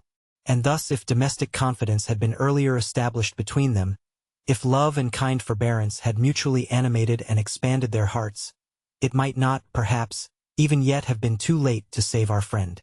But we must not forget one remarkable circumstance. We may observe from the character of Werther's correspondence that he had never affected to conceal his anxious desire to quit this world. He had often discussed the subject with Albert, and, between the latter and Charlotte, it had not unfrequently formed a topic of conversation. Albert was so opposed to the very idea of such an action, that, with a degree of irritation unusual in him, he had more than once given Werther to understand that he doubted the seriousness of his threats, and not only turned them into ridicule, but caused Charlotte to share his feelings of incredulity. Her heart was thus tranquilized when she felt disposed to view the melancholy subject in a serious point of view, though she never communicated to her husband the apprehensions she sometimes experienced. Albert, upon his return, was received by Charlotte with ill-concealed embarrassment. He was himself out of humor. His business was unfinished, and he had just discovered that the neighboring official with whom he had to deal was an obstinate and narrow-minded personage. Many things had occurred to irritate him. He inquired whether anything had happened during his absence, and Charlotte hastily answered that Werther had been there on the evening previously. He then inquired for his letters, and was answered that several packages had been left in his study. He thereon retired, leaving Charlotte alone. The presence of the being she loved and honored produced a new impression on her heart. The recollection of his generosity, kindness, and affection had calmed her agitation. A secret impulse prompted her to follow him. She took her work and went to his study, as was often her custom. He was busily employed opening and reading his letters. It seemed as if the contents of some were disagreeable. She asked some questions. He gave short answers and sat down to write. Several hours passed in this manner, and Charlotte's feelings became more and more melancholy. She felt the extreme difficulty of explaining to her husband, under any circumstances, the weight that lay upon her heart, and her depression became every moment greater, in proportion as she endeavored to hide her grief and to conceal her tears. The arrival of Werther's servant occasioned her the greatest embarrassment. He gave Albert a note, which the latter coldly handed to his wife, saying, at the same time, "Give him the pistols. I wish him a pleasant journey," he added, turning to the servant. These words fell upon Charlotte like a thunderstroke. She rose from her seat half fainting, and unconscious of what she did. She walked mechanically toward the wall, took down the pistols with a trembling hand, slowly wiped the dust from them, and would have delayed longer had not Albert hastened her movements by an impatient look. She then delivered the fatal weapons to the servant, without being able to utter a word. As soon as he had departed, she folded up her work, and retired at once to her room, her heart overcome with the most fearful forebodings. She anticipated some dreadful calamity. She was at one moment on the point of going to her husband, throwing herself at his feet, and acquainting him with all that had happened on the previous evening, that she might acknowledge her fault and explain her apprehensions. Then she saw that such a step would be useless, as she would certainly be unable to induce Albert to visit Werther. Dinner was served, and a kind friend whom she had persuaded to remain assisted to sustain the conversation, which was carried on by a sort of compulsion, till the events of the morning were forgotten. When the servant brought the pistols to Werther, the latter received them with transports of delight upon hearing that Charlotte had given them to him with her own hand. He ate some bread, drank some wine, sent his servant to dinner, and then sat down to write as follows: "They have been in your hands, you wiped the dust from them. I kissed them 1,000 times, you have touched them. Yes, heaven favors my design, and you, Charlotte, provide me with the fatal instruments. It was my desire to receive my death from your hands, and my wish is gratified. I have made inquiries of my servant. You trembled when you gave him the pistols, but you bade me no adieu. Wretched, wretched that I am! Not one farewell. How could you shut your heart against me in that hour which makes you mine forever? Charlotte, ages cannot efface the impression. I feel you cannot hate the man who so passionately loves you." After dinner he called his servant, desired him to finish the packing up, destroyed many papers, and then went out to pay some trifling debts. He soon returned home, then went out again, notwithstanding the rain, walked for some time in the Count's garden, and afterward proceeded farther into the country. Toward evening he came back once more, and resumed his writing. Wilhelm, I have for the last time beheld the mountains, the forests, and the sky. Farewell. And you, my dearest mother, forgive me, console her, Wilhelm. God bless you. I have settled all my affairs. Farewell. We shall meet again, and be happier than ever. I have requited you badly, Albert, but you will forgive me. I have disturbed the peace of your home. I have sowed distrust between you. Farewell. I will end all this wretchedness. And oh, that my death may render you happy. Albert, Albert, make that angel happy, and the blessing of heaven be upon you. He spent the rest of the evening in arranging his papers. He tore and burned a great many. Others he sealed up and directed to Wilhelm. They contained some detached thoughts and maxims, some of which I have perused. At 10 o'clock he ordered his fire to be made up, and a bottle of wine to be brought to him. He then dismissed his servant, whose room, as well as the apartments of the rest of the family, was situated in another part of the house. The servant lay down without undressing, that he might be the sooner ready for his journey in the morning, his master having informed him that the post-horses would be at the door before 6 o'clock. Past 11 o'clock. All is silent around me, and my soul is calm. I thank thee, O God, that thou bestowest strength and courage upon me in these last moments. I approach the window, my dearest of friends, and through the clouds, which are at this moment driven rapidly along by the impetuous winds, I behold the stars which illumine the eternal heavens. No, you will not fall, celestial bodies. The hand of the Almighty supports both you and me. I have looked for the last time upon the constellation of the Greater Bear. It is my favorite star. For when I bade you farewell at night, Charlotte, and turned my steps from your door, it always shone upon me. With what rapture have I at times beheld it! How often have I implored it with uplifted hands to witness my felicity! And even still, but what object is there, Charlotte, which fails to summon up your image before me? Do you not surround me on all sides? And have I not, like a child, treasured up every trifle which you have consecrated by your touch? Your profile, which was so dear to me, I return to you, and I pray you to preserve it. Thousands of kisses have I imprinted upon it, and 1,000 times has it gladdened my heart on departing from and returning to my home. I have implored your father to protect my remains. At the corner of the churchyard, looking toward the fields, there are 2 lime trees. There I wish to lie. Your father can, and doubtless will, do this much for his friend. Implore it of him. But perhaps pious Christians will not choose that their bodies should be buried near the corpse of a poor, unhappy wretch like me.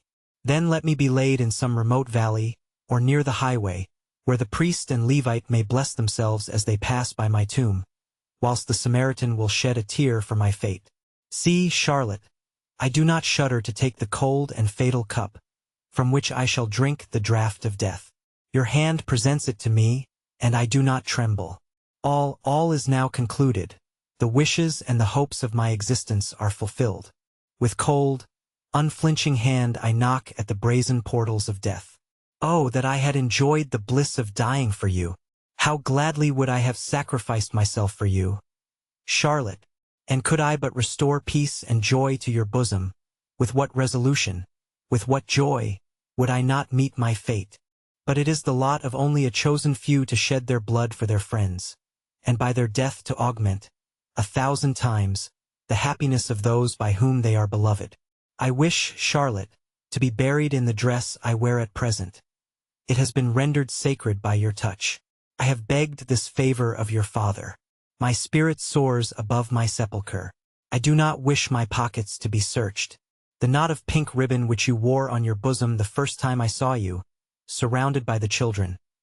Oh, kiss them 1,000 times for me, and tell them the fate of their unhappy friend. I think I see them playing around me. The dear children, how warmly have I been attached to you, Charlotte. Since the first hour I saw you, how impossible have I found it to leave you. This ribbon must be buried with me. It was a present from you on my birthday. How confused it all appears. Little did I then think that I should journey this road. But peace. I pray you, peace. They are loaded, the clock strikes 12. I say amen. Charlotte, Charlotte. Farewell, farewell. A neighbor saw the flash and heard the report of the pistol. But as everything remained quiet, he thought no more of it. In the morning, at 6 o'clock, the servant went into Werther's room with a candle. He found his master stretched upon the floor, weltering in his blood, and the pistols at his side. He called, he took him in his arms, but received no answer. Life was not yet quite extinct. The servant ran for a surgeon and then went to fetch Albert. Charlotte heard the ringing of the bell. A cold shudder seized her. She wakened her husband, and they both rose. The servant, bathed in tears, faltered forth the dreadful news. Charlotte fell senseless at Albert's feet. When the surgeon came to the unfortunate Werther, he was still lying on the floor, and his pulse beat, but his limbs were cold. The bullet, entering the forehead, over the right eye, had penetrated the skull. A vein was opened in his right arm. The blood came, and he still continued to breathe. From the blood which flowed from the chair, it could be inferred that he had committed the rash act sitting at his bureau, and that he afterward fell upon the floor. He was found lying on his back near the window. He was in full dress costume. The house, the neighborhood, and the whole town were immediately in commotion. Albert arrived. They had laid Werther on the bed. His head was bound up, and the paleness of death was upon his face. His limbs were motionless, but he still breathed, at one time strongly, then weaker. His death was momently expected. He had drunk only one glass of the wine. Emilia Galati lay open upon his bureau. I shall say nothing of Albert's distress, or of Charlotte's grief. The old steward hastened to the house immediately upon hearing the news. He embraced his dying friend amid a flood of tears. His eldest boys soon followed him on foot. In speechless sorrow they threw themselves on their knees by the bedside, and kissed his hands and face. The eldest, who was his favorite, hung over him till he expired, and even then he was removed by force. At 12 o'clock Werther breathed his last. The presence of the steward, and the precautions he had adopted, prevented a disturbance, and that night, at the hour of 11, he caused the body to be interred in the place which Werther had selected for himself. The steward and his sons followed the corpse to the grave. Albert was unable to accompany them. Charlotte's life was despaired of. The body was carried by laborers. No priest attended. End of the Project Gutenberg ebook, The Sorrows of Young Werther. Updated editions will replace the previous one. The old editions will be renamed. Creating the works from print editions not protected by U.S. copyright law means that no one owns a United States copyright in these works, so the Foundation and you can copy and distribute it in the United States without permission and without paying copyright royalties. Special rules, set forth in the general terms of use part of this license, apply to copying and distributing Project Gutenberg electronic works to protect the Project Gutenberg concept and trademark.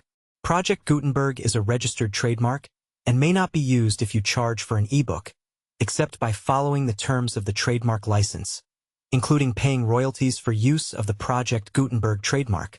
If you do not charge anything for copies of this ebook, complying with the trademark license is very easy. You may use this ebook for nearly any purpose, such as creation of derivative works, reports, performances, and research. Project Gutenberg ebooks may be modified and printed and given away. You may do practically anything in the United States with ebooks not protected by U.S. copyright law. Redistribution is subject to the trademark license, especially commercial redistribution. Start. Full license. The full Project Gutenberg license. Please read this before you distribute or use this work. To protect the Project Gutenberg mission of promoting the free distribution of electronic works, by using or distributing this work, or any other work associated in any way with the phrase Project Gutenberg, you agree to comply with all the terms of the full Project Gutenberg license available with this file or online at www.gutenberg.org/license. Section 1. General Terms of Use and Redistributing Project Gutenberg Electronic Works. 1.a. By reading or using any part of this Project Gutenberg electronic work, you indicate that you have read, understand, agree to, and accept all the terms of this license and intellectual property, trademark/copyright, agreement. If you do not agree to abide by all the terms of this agreement, You must cease using and return or destroy all copies of Project Gutenberg electronic works in your possession. If you paid a fee for obtaining a copy of or access to a Project Gutenberg electronic work, and you do not agree to be bound by the terms of this agreement, you may obtain a refund from the person or entity to whom you paid the fee as set forth in paragraph 1.e.8. 1.b. Project Gutenberg is a registered trademark. It may only be used on or associated in any way with an electronic work by people who agree to be bound by the terms of this agreement. There are a few things that you can do with most Project Gutenberg electronic works even without complying with the full terms of this agreement. See paragraph 1.c below.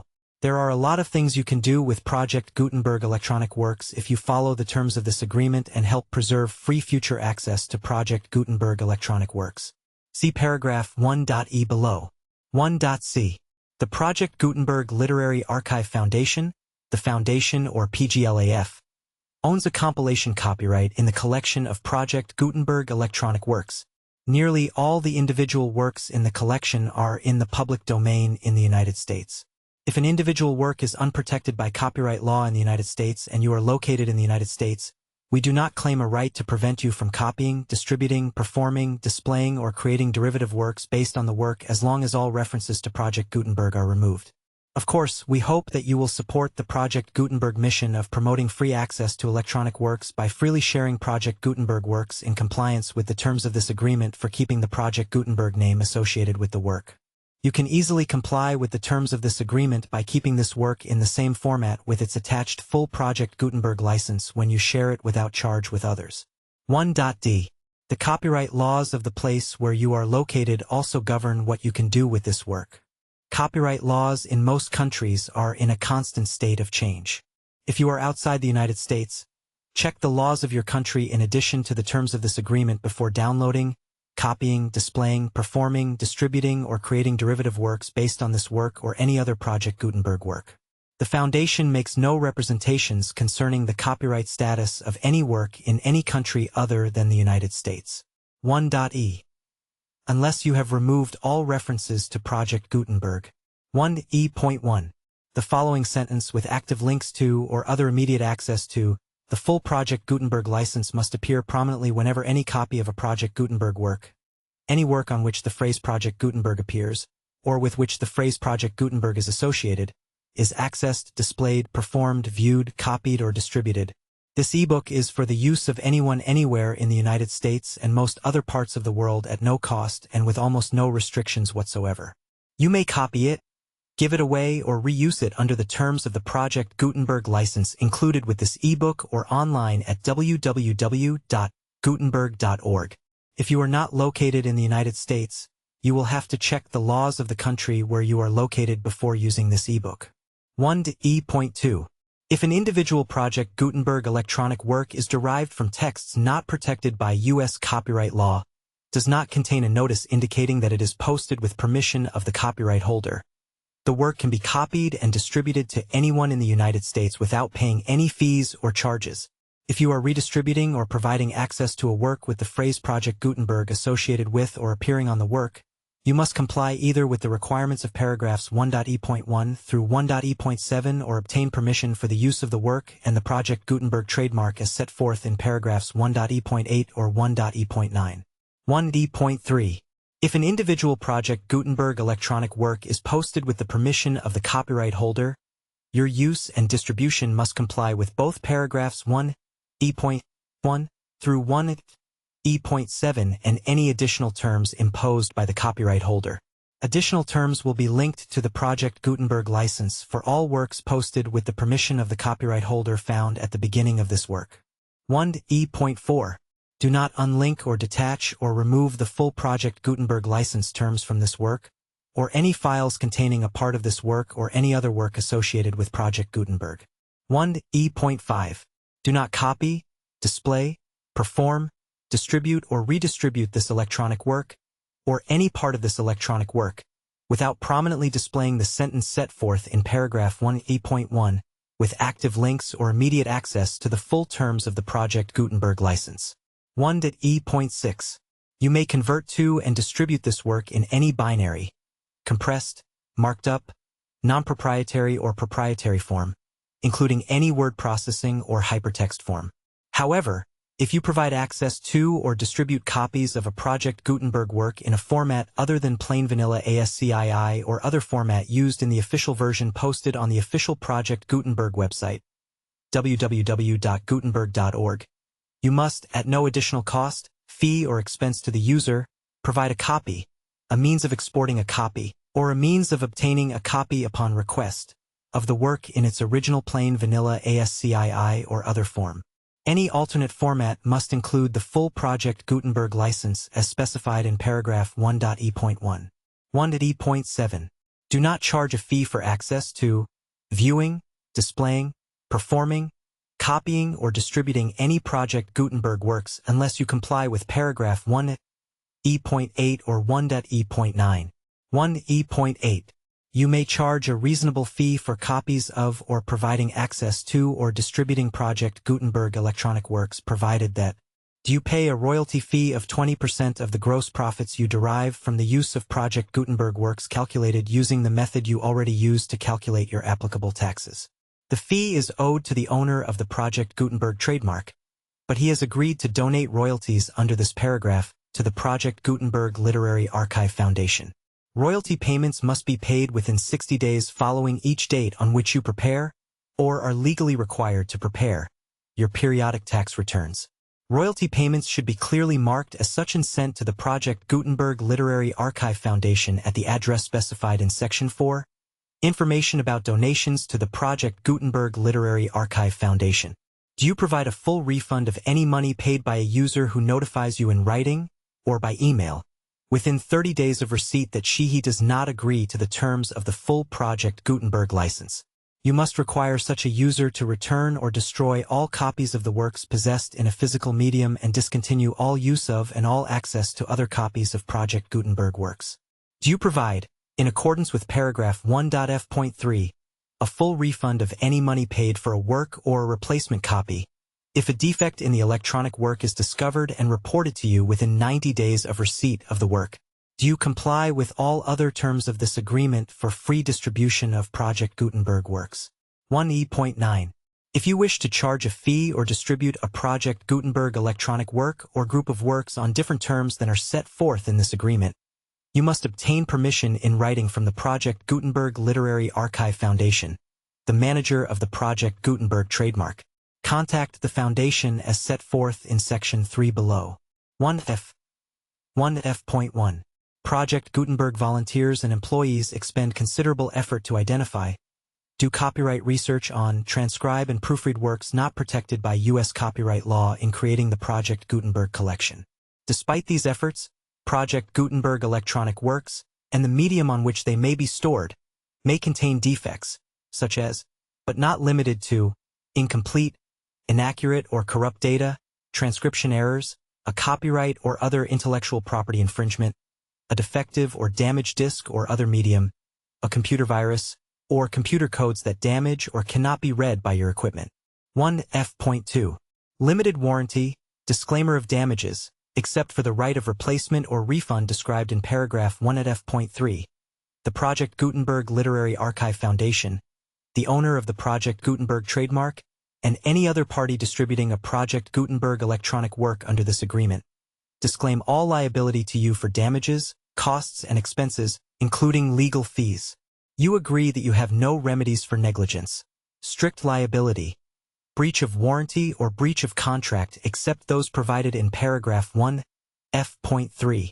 You agree that the Foundation, the trademark owner, and any distributor under this agreement will not be liable to you for actual, direct, indirect, consequential, punitive, or incidental damages even if you give notice of the possibility of such damage. 1f.3. Limited right of replacement or refund. If you discover a defect in this electronic work within 90 days of receiving it, you can receive a refund of the money, if any, you paid for it by sending a written explanation to the person you received the work from. If you receive the work on a physical medium, you must return the medium with your written explanation. The person or entity that provided you with the defective work may elect to provide a replacement copy in lieu of a refund. If you receive the work electronically, the person or entity providing it to you may choose to give you a second opportunity to receive the work electronically in lieu of a refund. If the second copy is also defective, you may demand a refund in writing without further opportunities to fix the problem. 1F.4. Except for the limited right of replacement or refund set forth in paragraph 1F.3, this work is provided to you ASIS, with no other warranties of any kind, express or implied, including but not limited to warranties of merchantability or fitness for any purpose. 1F.5. Some states do not allow disclaimers of certain implied warranties or the exclusion or limitation of certain types of damages. If any disclaimer or limitation set forth in this agreement violates the law of the state applicable to this agreement, the agreement shall be interpreted to make the maximum disclaimer or limitation permitted by the applicable state law. The invalidity or unenforceability of any provision of this agreement shall not void the remaining provisions. 1F.6. Indemnity. You agree to indemnify and hold the foundation, the trademark owner, any agent or employee of the foundation, anyone providing copies of Project Gutenberg electronic works in accordance with this agreement, and any volunteers associated with the production, promotion and distribution of Project Gutenberg electronic works, harmless from all liability, costs and expenses, including legal fees, that arise directly or indirectly from any of the following which you do or cause to occur. A. Distribution of this or any Project Gutenberg work. B. Alteration, modification or additions or deletions to any Project Gutenberg work. And C. Any defect you cause. Section 2. Information about the mission of Project Gutenberg. Project Gutenberg is synonymous with the free distribution of electronic works in formats readable by the widest variety of computers including obsolete, old, middle-aged, and new computers. It exists because of the efforts of hundreds of volunteers and donations from people in all walks of life. Volunteers and financial support to provide volunteers with the assistance they need are critical to reaching Project Gutenberg's goals and ensuring that the Project Gutenberg collection will remain freely available for generations to come. In 2001, the Project Gutenberg Literary Archive Foundation was created to provide a secure and permanent future for Project Gutenberg and future generations. To learn more about the Project Gutenberg Literary Archive Foundation and how your efforts and donations can help, see sections 3 and 4 and the Foundation information page at www.gutenberg.org. Section 3. Information about the Project Gutenberg Literary Archive Foundation. The Project Gutenberg Literary Archive Foundation is a non-profit 501(c)(3) educational corporation organized under the laws of the state of Mississippi and granted tax-exempt status by the Internal Revenue Service. The Foundation's EIN or Federal Tax Identification Number is 64-6221541. Contributions to the Project Gutenberg Literary Archive Foundation are tax-deductible to the full extent permitted by U.S. federal laws and your state's laws. The Foundation's business office is located at 809 North 1500 West, Salt Lake City, Utah 84116, 801-596-1887. Email contact links and up-to-date contact information can be found at the Foundation's website and official page at www.gutenberg.org/contact. Section 4. Information about donations to the Project Gutenberg Literary Archive Foundation. Project Gutenberg depends upon and cannot survive without widespread public support and donations to carry out its mission of increasing the number of public domain and licensed works that can be freely distributed in machine-readable form, accessible by the widest array of equipment including outdated equipment. Many small donations, $1 to $5,000, are particularly important to maintaining tax-exempt status with the IRS. The Foundation is committed to complying with the laws regulating charities and charitable donations in all 50 states of the United States. Compliance requirements are not uniform and it takes a considerable effort, much paperwork and many fees to meet and keep up with these requirements. We do not solicit donations in locations where we have not received written confirmation of compliance. To send donations or determine the status of compliance for any particular state, visit www.gutenberg.org/donate. While we cannot and do not solicit contributions from states where we have not met the solicitation requirements, We know of no prohibition against accepting unsolicited donations from donors in such states who approach us with offers to donate. International donations are gratefully accepted, but we cannot make any statements concerning tax treatment of donations received from outside the United States. U.S. laws alone swamp our small staff. Please check the Project Gutenberg web pages for current donation methods and addresses. Donations are accepted in a number of other ways, including checks, online payments, and credit card donations. To donate, please visit www.gutenberg.org/donate. Section 5. General information about Project Gutenberg electronic works. Professor Michael S. Hart was the originator of the Project Gutenberg concept of a library of electronic works that could be freely shared with anyone. For 40 years, he produced and distributed Project Gutenberg ebooks with only a loose network of volunteer support.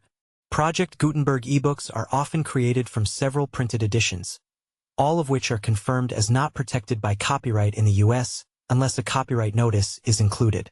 Thus, we do not necessarily keep ebooks in compliance with any particular paper edition. Most people start at our website, which has the main PG search facility, www.gutenberg.org. This website includes information about Project Gutenberg, including how to make donations to the Project Gutenberg Literary Archive Foundation, how to help produce our new ebooks, and how to subscribe to our email newsletter to hear about new ebooks.